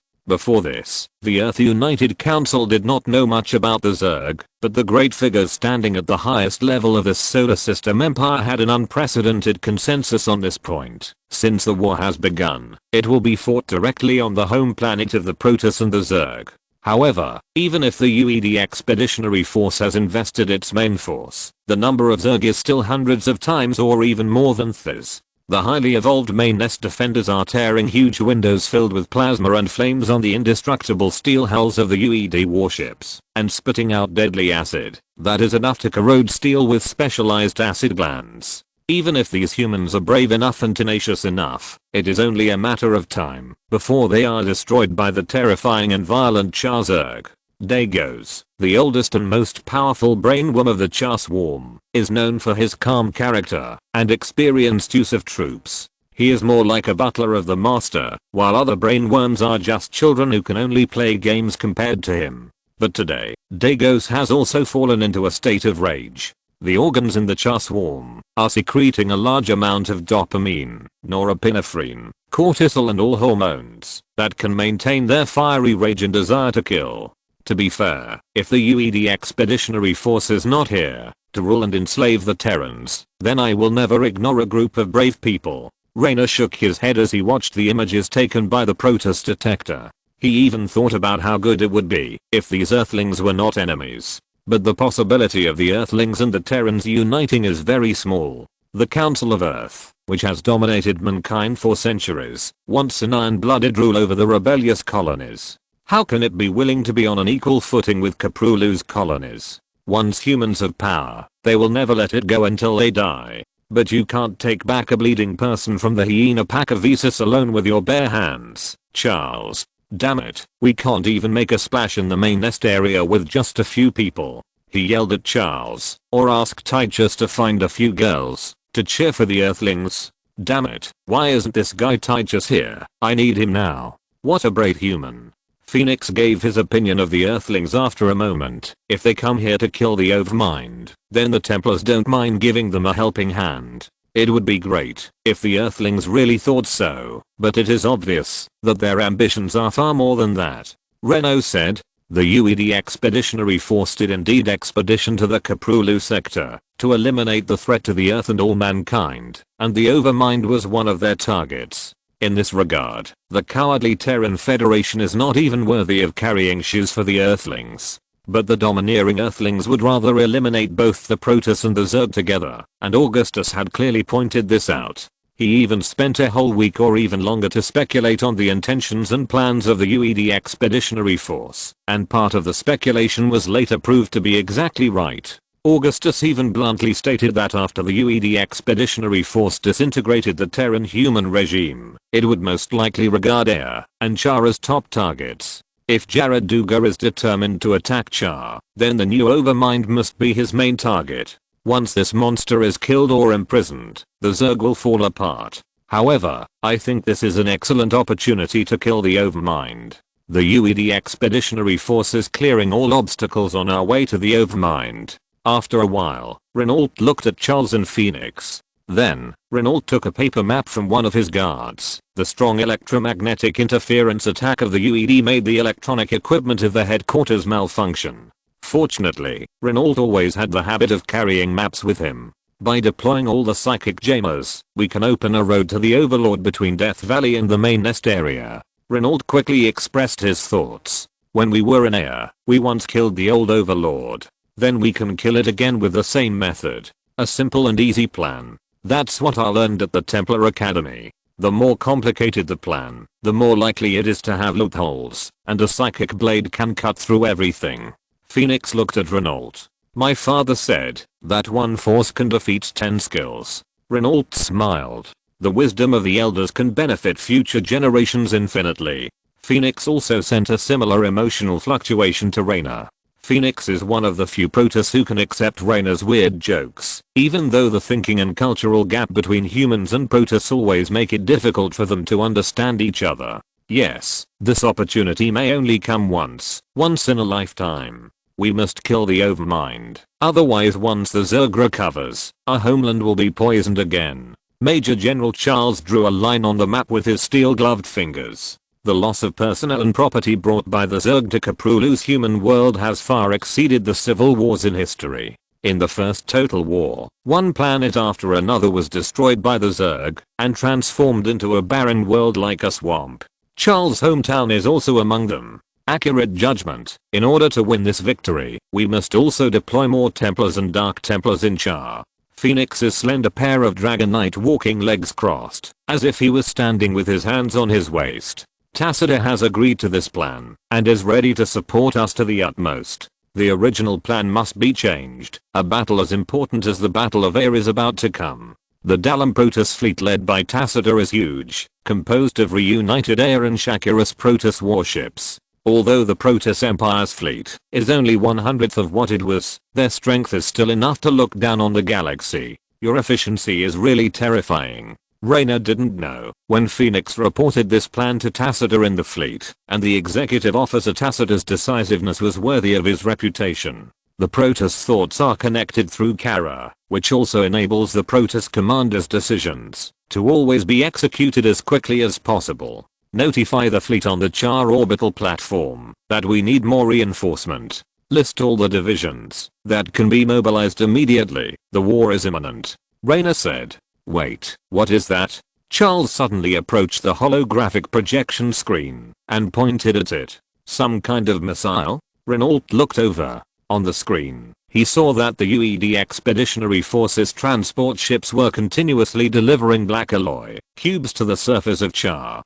They were landing capsules used to land on the surface using rocket anti-pile technology. These landing capsules have different specifications, but even the smallest one is enough to accommodate a Goliath armed robot. I've never seen this kind of missile. Charles said. You'll know it right away. Renault said. Landing capsules landed one after another in the main hive area of Char, and the impact caused by the collision raised large patches of red dust. Then the landing capsules began to disintegrate rapidly, and huge monsters walked out of the collapsed steel plates. They have the bodies of Zerg and the eyes of Protoss. The grotesque, twisted and evil structure makes Renault shudder. He has only seen such a thing in one place, that is, on Luria IV. Hybrid. A monster that mixes the genes of Protoss and Zerg at the same time, with the hideousness of Zerg and the weird elegance of Protoss. It is a product that should only exist in fantasy, and only the craziest painters can depict their abominable appearance. That is, a rage that shocked Renault vented from Phoenix, as violent as a storm. Gods, what is that? What did the Earthlings do to our people? Phoenix's anger was like substance, and all the humans around him were affected by it. Hybrid, the person who created them must be crazy. Renault had discussed this kind of monster with Augustus. Not surprisingly, humans had almost no resistance when facing the hybrids. Soldiers had to make multiple sacrifices to kill the hybrids, just like conquering an impregnable bunker. No one knows where that shameless guy who hides his head and shows his tail found the genes of the Protoss and the Zerg.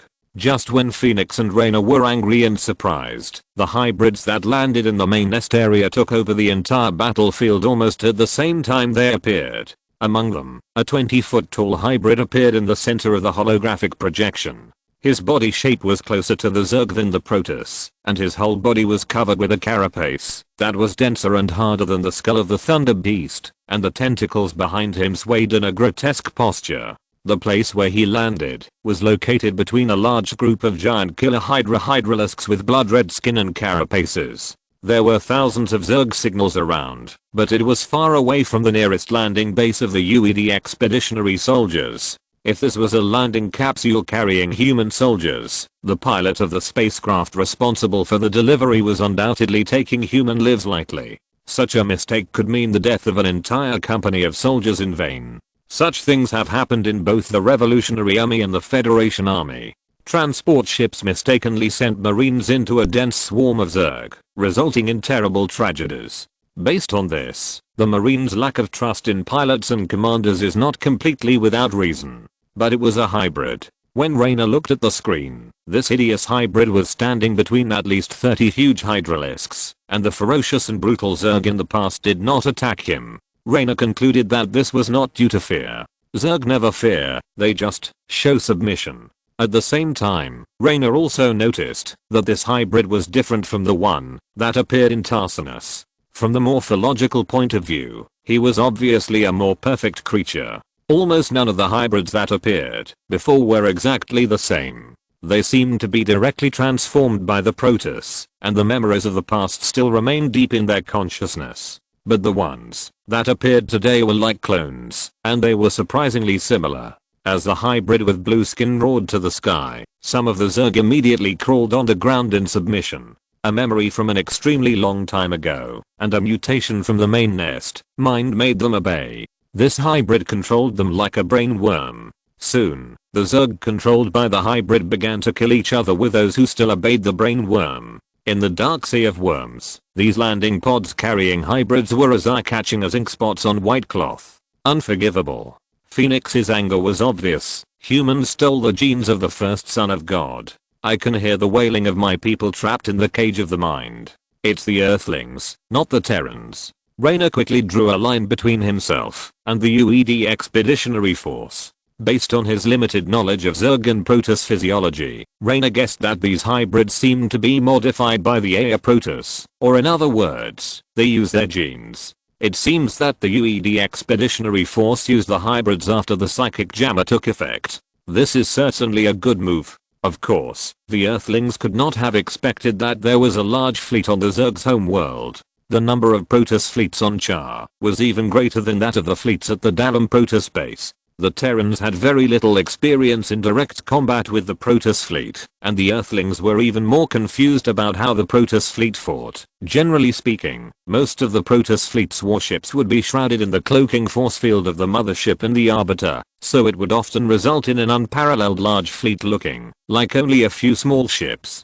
This is extremely deceptive. If the pilot of a Wraith fighter actually attacked a seemingly isolated Protoss Arbiter, he would soon find himself among thousands of gorgeous Protoss warships. What should we do now? Charles asked. No matter why, the hybrid monsters can effectively restrain the Zerg. This means that the Earthlings can now contain more Zerg, and we can kill the Overmind at a lower cost. Raynor said. Phoenix, use your anger. Warriors, light your blades, and destroy our enemies.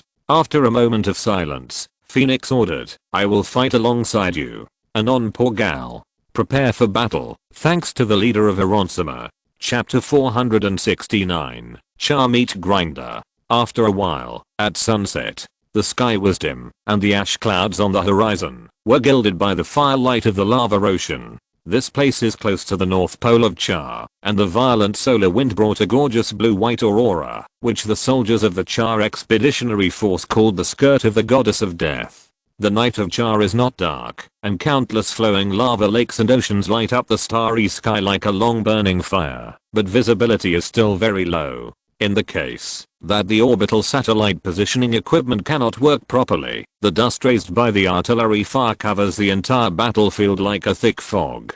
Due to the rapid change of the situation, the Revolutionary Army Char Expeditionary Force has changed from a defensive battle to defend the landing point to a mobile battle to advance to the main nest area. After the reinforcement drop to the surface of Char arrived, Command Lieutenant General Jim Raynor ordered to abandon all heavy artillery, and with more than 800 arc-light siege tanks and 600 Sidewinder suspension armored vehicles equipped with Annihilator railguns from the 1st and 7th Armored Divisions as the main force.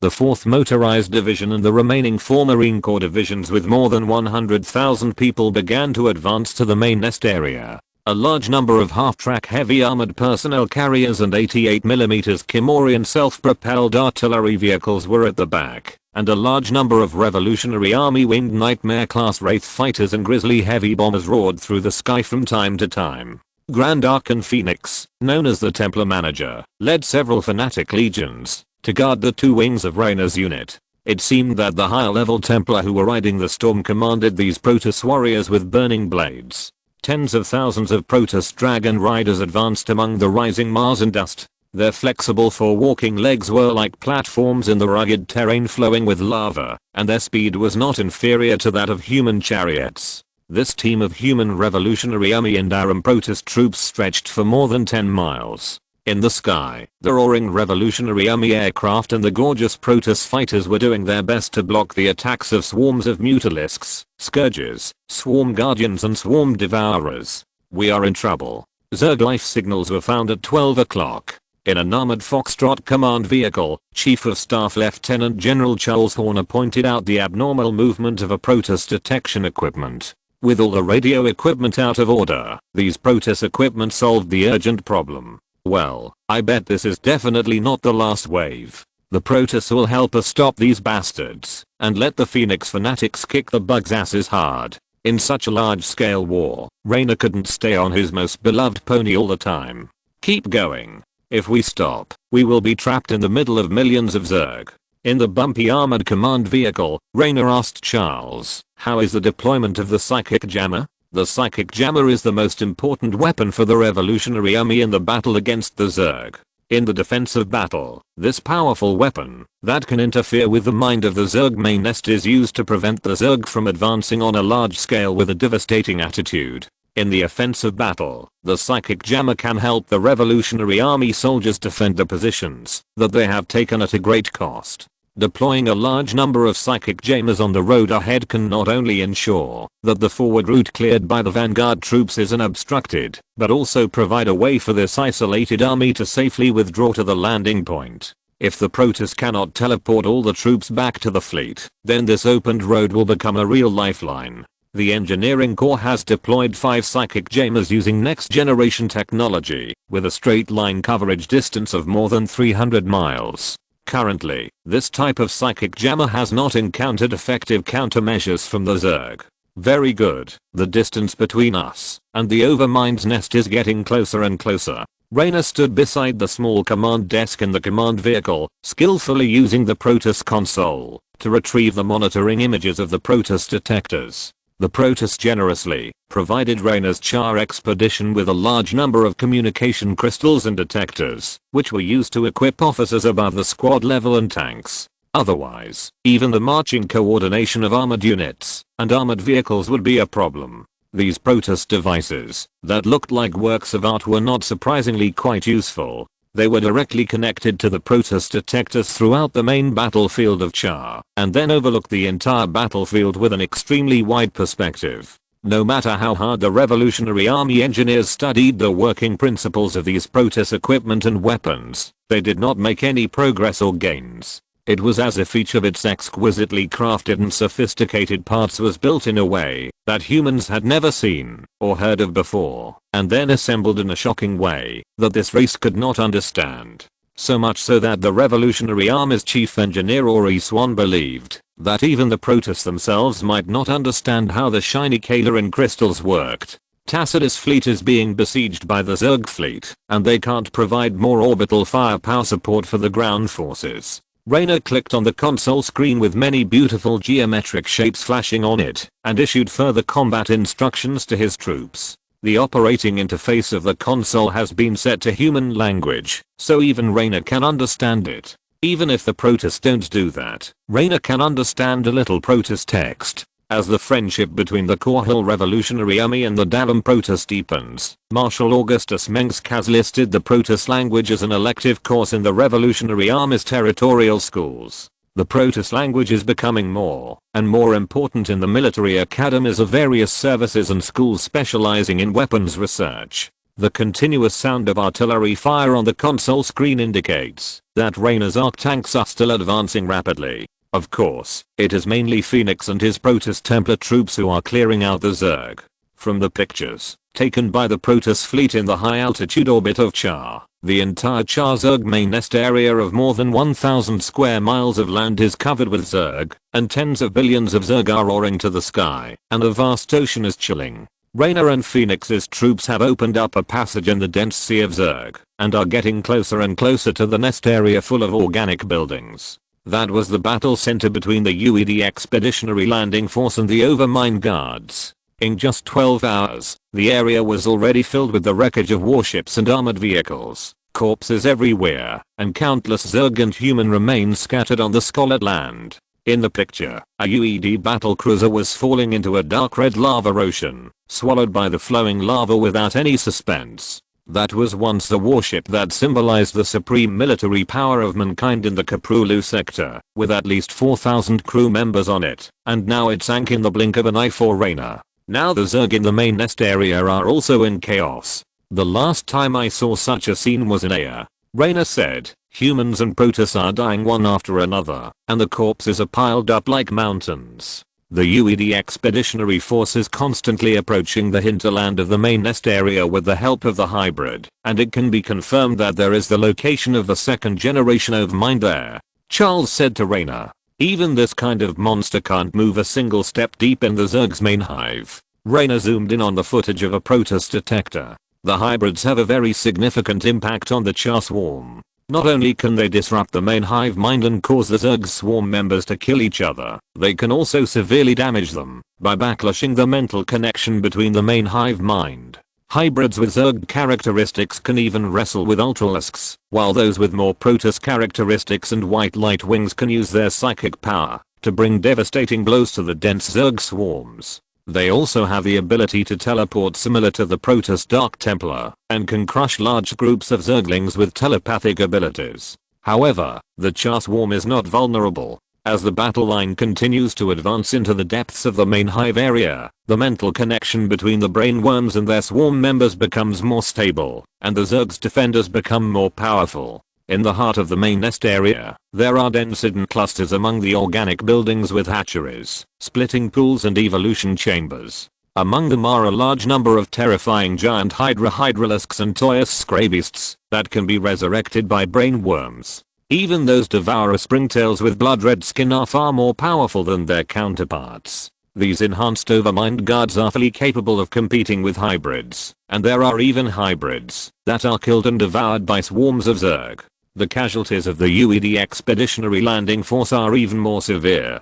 Countless Earth soldiers shed their blood on the Purgatory planet far away from their homeland. There is even a platoon of UED soldiers who were harvested by several super toyous scrabeasts with terrifying giant sickles. The newly emerged Zerg variant also appeared on the battlefield for the first time. It is a sinister monster lurking underground, like a hunter lurking under the sand dunes. They are likely to have evolved from the hydralisks of the Sharmat swarm, and are also believed to be some kind of mutated spider-type guardians from deep within the main nest. Their attack method is to eject rows of high-density spikes from the ground that are strong enough to penetrate steel and flesh. The new variant of the hydralisks can kill rows of Earth soldiers wearing power armor. In the core of the main nest area, among the treacherous volcanic hills and gullies, a large number of lurkers hidden deep under the surface can raise waves of spikes, and any UED infantry who want to pass through there will suffer heavy casualties. The spikes piercing from the ground are enough to penetrate the tanks of the UED Expeditionary Force, cut off the limbs of humans, and cause death without a complete corpse, with the body torn into pieces.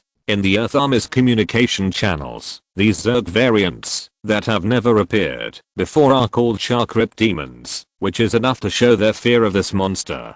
In the most brutal area of the battle, the broken bodies of tens of thousands of UED soldiers lay on the battle line of less than 2,000 yards. The fungal blanket quickly devoured them, and before long, these precious human warriors would become terrifying alien monsters. The Zerg's attack method was ferocious and merciless. They would tear the enemy to pieces while they were still alive. At this time, the UED's advanced nanomedical technology was not even of much use. Since being transported to the battlefield, the survival time of each UED soldier could even be calculated in seconds. At the same time, more UED fleet landing capsules were dropped into the main nest area of Char. According to the statistics of the Protoss, at least 1 million fully armed UED soldiers were transported to the surface of Char, and more than half of them were lost in half a standard day of the Earth. But this is just the beginning. Before enlisting, the Earthlings who were buried on Char were told that they came to protect the Earth from the threat of the Protoss and the Zerg, not to maintain the rule of the Earth United Council. Therefore, the courage and fighting spirit of these soldiers are immeasurable. It is almost certain that the commander of this UED fleet is their commander Jared Duga, who is on the flagship Alexander. Due to the unpredictable situation, the UED Expeditionary Force had many times more difficulty in attacking when both the Protoss and the Zerg were both defeated. This isolated army, far away from its homeland and deep in enemy territory, could hardly see the hope of victory, because it turned out that the Zerg and the Protoss were much stronger than they had observed. Therefore, this decisive attack was in an extremely awkward position. If this led to the Zerg's counterattack on Earth, the war would affect several arms of the Milky Way. Therefore, Raynor could understand Duga's firm determination. Raynor, the humans on Earth, have captured a main nest near the main nest area. It belongs to the brainworm Nagar, the leader of the hunter tribe. Phoenix's head immersed in blue nutrient solution appeared on the screen in front of Raynor. Although Phoenix and his people hated the hybrids in the hands of the UED, both Tassiter and Phoenix believed that it was not the time to settle accounts with the Earthlings. In any case, the most urgent task was to kill the Overmind.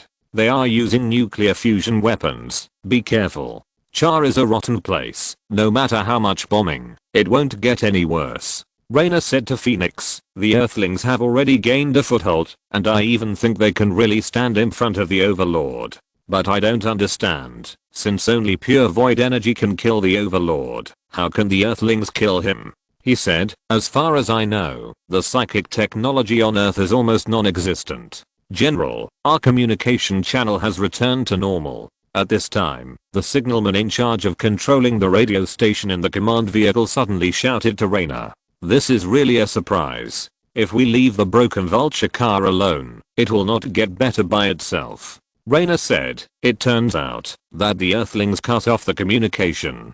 Dougal didn't want us to find out what they were doing at first. I bet, Charles, they want to talk to us now. A communication was received on the communication channel. It's for you. The signalman said to Raynor. They came as soon as they were talking. Raynor said, open it. I'm Jared Duga. The thin and resolute face of the UED Expeditionary Marshal Duga jumped out from the other side of the projection screen. Commander of the Revolutionary Army, the Zerg are the common enemy of all mankind. The small contradictions between us are not serious at all.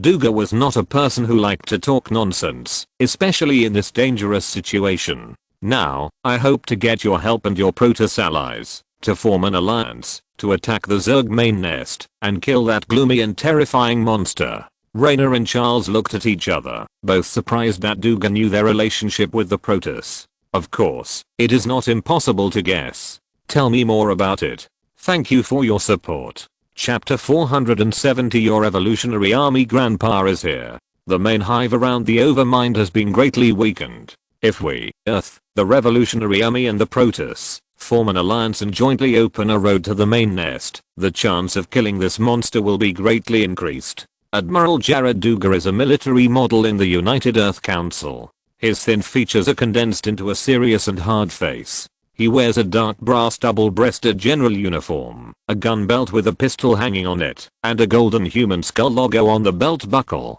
Duga's words are as concise, powerful and to the point as his orders. His expression and tone are as if every word he says is unquestionable, and every UED soldier must do his best to fulfill the Admiral's requirements. Good suggestion. Raynor thought about Duga's proposal seriously, and thought it was indeed the best choice at present. In any case, Raynor's ultimate goal of coming to Char with more than 100,000 revolutionary soldiers is to kill the Overmind.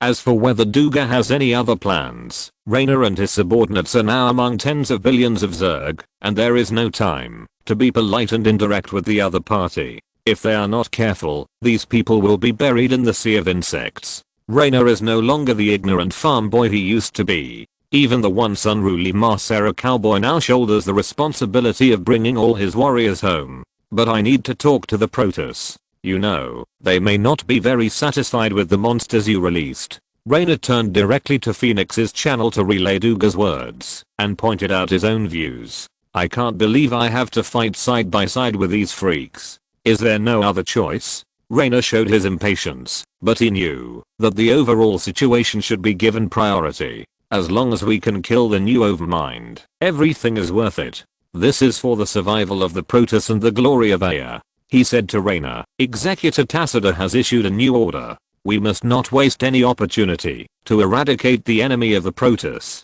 The Tyranids have an old saying that old accounts can be settled slowly. Raynor said to Phoenix, I hope these Earthlings will not hold me back. A stupid friend is worse than a wise enemy. Commander Raynor, this is what the Protoss said. Duga was obviously overwhelmed by the bad situation on the battlefield. A large number of UED soldiers died every minute and every second. Char is the most dangerous place in the Kaprulu sector, not only because of the purgatory-like environment here, but also because the Zerg is a deadly weapon. General Jared, we can fight side by side. Raynor paused. I have to warn you, it's best not to shoot me in the back. That's just a waste of bullets.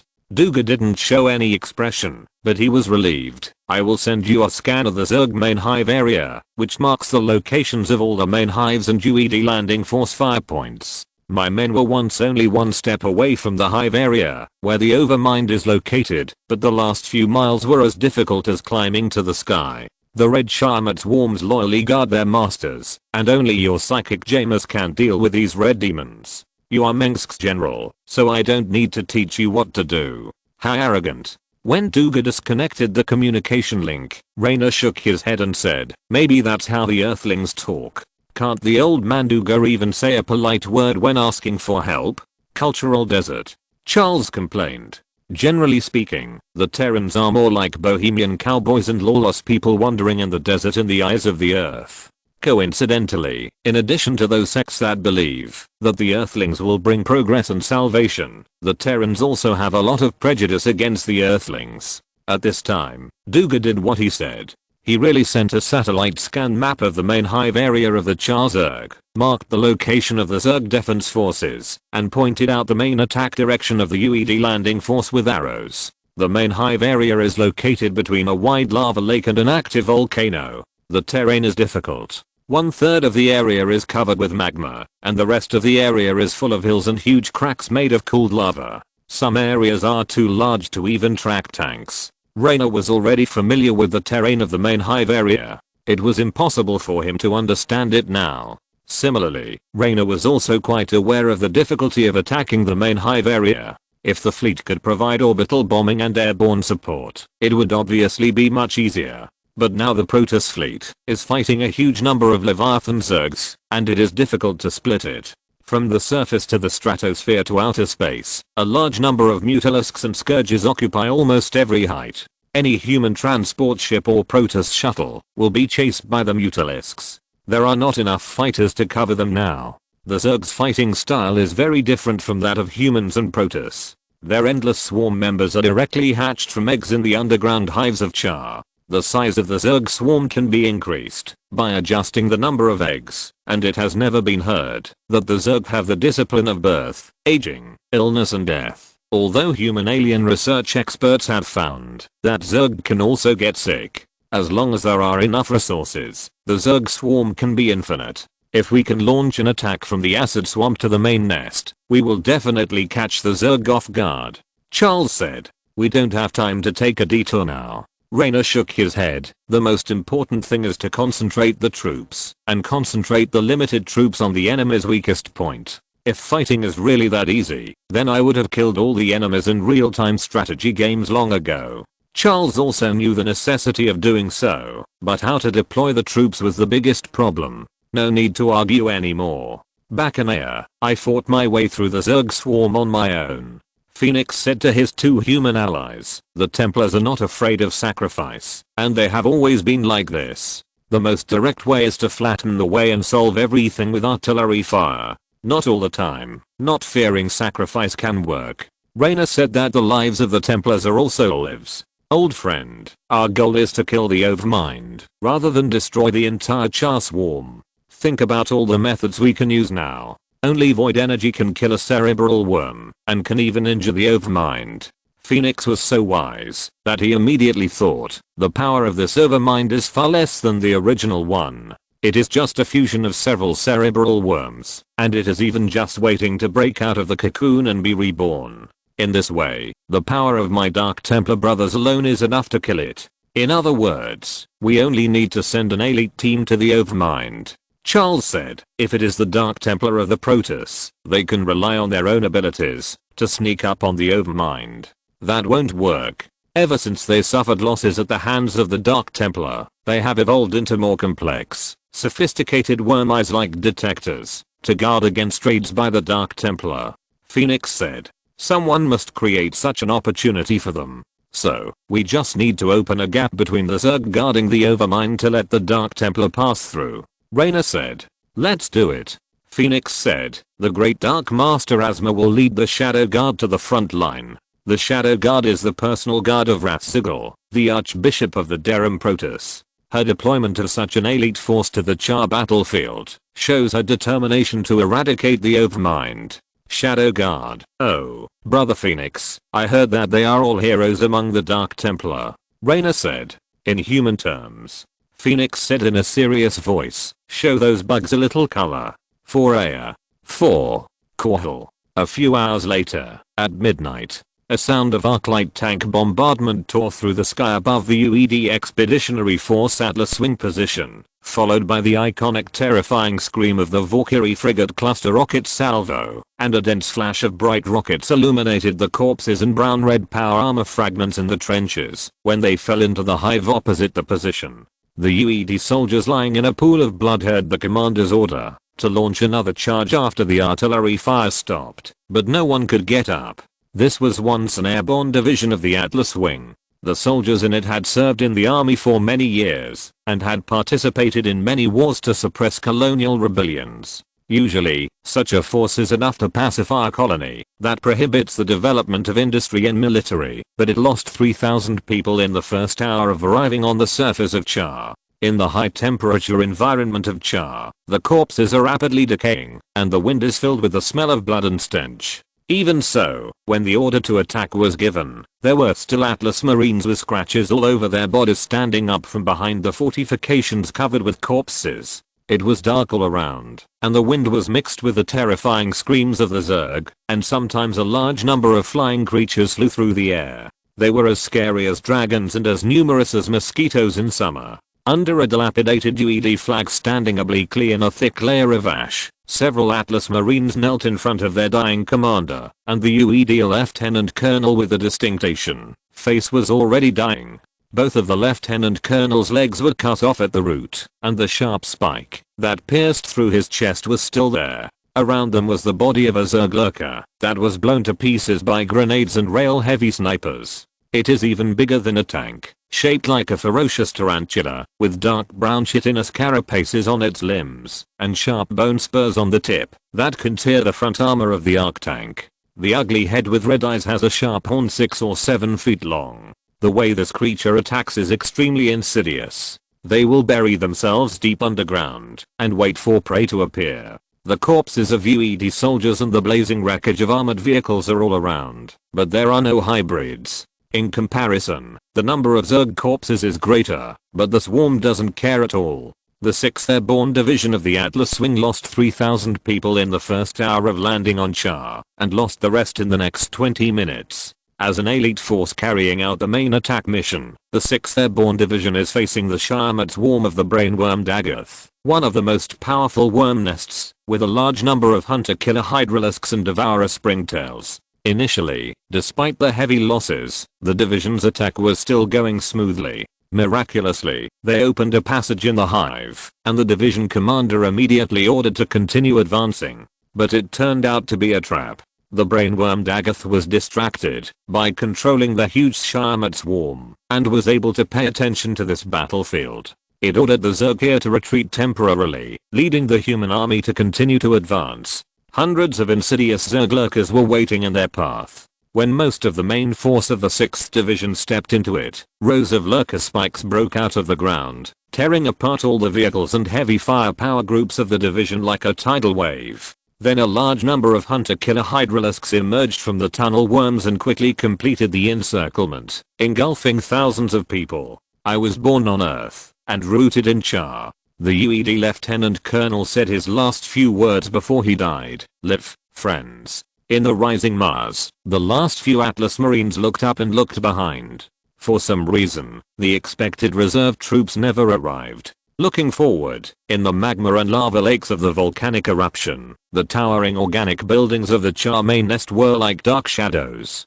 The roars of the Zerg on all sides became more and more intense. It seemed that they could not be killed completely, and they were not afraid at all. Several UED Marines were in despair. They came to protect the Earth, but now they did not see any meaning in their sacrifice. Suddenly, a tank shell landed not far from the UED soldiers, and brought a huge explosion. They immediately rolled and crawled out of the trench. Fortunately, the finely crafted power armor shield was enough to resist the shrapnel of the shells flying at this distance. Hey, weak earthlings, your evolutionary grandfather is here. A red-painted Arc Siege tank accelerated from the side, followed by more tanks with roaring gunfire. These tanks were painted golden red, with the symbol of the Korhal Revolutionary Army on them, a golden 5-pointed star on a clenched arm in the kite-shaped shield emblem. "Are you crazy?" one of the sergeants suddenly roared. He had just received a message from the headquarters, indicating that Charles's Revolutionary Army was now their friendly army.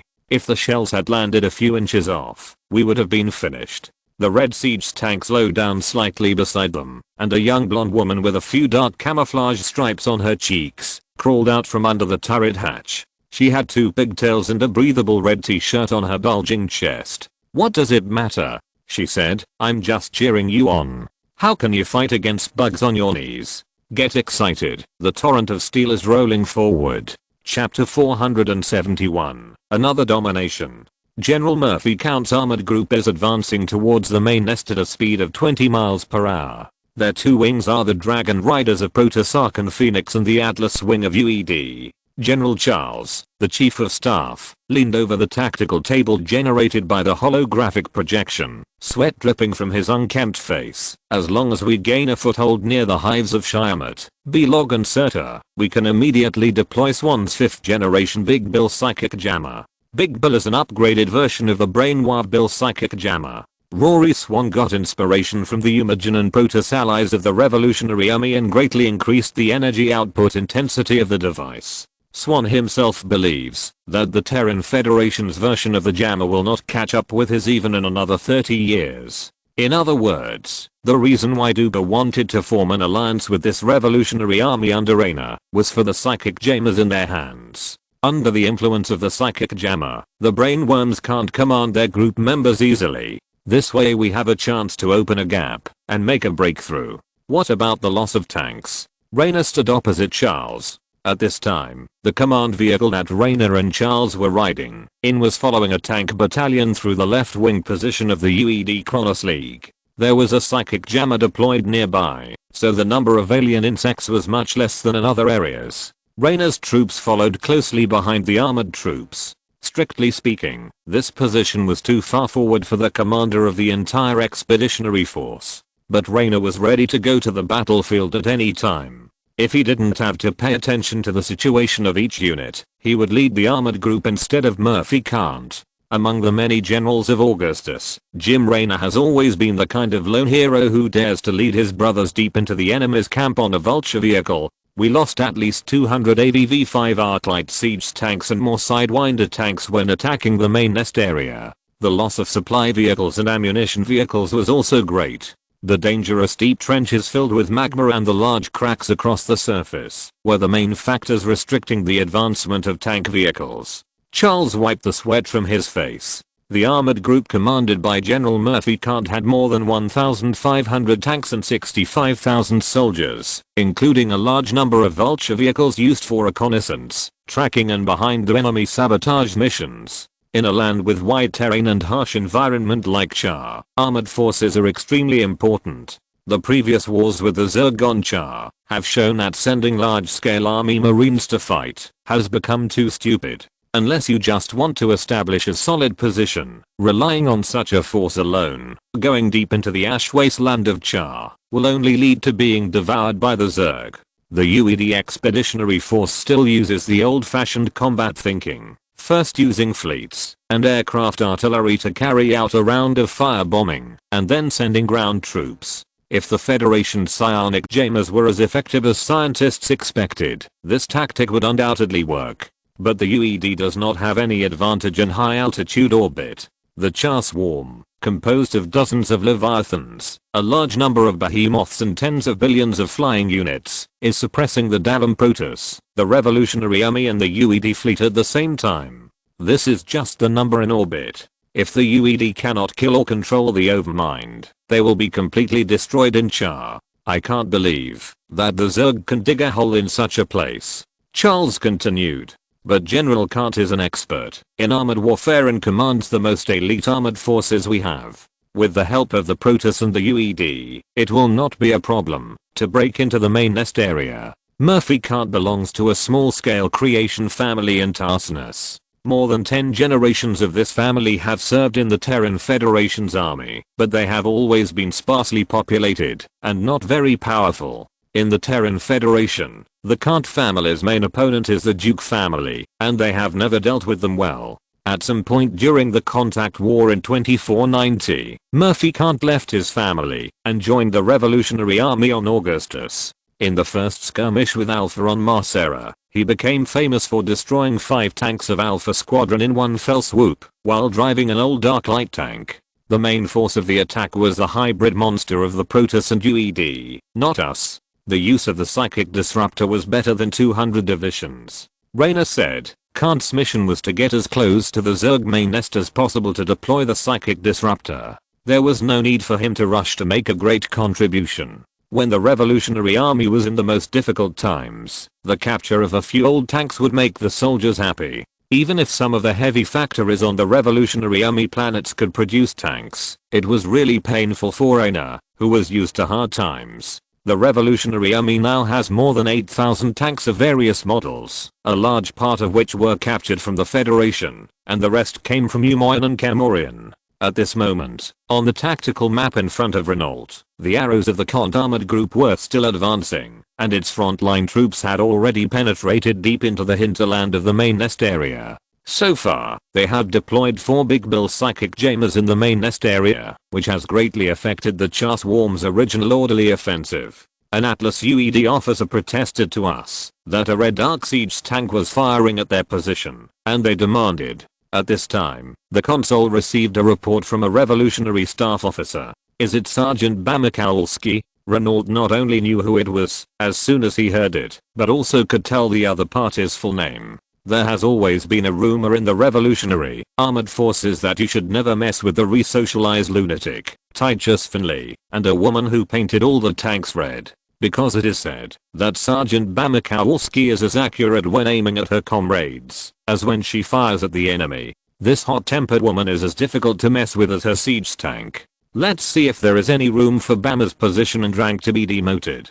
Charles knocked on the metal edge of the command desk. Let's settle Bama's account after we clean up this mess. I bet she can cause me a lot of trouble before she is put in the punishment camp. Raynor said to the staff officer. Even Sergeant Bamikowski can't remember when she joined the Revolutionary Army. In short, she has participated in most of the Revolutionary Army's wars in the Kaprulu sector as an ARC tank driver. Bamikowski is a legendary ARC tank driver with a record of destroying many Federation tanks. Her most famous achievement is that she single-handedly killed a terrifying Ultralisk in the Red Wasteland of Antigua. At the beginning, the old siege tanks were larger and heavier than the current models and could carry 3 crew members. At that time, Bama, as a gunner, always argued with her tank commander, but now she drives her own siege tank alone.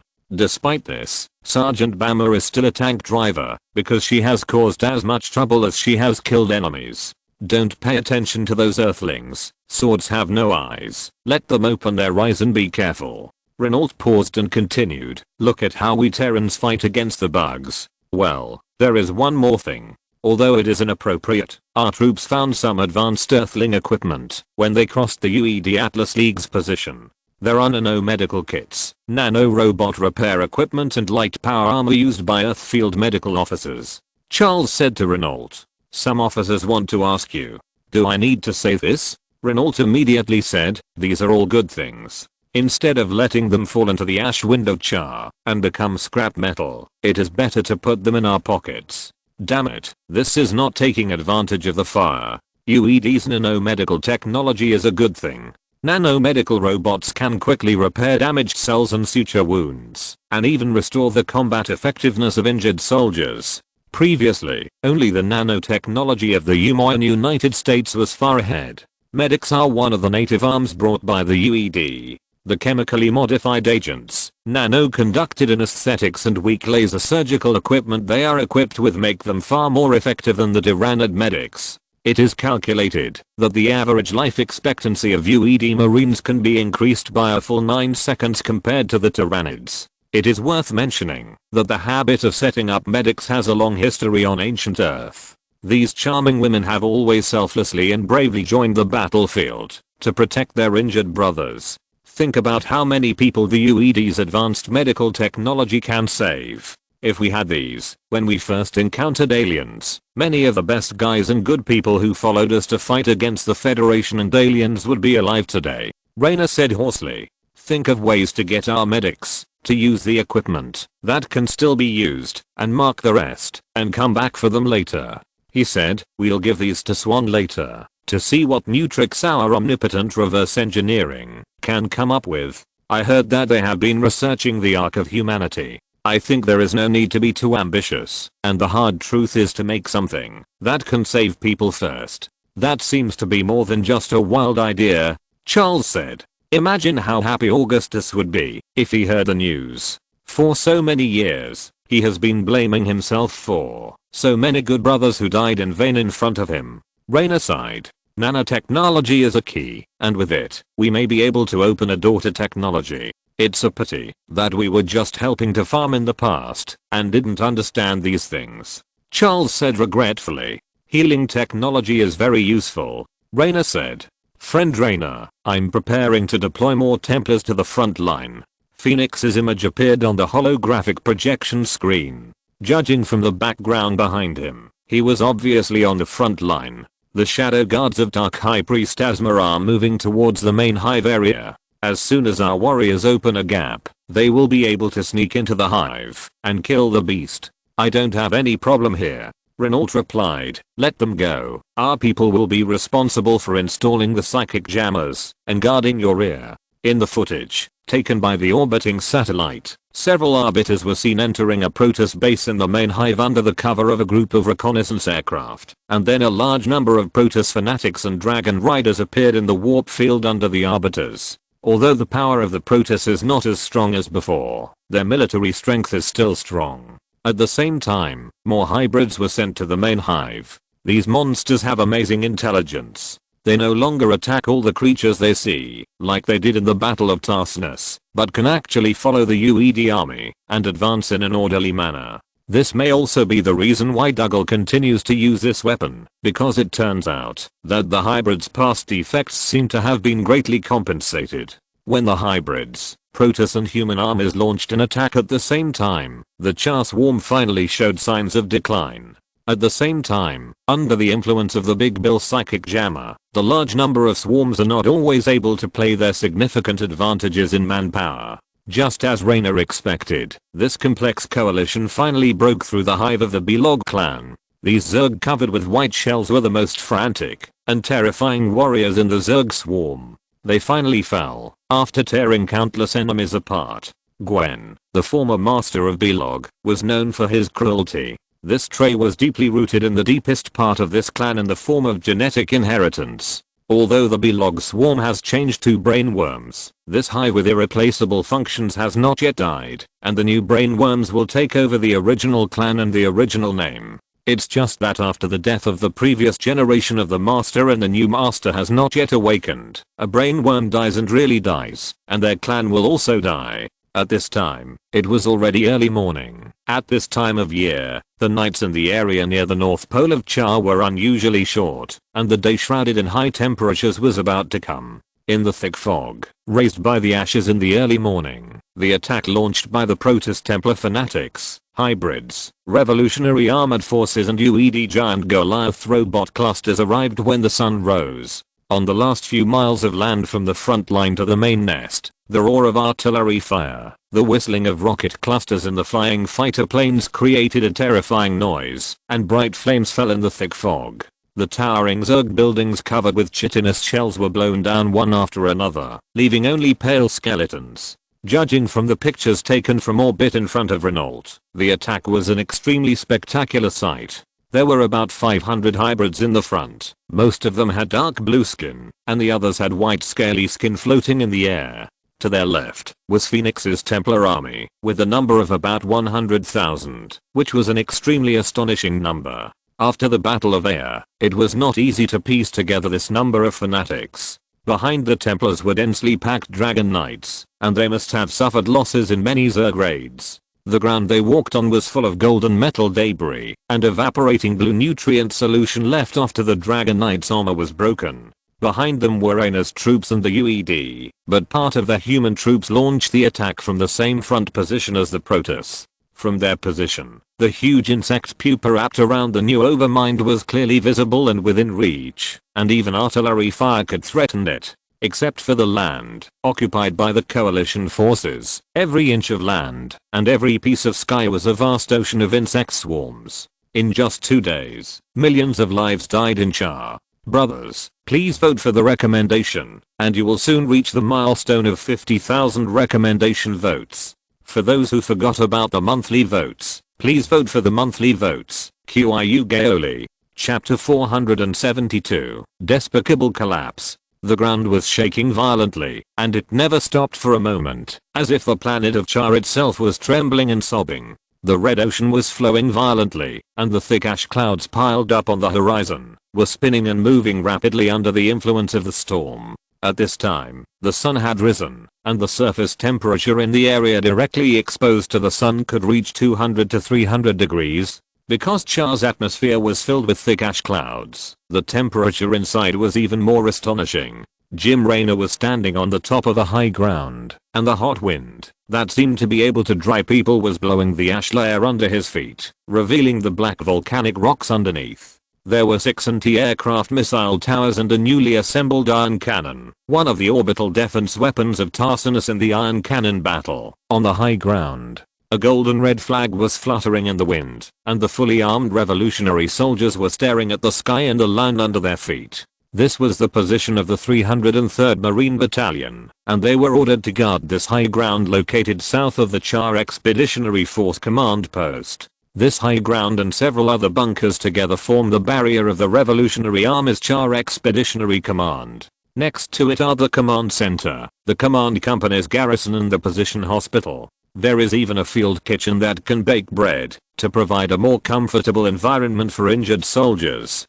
As the Revolutionary Army has more and more colonized planets, the soldiers' salaries and treatment have also risen. The soldiers love Augustus, not only because of the liberation and freedom he represents, but also because he loves his soldiers like his own sons. Commander, tactical analysis shows that the number of Zerg far exceeds ours. Next to Raynor is a table made of several supply boxes, on which is an open holographic projector. The holographic screen is playing the intermittent images sent back from the front line. The mechanical adjutant connected to the central supercomputer of the flagship NORAD II occupies the lower left corner of the screen. Next to it is a news report from a week ago. The Tassinus Company, which has been controlled by the UED, broadcast the news that they have signed an armistice agreement with the Revolutionary Army to the entire Korhal sector. For a time, it caused a great uproar in the territory of the former Terran Federation and even other human forces. Even mercenaries and pirates were moved by the news, and it was even louder than the news of the fall of Tarsinus. The Terran Federation had a very bad reputation in various colonial worlds, so that when Tarsinus fell, more people applauded than those who worried that the Earth would demand more land. At the same time, various public opinions were different. For the Federation colonies that hoped for peace, they were unwilling to be involved in more wars. Some public opinions were quite unfavorable to Augustus and the Revolutionary Army. Some people thought he was a traitor to the Terran race, but that also made more and more radicals regard Augustus as the last hope to resist the Earthlings. More people noticed that if anyone could defeat the Earth invaders, it could only be Augustus. And Renault and Charles knew more. This peace talk was just a calm before the storm, just to make the Earthlings believe that the Revolutionary Army had the idea of peace talks. Raynor didn't know why Augustus was so sure that the UED would take large-scale military action in Char and deploy a large number of troops, but no matter what, the facts once again proved that he was right. As long as the news that Jared Duga led a large number of UED fleets to invade Char was sent back to Augustus, Augustus would immediately start the war. The situation is quite favorable for the Revolutionary Army. As Raynor saw in Char, the UED has already buried a large number of troops in Char. Okay, you blockhead, say something useful. Raynor wanted to kick him, but he couldn't bear to. I'm not blind. This holographic projector has a regular rectangular black box body. The hull is handmade with riveting technology. It is a product of Terra Company, which pays attention to fine workmanship. The bottom of the box has the wolf emblem of the Mengsk family and the white shield emblem of the Revolutionary Army. It is Raynor's personal belongings, not distributed by the Revolutionary Army Equipment Department. It was sent by Marshal Augustus Mengsk himself, and Raynor regarded it as a treasure. From this position, one can clearly see the broad plain of ash to the northwest of the highlands. The straight-up columns of smoke and the black rocks exposed to the scorching sun create a gloomy and desolate scene. Countless Zerg spread across this wasteland, forming thick smoke that keeps moving on the ground. They are blocked outside the Revolutionary Army's position by an invisible wall, and are moving towards the main nest area like a black tide. The sky is filled with black clouds formed by flying Zerg creatures such as overlords, dragons, and swarm guardians. If it weren't for the interference field formed by the Big Bill psychic jammer, even the steel-cast fortress would not be able to withstand the sharp teeth and claws of the vast sea of Zerg. This location is already quite close to the main nest area. Zerg organic buildings that have been blown down by artillery, napalm flamethrowers, and cluster blasting explosives can be seen everywhere where the Revolutionary Army built their base. The ugly reddish-brown mass of flesh had lost the support of bones and tissue fluid, and was shrunken and withered by the scorching sun of Char like a rotten apple. Between the hatcheries, the Queen Nest, the Scorpion Cave, the Thunder Beast Cave and the Tunnel Worm Tunnel was the huge cocoon that wrapped the new Overlord. Countless Zergs surrounded it and surrendered to the Overlord of the Zerg. The cocoon was no different from the ordinary ones in appearance. It was wrapped in a tough green shell-like skin and covered with sharp spikes. But the one that wrapped the Overlord was unusually huge. It seemed like a mountain made of organic tissue, flesh, blood vessels and heart. The height, area and visual impact of the cocoon were equivalent to the 20 Terra family skyscrapers that Raynor had seen in Tarsinus. The new Overlord was obviously still waiting to hatch, and this process had lasted for a full 6 months. At first, it was just an embryo formed by a few brainworms, but now it was as majestic as a mountain. Raynor could imagine the scene when the cocoon hatched, and he hoped he would never see it. At present, the coalition forces have entered the main nest area and started an extremely bloody battle for position with the Sharmat and Grunt swarms guarding the nest. All parties have been furious, and the battle is extremely tragic. Even standing in Raynor's position, he can smell the smell of blood and the scorched smell of charred corpses. At this time, the Revolutionary Army has retreated to the second line and no longer undertakes the main attack mission. Even Jared Duga's UED troops no longer attack the main nest area, but let the hybrid take the main attack mission. Char is one of the most dangerous planets in the Kaprulu sector, and the main nest area is the most dangerous place on this planet. The underground of the entire main nest area has been opened up by tunnel worms, and is closely connected with all the wormhole networks of Char. Therefore, Zerg from all latitudes of Char drill out from the underground of the main nest area at all times, and the huge Zerg air force also makes it impossible to approach the main nest area from the air. Once they penetrated deep into the main hive, the human forces lost most of their advantages, and in the eyes of the Zerg, they were no different from lambs to be slaughtered.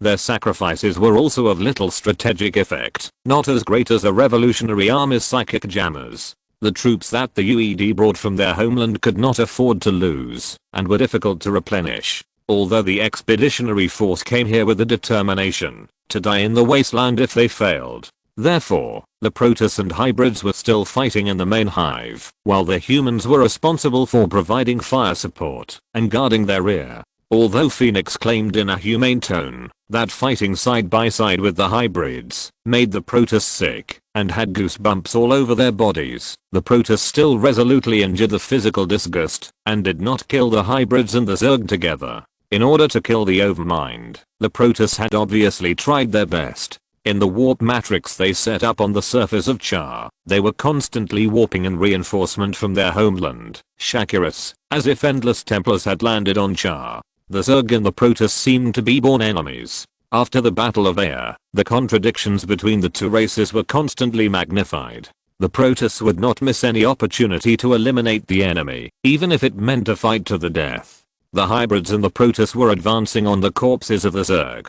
Although the progress was slow, they were indeed advancing towards the position of dominance. The psychic roars of the Protoss resounded through the dome. Raynor could feel the dullness that was coming from such a distance. Raynor wanted to fight side by side with the Protoss, but so many people were waiting for him to give orders, and he really couldn't get away. Bang bang bang bang boom boom. The anti-aircraft machine gun positions of the Revolutionary Army were all around. They were constantly attacking the dragons in the sky that were flying and attacking randomly because they accidentally fell into the force field of the psychic jammer. A few miles away, the Arclight siege tank positions were bombarding the tunnel worm webs in the main nest area with their 120mm Thor's hammer siege artillery. The artillery fire was endless, and the shells consumed by each batch of salvos were enough to make the logistics office look pale. The Protoss and UED were also firing. From time to time, blue particle cannon shells and rockets that covered the sky and the sun fell into the main nest area with hoarse and sharp screams, and set off huge fountains hundreds of feet high on the ground, covered with ash and dark purple fungal carpets, revealing the black rock ground below. Countless shrapnel and energy-filled shock waves tore everything in the main nest area, and countless Zerg were blown into pieces. The oversaturated firepower tore the bodies of the dead and the living at the same time, destroying everything to ashes. I'm Magan Thoris, Assault Team B calling the command center. General, we have broken through the defense line and are approaching the Overlord. At this time, a communication channel marked with emphasis jumped out on the holographic projection screen. That was one of the special forces sent by Raynor. Each team was led by a ghost agent. Their mission was to follow the attacking Protoss and hybrids, to deploy psychic jammers in the main nest area. In case of emergency, these teams could contact Raynor directly. Well done. Raynor was relieved. Lieutenant Tors, evacuate immediately once the psychic jammers are deployed. What about the rest of the team? The sensors on the ghost agent could still send back some unstable images. He was moving at a speed that ordinary people could not reach. Raynor could only see the flash of the wreckage of the Protoss Dragon Knight and the corpse of the giant Thunder Beast. I'm sorry. Like many ghost agents, Tor's voice behind the mask was unusually hoarse. I carry their nameplates with me, as if their souls are with me. The ghost agents of the Revolutionary Army all have their own names instead of code names. They are regarded as part of humanity instead of monsters or killing tools. According to the plan, the Protoss Dark Arcanasma is leading the Dark Templars to approach the Overmind, and they are about to succeed. He continued, I can feel the powerful force in the Overmind, but it has not yet awakened. In front of the Dark Templars, it is as weak as a brain worm. In the Revolutionary Army, those who understand this joke know that this ghost agent is joking about their pet brain worm. After all, it can't even beat a Crucis wild turkey. This is the cold sense of humor of the ghost agents. Just as Raynor was about to give another order, Ghost Agent Tors said immediately, UED also sent a team to approach the Overmind. Tors said, I must know what they are doing. These earthlings can't see through my disguise. Stand back, Lieutenant. Raynor said immediately, I'm approaching them, General. That's a special operations team, 4 medics. Tor's communication equipment seemed to have a problem, and he couldn't hear Raynor at all. This is not right. They want to control the Overmind with a neuropharmaceutical. How is this possible? How can humans control a monster like that? He said. It's like trying to lead a hungry tiger with a dog's leash. Stop them. Raynor was so shocked that he broke out in a cold sweat. Once Duga succeeded in controlling the Overmind, the Chaos Swarm would obey him, and the Revolutionary Army would have no chance of defeating the UED. What about the Protoss? They can read minds just as well, and they will never let Duga succeed. At this moment, Tor stopped moving at high speed with a scream. From the picture, sent back by the helmet, he was pierced through the chest by a claw that attacked from behind. The sharp black claws pierced through his chest, full of blood. It was a finger from the hybrid, who was much taller than a human. This attack from behind directly took Tors off the ground. Then, the hybrid took Tors and ran quickly towards the main nest area, and some kind of evil laughter kept coming into Raynor's mind through the ghost agent's device. You still have hope, bastard. Raynor punched the holographic projection device, and immediately there was a sound of metal twisting. Before Tors died completely, the sensor on his helmet was still working properly, so Raynor could see 4 UED medics injecting nerve agents using nano injectors on power armor. As expected, the dose of nerve agents they carried was enough to control the Overmind. However, the team obviously did not notice the sudden appearance of the Dark Templar. UED knew very little about the Dark Templar. Dark Arcanasma emerged from the shadows and killed 3 of the 4 medics cleanly in the midst of swords and sabers, but failed to stop the last medic from injecting the poison into the overmind. In the last scene, the Dark Templars fought against the swarming hybrids. My god, this is too awesome. I was overwhelmed by 99+ news when I woke up in the morning, and my fighting spirit is back. If you're listening to this novel on a channel other than Fanfic World, it means they downloaded and uploaded it without effort. We cordially invite you to visit our channel, Mundo Fanfic Novelos. There you'll find the original version of this story and you can explore many other novels of various genres. We're waiting for you to immerse yourself in a world of incredible novels. Chapter 473 The Lord will return like a king. General, the UED launched an attack on us. It was the hybrids who led them. Just as the signal of Ghost Agent Magantors was interrupted, multiple radio reports from the commanders of various units of the Revolutionary Army sounded one after another. The army was obviously a little confused because of the sudden betrayal of the UED, but the commanders at all levels were calm. Raynor had ordered them to be vigilant against the cold guns of the Earthlings and stay alert. Their target is a psychic jammer. Raynor made a judgment, while straightening the holographic projector, that he kicked crooked. Hold the position. If you can't hold it, destroy the psychic jammer. Never let it fall into the hands of the Earthlings. Dougal didn't intend to kill the Overmind from the beginning. He borrowed the power of the psychic jammer and the Protoss to control the Overmind and the entire Char swarm. Chief of Staff Charles Horner was furious. Damn it, he has been playing tricks on us. The dead Ghost Agent was an admirable revolutionary fighter. Tors joined the Revolutionary Army to save more people and atone for the sins he committed as a Ghost Agent of the Terran Federation. Dougal's calculations were very good, but he didn't count on the Dark Templars. Raynor regained his composure. The more desperate the situation, the less likely he would be defeated. The death of Tors and the team members would only make Raynor more determined. Although he was only 24 years old, Raynor had fought more battles than the Terran Federation generals in peacetime. Does he think that old Protoss are like Phoenix? Tall, strong, always wearing gorgeous golden armor, and standing in the sun, to advance in large numbers? He snorted. The Dark Templars have been lurking in the shadows. They are the real killer.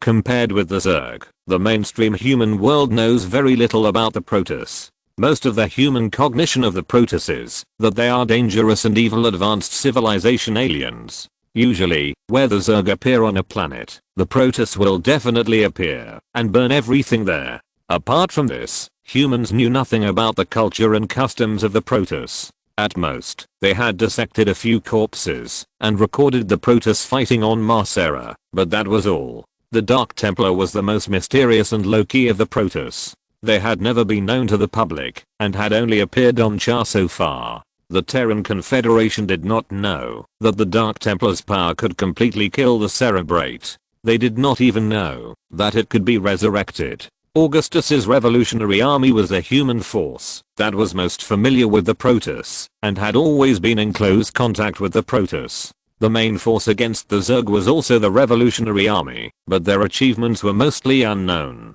The UED's knowledge of the Protoss and the Zerg mostly came from the Terran Confederation, and they had no idea of the existence of the Dark Templar. Therefore, just as Duga was about to shake off his ally to control the Overmind, the Dark Templar suddenly appeared and stopped them. That's it, the UED still gave the Overmind a shot in the ass. Charles looked worriedly in the direction of the main nest area. There, hundreds of tall Zerg organic buildings guarded the huge cocoon that wrapped the Overmind. The swarm of dragons hovering in the sky folded their wings like boobas or crows, falling and rising again. The wailing of the Zerg swarm exacerbated the discomfort caused by the choking air in Char. At this time, after a sharp roar from rockets, a Revolutionary Army heavy artillery position north of the command center was quickly covered by violent explosions, followed by another round of volleys, and the interval between them was not even enough for a breath. Then the hybrid appeared in front of the Revolutionary Army soldiers, and the only good news was that the Protoss was still their ally. The Revolutionary Army's positions were all within the range of the psychic jammer, so the UED army did not need to worry about the surrounding Zerg. But if Raynor ordered the soldiers to destroy all the psychic jammers, at worst everyone would be finished. The dosage must be insufficient, or in other words, the potion carried by one soldier is not enough to control the overmind, so they need 4. Raynor shook his head and said, not to mention that for a creature as large as the overmind, it would take time for the drug to flow through the circulatory system throughout the body. He stared at Charles and said, think about it, if you need 4 injections of anesthetic to anesthetize Titus and throw him out of the 12 naked women, but you only get 1 injection, what will happen? Before Charles could say anything, Raynor said, then everything is over. Only 1 injection of anesthetic will do nothing, except wake up Titus, a strong and unreasonable beast, and anger him. Then Titus will tie your balls and hang you up. Don't say that. It's hard to say who will win. Charles snorted coldly. The generals under Augustus were not good people. Pass my order, delay the UED as much as possible, and don't think about having an easy time. While Raynor and Charles were talking, the UED also launched an attack on the Protoss position, and the latter immediately fought back. In a very short time, the entire main nest area was transformed from a joint attack on the Zerg by the coalition forces of various races to a 3-way melee. The battle became more and more intense, with corpses and bloody bodies everywhere, no matter which race they came from. At this time, Raynor had lost contact with all his special operations teams. He tried to contact the Protoss, but they seemed to be in a mess. At this point, Raynor had no idea what was happening near the overmind. Dark Priest Asma would definitely stop the UED from injecting poison into the overmind at all costs, but first they had to deal with those hybrids. In addition, the Zerg nearby would not wait for the Protoss and the hybrids to decide the winner. They would definitely violently tear all enemies close to their master to pieces. At this time, the holographic projection on the table next to him began to jump, and the mechanical adjutant said in his unique synthetic voice, a 12th level psychic WAV form has been detected. What? Charles shouted, it must be wrong. This piece of scrap metal needs to be repaired. Raynor suddenly felt a hot wind coming from the direction of the main nest, mixed with the smell of blood, the rust of the nutrient solution in the cockpit of the Dragonite Mecha, and the stench of burnt protein. The whistling wind blew the flags beside the base, and the tornado thousands of feet high with volcanic ash raged on the war-torn land. The impact of Char's active geological movement was even more severe. Thousands of volcanoes erupted, and lava rose and turned over, like a doomsday scene. Fuck. Raynor looked at the giant cocoon of the master. If I got a needle in my butt while I was sleeping, I would be furious. He had a premonition of something, and felt that he and his subordinates who trusted him would probably not be able to leave Char alive. Dougal, you will regret this. The sudden storm was not formed naturally, but came from the wanton psychic power of the Overlord. The surging psychic power stirred up a strong wind around it, and the storm affected about 350 square kilometers of rocky land, causing terrible waves in the lava ocean. The mechanical adjutant must have been scared by the data sent by the sensor, and kept repeating the sentence that the 12th level psychic WAV form was detected. In fact, the human Pi index does not have this level at all, and it does not apply to humans and Protoss at all. This is enough to show that this level is definitely not something that humans can achieve. Raynor looked at the Overlord and saw that the cocoon was quickly changing from green to yellow like dead grass, and the skin was quickly turning into cracks and falling off. The body covered with a hard exoskeleton expanded rapidly, like a balloon being blown up.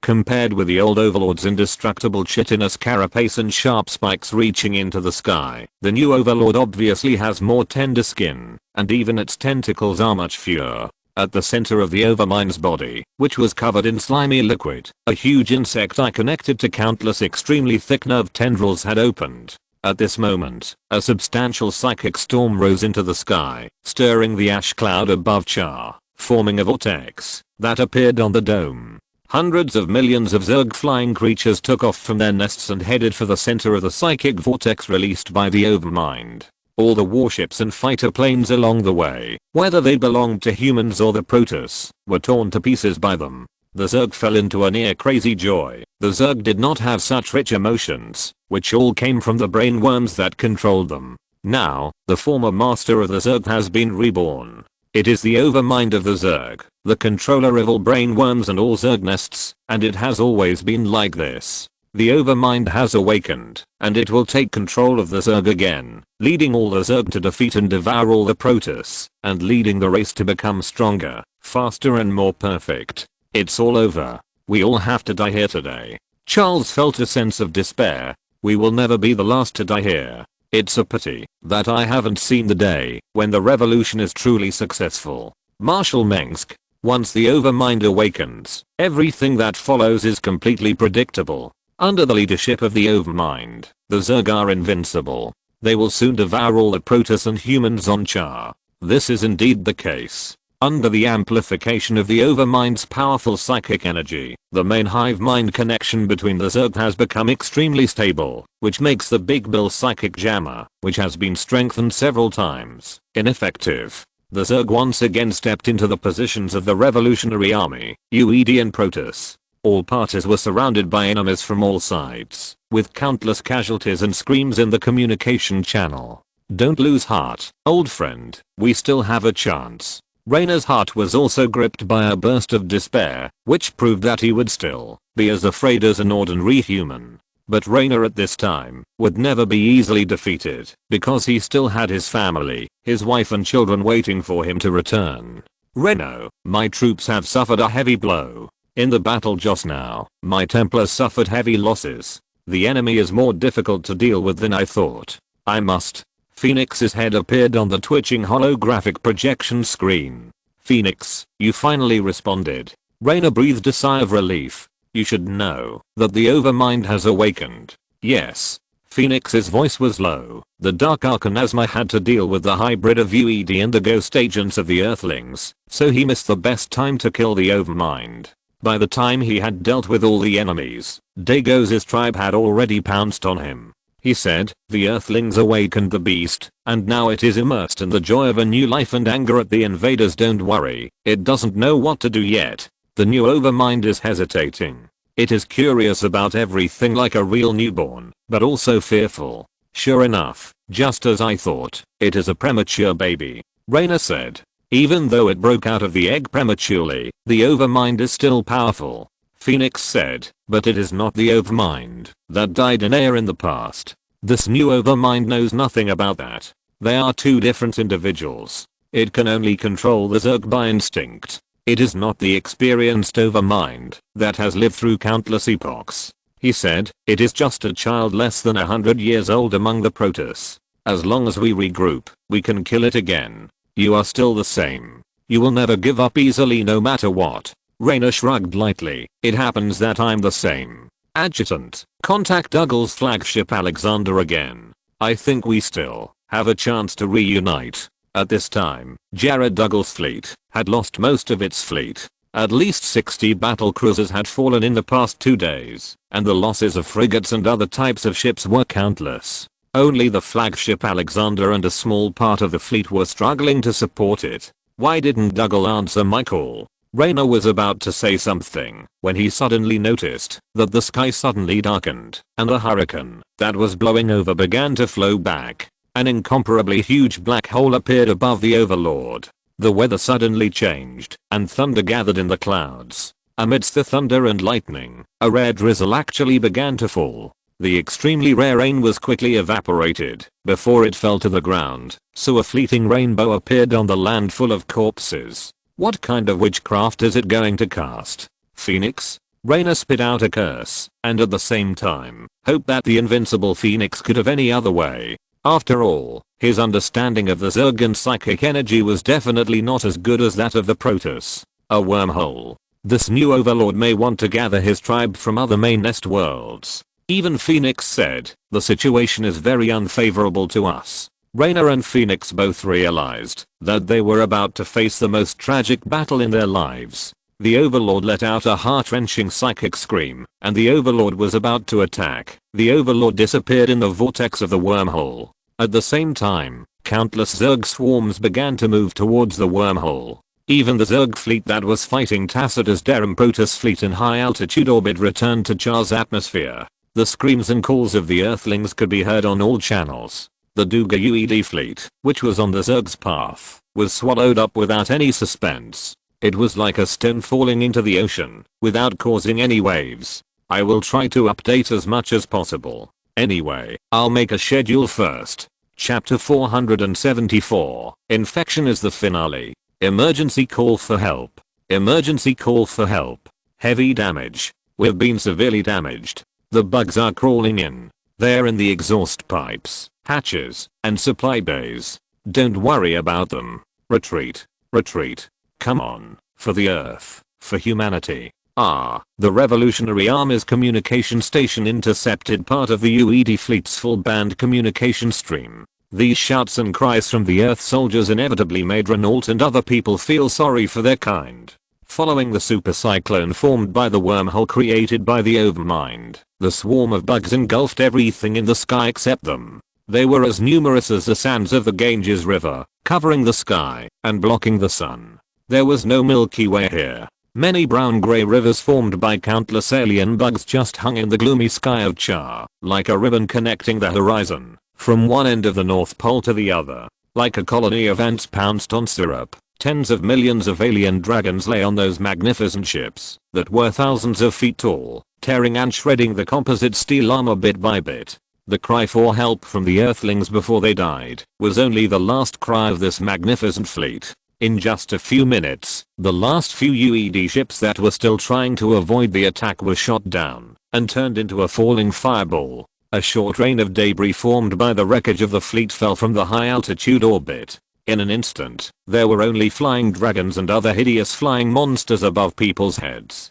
The Earthlings are finished, and Jared Duggal is also finished. I hope this old guy can repent for what he has done before he dies. Raynor tried to contact the warships, but it was useless until all the channels were silent. The arrogant UED fleet did not last long in front of the Zerg. They were able to go deep into Char, only because the Zerg focused their attention on the Terran Protoss fleet in Tassida. When Raynor looked up again, Jared Duggal's flagship Alexander was nowhere to be seen. If they were lucky enough, these UED battle cruisers would have the opportunity to launch an emergency non-directional coordinate jump to escape from here, but no traces of space jumps were found. To be fair, although Duggal was a cunning opponent, he was undoubtedly a respectable human. Not all human generals have the courage and determination to drive their flagship to Char, the main nest world of the Zerg.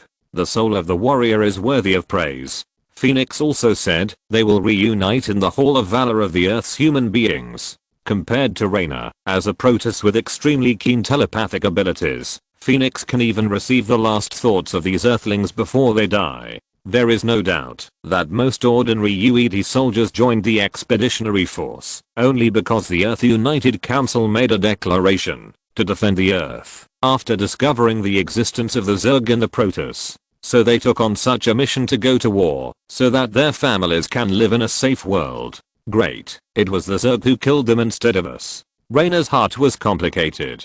They were bound to become enemies. But if the main force of the UED Expeditionary Force was buried in Char, then the remaining Earthlings would be much easier to deal with. The Overlord has escaped.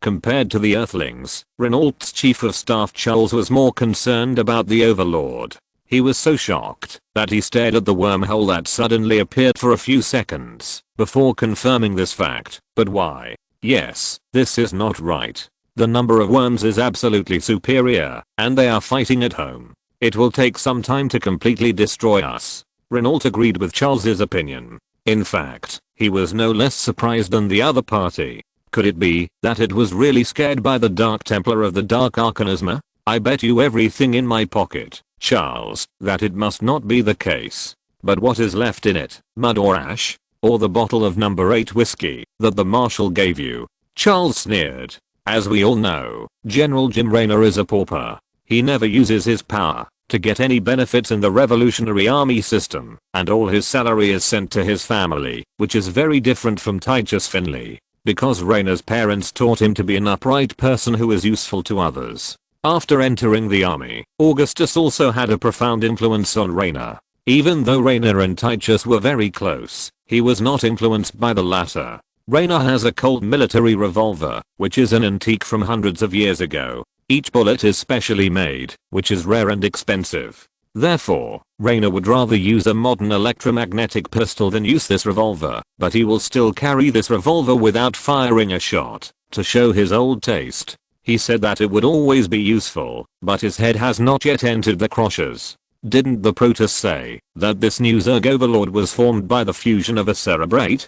The cerebrate in Char was killed by the Dark Templar and dared not show its head. Charles continued, besides, when the overlord woke up, there were really several Dark Templars with sharpened knives around him. I would have wet my pants too. So you are not the overlord? Raynor pouted. The Shadow Guard led by the Dark Archbishop Asma has hundreds of powerful Dark Templar masters. They came to Char with only one purpose, which is to kill a cerebrate or an overlord. That is the only requirement, to join the guard of the Archbishop of Ratzaga. Phoenix said. It doesn't sound easy, I'm just kidding. Raynor could probably understand the pressure and fear that the newborn overlord felt, but he was a little unsure. He always thought that a dignified overlord would not be scared to death by a group of Protoss Dark Templar who attacked him directly. Where does the wormhole opened by Overmind second lead to? If it's the center of the Korhal sector, that's terrible. He stared at the spinning black hole in the sky. The Zerg are truly the most incredible race in the universe. They don't need any technological power to open a space-time channel connecting 2 points with their organic bodies and use their bodies to cross the void. Without clear coordinates, the Overmind can't open a wormhole. Even the slightest deviation can result in a huge difference in the final destination. Phoenix's voice came from the other end of the holographic projector. Then this location should be one that the Zerg has been to before, or a coordinate that is clearly known. Has there been research proving that a reborn Overmind inherits memories from its predecessor? Raynor asked. Our Carey scientists can't figure it out either. Phoenix seemed to have consulted other Protoss in the mental network Kara. Research shows that the Zerg will program the fighting instinct into their genes, and the reborn brain worms will also gain the memories before being killed to ensure that every neuron in the brain, their positions and the order of transmitting nerve impulses are the same as before. Phoenix explained to Raynor, but this Overmind is not the one that died in Aya. This is a unique individual. We are not sure whether it still remembers Aya and other planets, perhaps where the swarm originally set out. For Char, the Zerg are also recent invaders. I roughly understand. I really hope this wormhole can kick this monster to the most remote corner of the universe. Raynor thought he understood. In short, it's better to throw some souvenirs in now to find out where it went. Not to mention how to send the tracking and positioning equipment over such a distance. The other end of the wormhole may be thousands or tens of thousands of light years away from Korhal, and the existing technology has not been withdrawn at all. Charles said. Don't worry, I ordered some detectors to follow the Zerg into the wormhole. At the same time, Dark Archon Asma and his Dark Templar have also stepped into it. Phoenix said. There is no place that the warriors of the Protoss dare not set foot on. Charles praised. Okay, I can't care so much. Raynor noticed the sudden increase in red dots on the radar scan map and the life signal detection map. As early as when the Overmind awakened, the psychic wind it brought greatly limited the effectiveness of the psychic jammer. The Zerg signals around the Revolutionary Army's position began to increase exponentially. They were constantly crossing the wormhole under the call of the Zerg Overmind without any hesitation. These Zerg were only focused on entering the wormhole and had no time to care about the enemy. Even so, the Revolutionary Army, UED landing troops and Protoss troops in their path were still the first to bear the brunt. A large number of tunnel worms broke out of the ground and smashed the originally impregnable position into pieces. The Hydralisk warriors of Shyamut, the unique species of the Shyamut Zerg, came in waves, ruthlessly harvesting the lives of humans and Protoss. The only good news was that only a part of them launched the attack. After the Overmind entered the wormhole, the influence of its powerful psychic energy on the Zerg hive mind's telepathic connection was fading. It is expected that the Big Bill psychic disruptor will be effective again in 20 minutes. Charles said to Raynor. No matter what, we must hold on until that time. Although it's just hindsight, if it was 2 days earlier, I would advise my past self not to stand in the way of the Zerg and give them way earlier. Raynor said. Phoenix, I need your support. The less land that must be defended, the more solid our defense line will be. The Revolutionary Army and the Protoss must unite. It's an honor. Phoenix said. I will crush them like a bug. Try to contact the UED people who are still on the ground in Char and find their highest level commander. Raynor said, even if poor old Jared is still alive, he probably won't be able to command his troops anymore. If those Earthlings are willing to join us in fighting the Zerg, they will not be without a spaceship leaving Char after this. I don't like Earthlings, and I don't trust them. It would be better if they all died here. Charles shook his head, but no matter what, sometimes the living are more useful than the dead. If you don't understand the Earthlings, how can you deal with them? Then, Raynor opened the channel of all the troops. With the help of the loudspeaker, even the nearby UED positions could hear it. Brothers, now is not the time to decide defeat. Char is crucial. Char must be controlled by humans. Defend Char and resist the Zerg here, so that other paradise-like worlds will not be destroyed. If the Federation can't do it, then it will be us, the Revolutionary Army. Raynor said, Marshal Augustus Mengsk has entrusted this task to us, his most brave and skilled warriors. Don't let him down. In the Dark Universe, humans can only survive by supporting each other. This is our mission, to defend the last hope of the Terran humans with blood and sweat. He said, even if it means sacrificing our lives. Doctor, where are my feet? Where are they? Save me, save me. Another wailing that made Carlos the brainworm so happy came from humans, a race that made it extremely interested. This group is not the only hive that uses viruses and infections as weapons, but they are most interested in infecting humans. Members of Colossus group are wandering in the corridors and cabins of the UED Expeditionary Fleet flagship Alexander, searching for survivors on the deck, covered with dark grey carpets.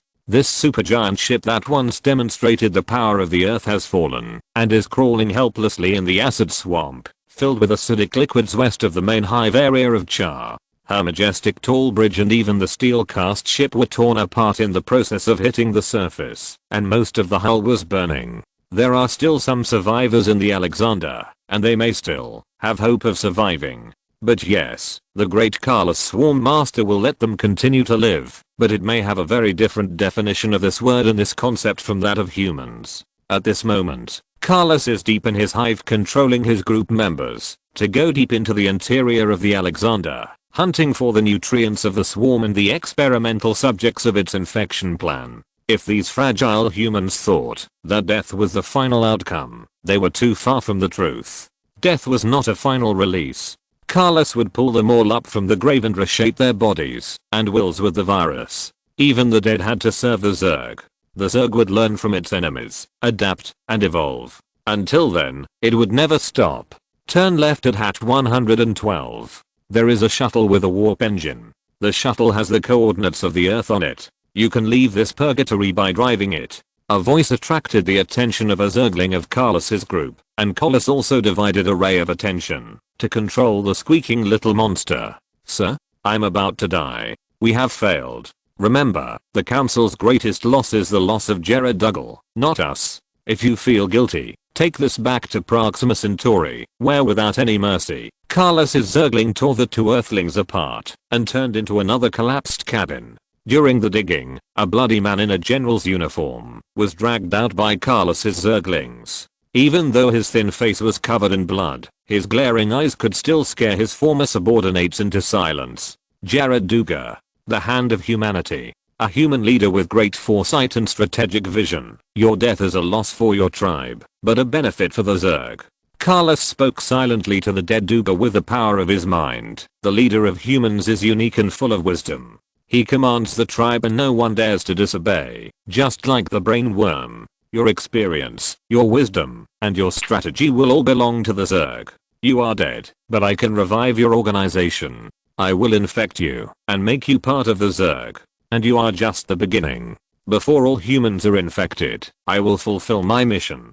Carlos said quietly. Amid the wailing, crying, and roaring of the Earthlings, the deep purple fungal carpet and silky hyphae were spreading on the surface and inside of the Alexander, and the wildly growing meridians and twisted hyperplastic skeletons joined the cracked armor of the battleship together. The position of the sensors gave birth to the rotating horror insect eyes, and countless ugly tumors and umbilical hernias with pus emerged. The engine compartment grew a huge psychic organ, and the position of the propeller became a jet nozzle larger than that of the Valkyrie frigate. Layers of stacked exoskeletons reshaped the armor of the Alexander and her once magnificent island and bridge. Gerald Duga, you will be the leader of my infected army, a powerful creature far superior to the poor genes of humans. Now, you will see with your own eyes what this battleship, the Alexander, will look like when it takes off again. You will become the hand of the swarm. Thanks for voting. Awesome.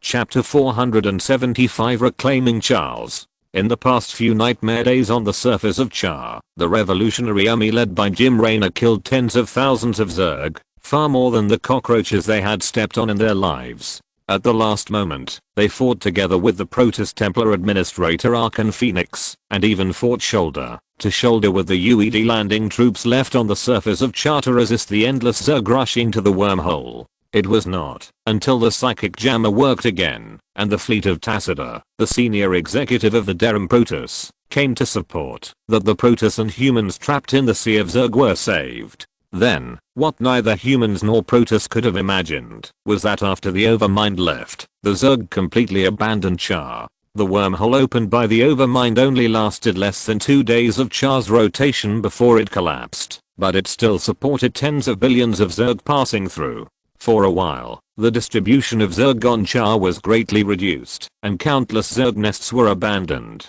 Protoss Executor Tassida then ordered the fleet to occupy the empty high-altitude orbit of Char, and decisively launched a comprehensive orbital bombardment on the Zerg main nest. This triggered an unprecedented supervolcanic eruption and greatly reduced the number of Zerg on the planet. After that, Raynor was able to successfully announce the recapture of Char in the name of the Human Revolutionary Army. However, they did pay a high price for this.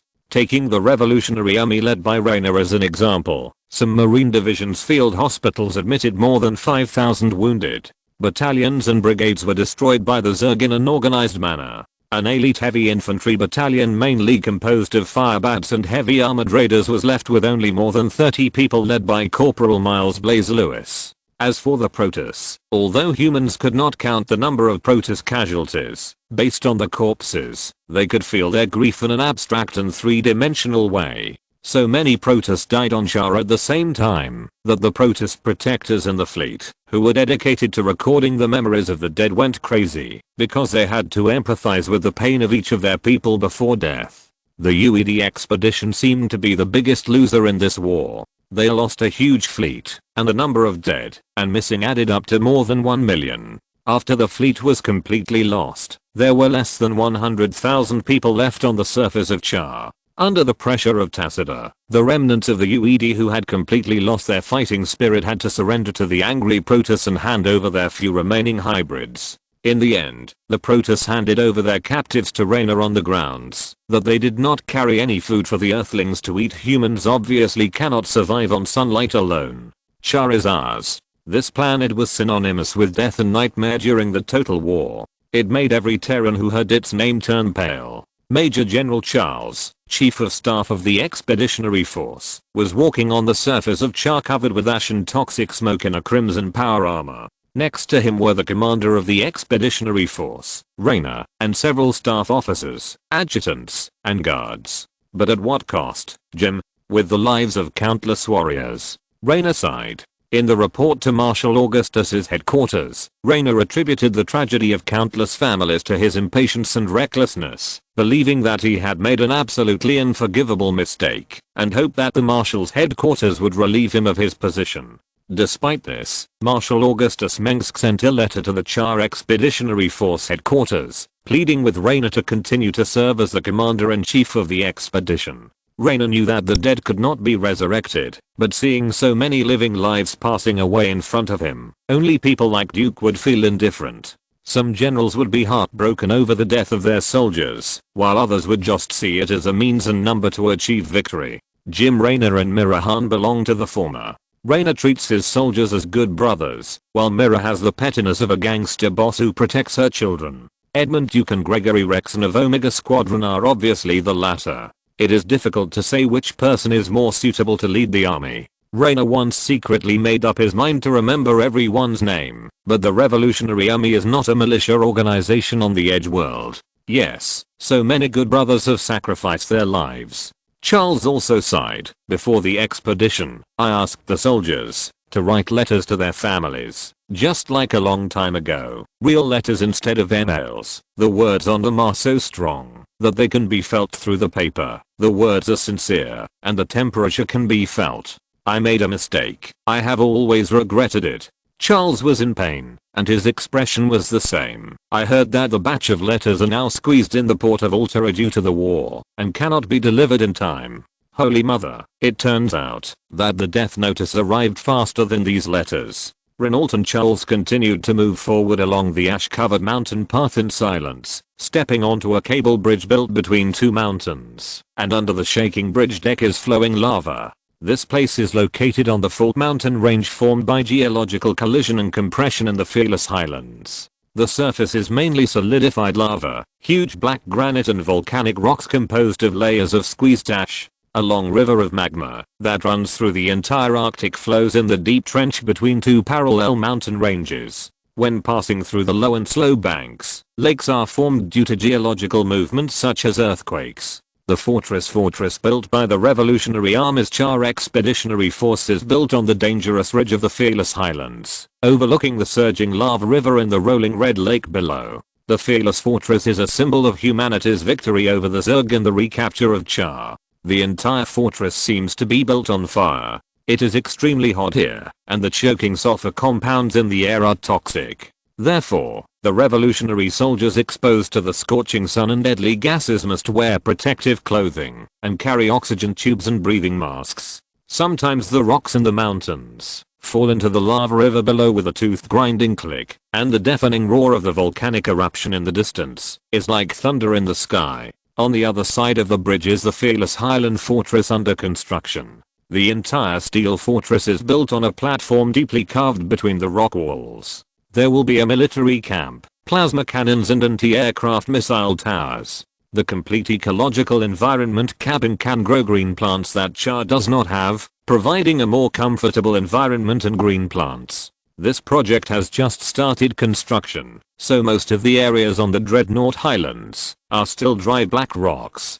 Because both manpower and time are quite limited, even the building materials can only be collected from the crystal or clusters of Char to smelt alloys, and fuel can be extracted from the high-energy gas extraction plant at the foot of the mountain. Some Protoss and their golden and blue machines can be seen among the construction workers. The anti-gravity technology and superb construction technology they brought have greatly accelerated the construction process of the Dreadnought Fortress. The harsh natural environment and extremely unstable geological structure also make the construction project extremely difficult. As a result, the kind-hearted Tacita sent some Calais-phase technicians to help the Revolutionary Army gain a foothold in Char, but they will not build a new city for humans. Tacita, a high-level executive of the Terran Protoss, believes that excessive interference in the development of mankind itself is not a good thing. The core of Doru's doctrine is to let it go. Tacita promised to help Augustus rebuild Korhal, but the humans are not vassals of the Protoss.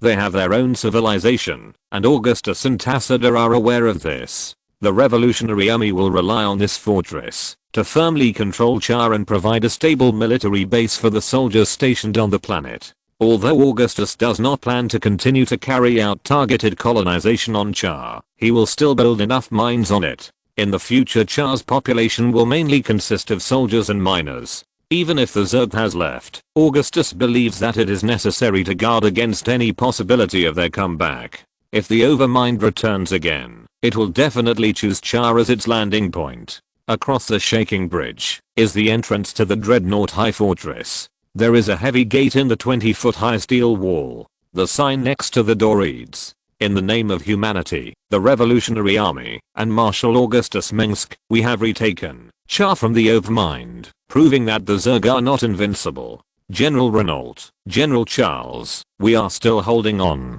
The two sentries stationed at the gate saluted immediately when they saw Renault and Charles. "Thank you for your hard work. Continue on duty." Renault saluted in return.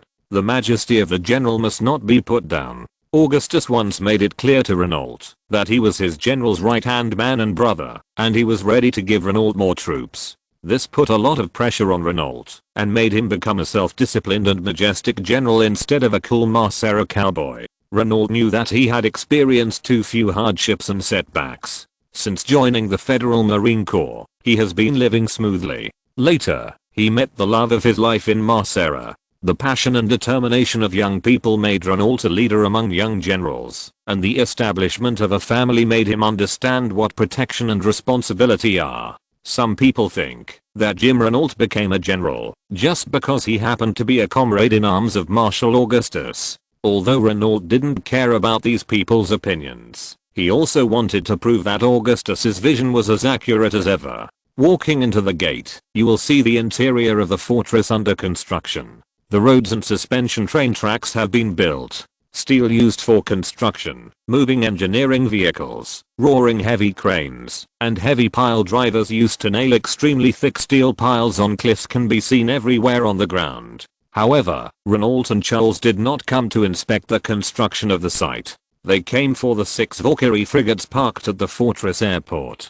6 intact Valkyries. It is said that they only suffered some scratches. When Charles really stood under the magnificent bow of a Valkyrie frigate, and in the shadow of its magnificent wings, he couldn't help but sigh. The Protoss fleet captured a group of remnants of the UED fleet that wanted to escape Char in high altitude orbit, including 6 well-preserved Valkyrie frigates. Now, Executor Tacitor is preparing to hand over all those ships to us. Valkyrie, a missile frigate brought by the UED. And I have to say that she is another masterpiece in the history of human warship development. Raynor also nodded. The Valkyrie frigate is just one of the spoils obtained by the Revolutionary Army from the ashes of the UED Expeditionary Fleet, and her value is certainly unquestionable. The current Revolutionary Army fleet lacks such a frigate with extremely heavy steel armor to make up for the firepower and flank protection. The weapon system of this frigate is mainly air-to-air combat. Each launch bay of its high-altitude long-running Halo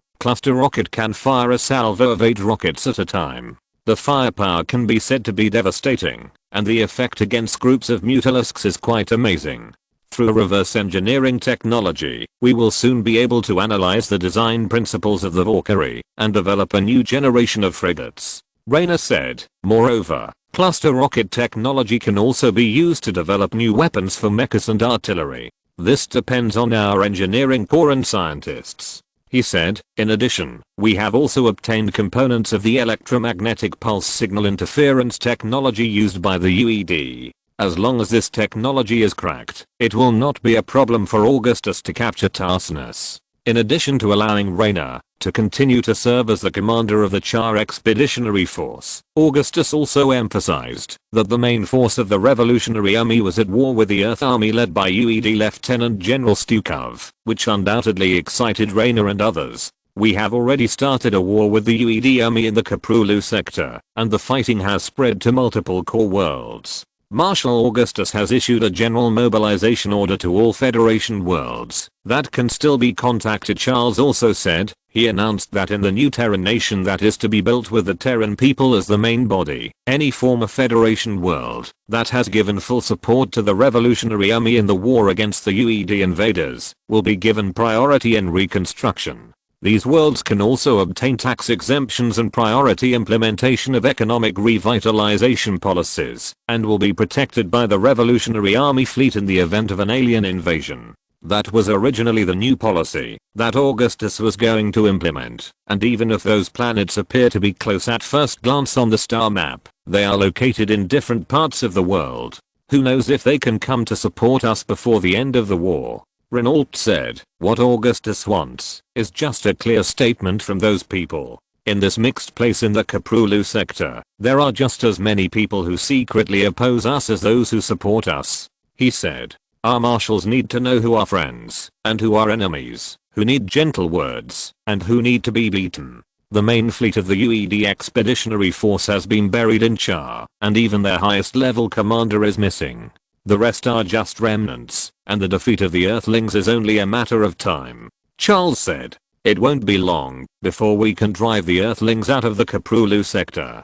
Don't be too optimistic, Charles. Alexei Stukov may be more difficult to deal with than his boss. Raynor reminded his old friend not to take it lightly. If Dougal is a lion, then Stu covers a fox. If they work together, they will be as fierce as a lion and as smart as a fox. Losing any one of them will greatly reduce the effectiveness. Fortunately, Augustus is more cunning. End of this chapter. Thank you very much for reaching the end. Don't forget to like. Looking for more exclusive content and immediate access? Subscribe to our Patreon. Remember, every like, subscription, or donation encourages us to continue. Thanks to everyone. See you in the next video.